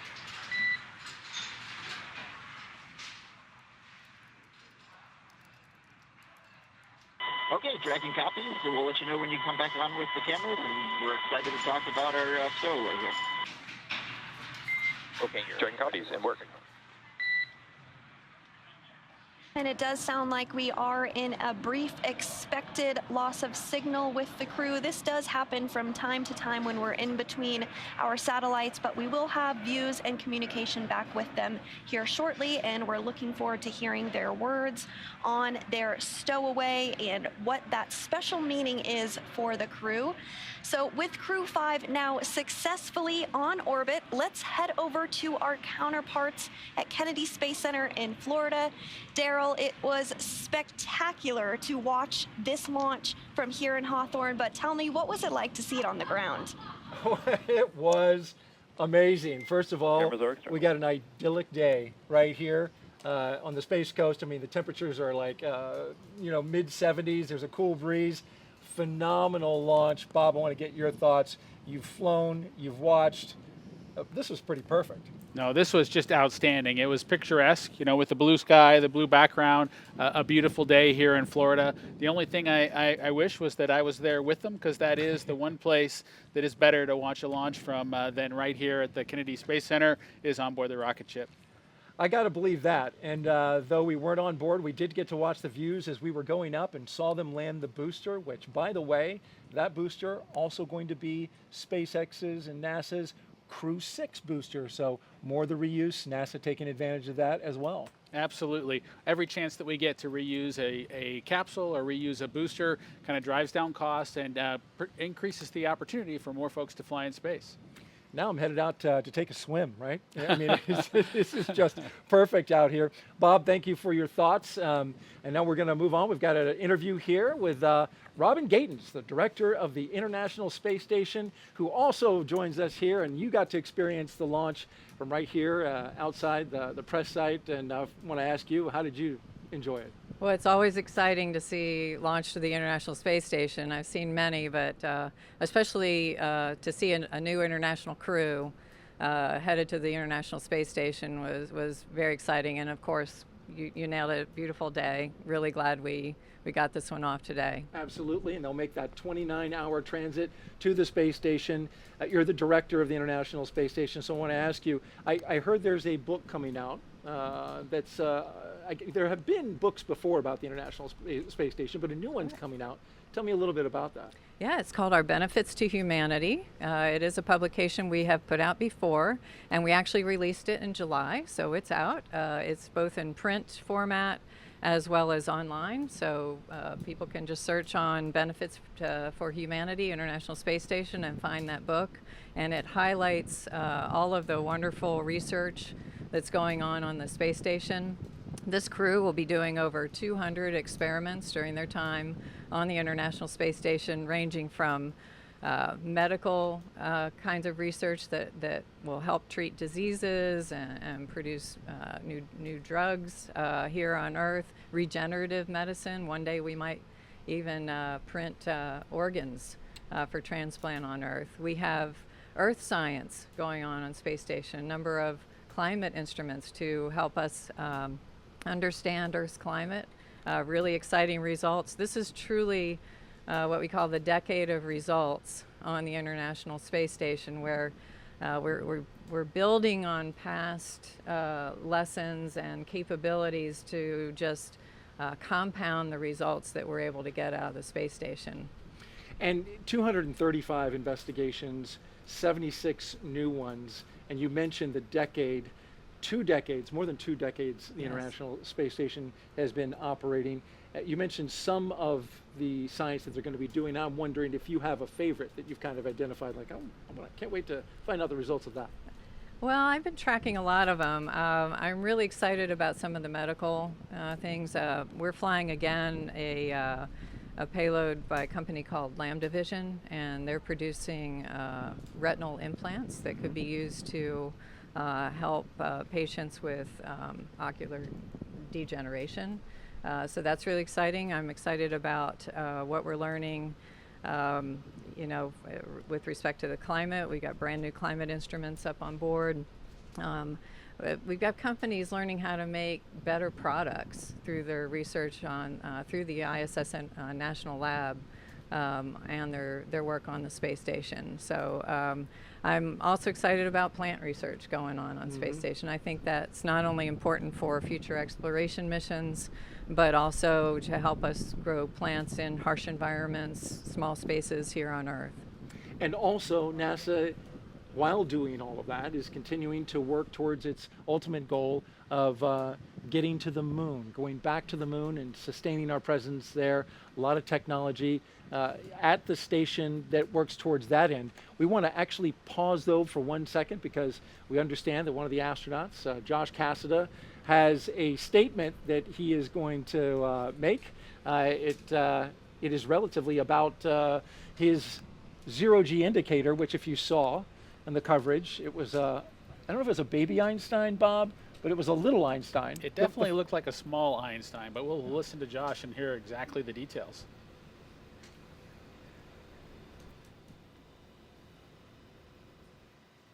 Let's listen in.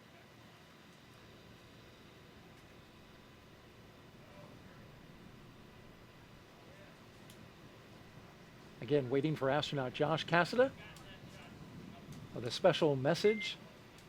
And Dragon, cameras are internal. SpaceX.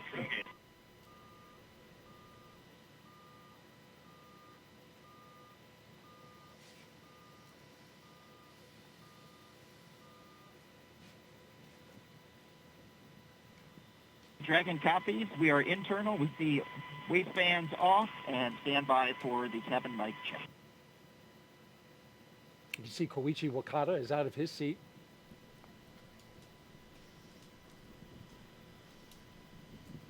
Yeah, this SpaceX Dragon from the cabin mic comm check. And Koichi, I've got you 5x5. How me? Mike, we have you loud and clear also. Great news, and we're also getting some great views inside the capsule here, so if you all want to get a chance to talk about your indicator, we'd all love to hear some.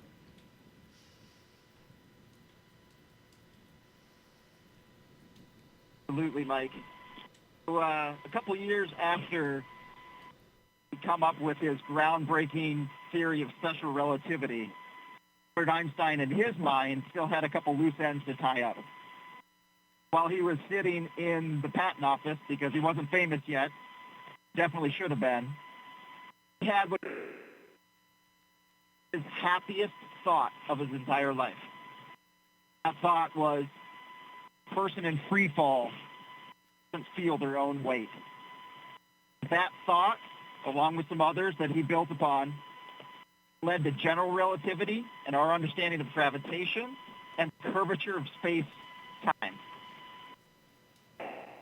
We're experiencing Einstein's happiest thought continuously, like the International Space Station has been doing for over 20 years. On Crew-5, call this little guy our free fall indicator.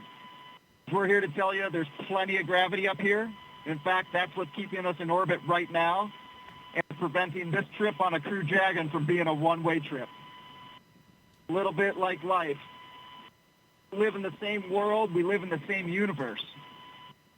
Sometimes we experience it in a very different way from our neighbors. We can all keep that in mind. Hopefully we can all continue to do absolutely amazing things, do it together.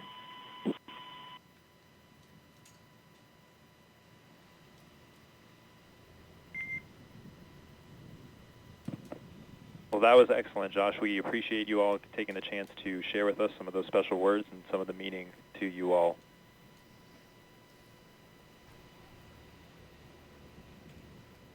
I tell you, my crewmates are just happy that we didn't break out a dry erase board and get into more detail. We'll chat lensing later. Absolutely. A message from at this time, astronaut Josh Cassada, the pilot of Crew-5, and his fellow astronauts and cosmonaut, floating in space high above the Earth as they head to the International Space Station with a special message about Albert Einstein, who is represented there floating around space as the zero-G indicator, but then also a nod to his theory of relativity. E equals MC squared, I believe, Bob. Well, there are a lot of great things that Einstein was responsible for, and I would just say that maybe there are 5 folks experiencing his happiest thought on board the Dragon capsule just right now. Absolutely, and NASA is looking to return humans to the surface of the moon, and this is part of it, going to the International Space Station. We mentioned some of the efforts in going up there, and of course the science that's going to be done by Crew-5. We're looking forward to that as well. Some final thoughts, Bob, about the day today. Well, it was just a wonderful day, a chance for me to relive the launch experience with the Falcon 9 and the Dragon capsule, and I'm just super excited for the Crew-5 and little Einstein on board and in free fall right now. A very special moment indeed. Before we wrap up, I want to send it over to Megan Cruz, who is with Deputy Administrator and former Space Shuttle astronaut Pam Melroy. I am Pam, and I have just been chatting about how wonderful of a day this was for a launch. Oh, it's a gorgeous day here at the historic Kennedy Space Center. for me to see the next generation of launch vehicles launching to the space station was thrilling. And also the next generation of young explorers. You know, you and I were talking about a young boy here, guys, that bought a space suit, an astronaut suit from downstairs at our store and was wearing it around and running around. How cute was that to see him so excited? Well, I found it pretty cute to see the 3 rookies who were on the flight, as well as my very dear personal friend Koichi Wakata, who I flew with in 2000 to the space station. So I'm inspired by both the young and the experienced. And speak to me about that like you said, you've flown on the space shuttle 3 times. Talk to me about that ascent, how it must feel as they're going up through the atmosphere. It's absolutely a remarkable experience, and I found myself thinking as I was looking at the schedule for this rocket, how physics drives so much of what we do. So it's very similar in the timing of everything, but the space shuttle was a little bit of a wild ride, I have to say. It had a lot of vibration, particularly the first 2 minutes. But you know, it's a very different experience when you're here on the ground. It always brings tears to my eyes. I pray for the crew. When you're inside the vehicle, you're having a blast. So I'm glad to hear that they were having a blast. Talk to me about why these commercial crew missions are so important. Well, they're really important to us for a lot of different reasons. The whole value that NASA brings to the American people, and in fact to humanity, is around science, a strong science and technology posture for the country, and inspiration. And we see that all wrapped up in Commercial Crew, because we see the ability to do more science on orbit because we can carry more crew members. We see the advancements that have been made through NASA investments in commercial crew and commercial cargo that are lifting our entire space industry. And of course, there's nothing better than seeing an astronaut fly to space for inspiration. Sure. And what's next for NASA? You know, right behind us, we have the vehicle assembly building. Inside is NASA's Artemis 1 rocket. Are you excited for that? Oh, I'm very excited. I'll tell you, it's a big deal when a new rocket flies for the first time. And we have learned a lot. We have a lot to learn, just like I was a test pilot. So when we flew airplanes, we never actually launched the first try. Usually we just taxied down the runway. So we've taken her out to the runway a couple of times now, and we've learned a lot. And I cannot wait to see the most powerful rocket in the world launch going to the moon. Yeah, we're doing a lot of great stuff here, and we're so happy to bring viewers on the ride with us, right? You bet. That's the whole idea. NASA shares and inspires. Perfect. Pam, thank you so much. I appreciate you being here. Guys, we're going to send it back to you for the last time today. Thank you very much, Megan. Great job out there. Appreciate it. And Nicole, Josh, and Koichi and Anna are now on course to arrive at the International Space Station around 4:57 p.m. Eastern Time tomorrow. And of course, NASA TV will stay on the air for continuous live coverage along Crew-5's entire ride to station. Meanwhile, SpaceX's YouTube channel will join live coverage starting at roughly 2 hours prior to docking. And though our coverage here at Kennedy is coming to a close, we will turn it over to the team in Houston to take us through the next phases of the Crew-5 mission all the way through the arrival at the International Space Station. For those of you watching online on NASA's YouTube, make sure you take a look at the description below. You'll see the video link there, and you'll find that for Crew-5 Coast Phase. Live coverage will continue at that link shortly. You can see it at the bottom of your screen. Pull that up for you. If you're watching on NASA TV, you won't notice a thing, and coverage will continue. So a post-launch news conference is scheduled for 1:30 p.m. Eastern Time on NASA TV, and you can find mission updates on Twitter at NASA, at SpaceX, and on the web at nasa.gov, including timing on any potential live tours of Dragon Endurance during the trip to station. Now, before we sign off from Kennedy, I want to thank my partner and co-host, Bob Benkin, for being on the launch broadcast, sharing your incredible insight and experiences. Bob, I really enjoyed listening to you today. Thank you so much to you and to Megan, your wife, who helped us with Crew-4. We look forward to hearing more from your family, as well as maybe seeing Theo on a future launch broadcast. Well, thank you, Daryl. I very much appreciate that. And of course, thank you to my wife and my son and our dog Shadow for joining us for a short period of time during the during today's broadcast. And again, I just want to echo Deputy Administrator Pam Mulroy's words with it's been an exciting year. The Crew-5 folks are just getting started on their excitement for the year, if you will, on their way to the space station right now. But we've got an Artemis 1 rocket over there, the SLS, in the vehicle assembly building. Looking forward to seeing that back out on the pad and getting her launched later this year. Coming to a launch pad soon, mid-November, we all hope, and we're looking forward to that as well immensely. Huge thanks to all of our guests for joining us today, and thank you to all of you for watching.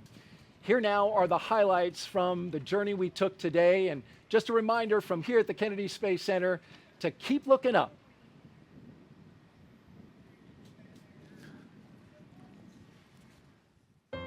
They're getting suited up inside that historic suit-up room, everything going smoothly. And there they are, the astronauts of Crew-5 taking their first steps outside.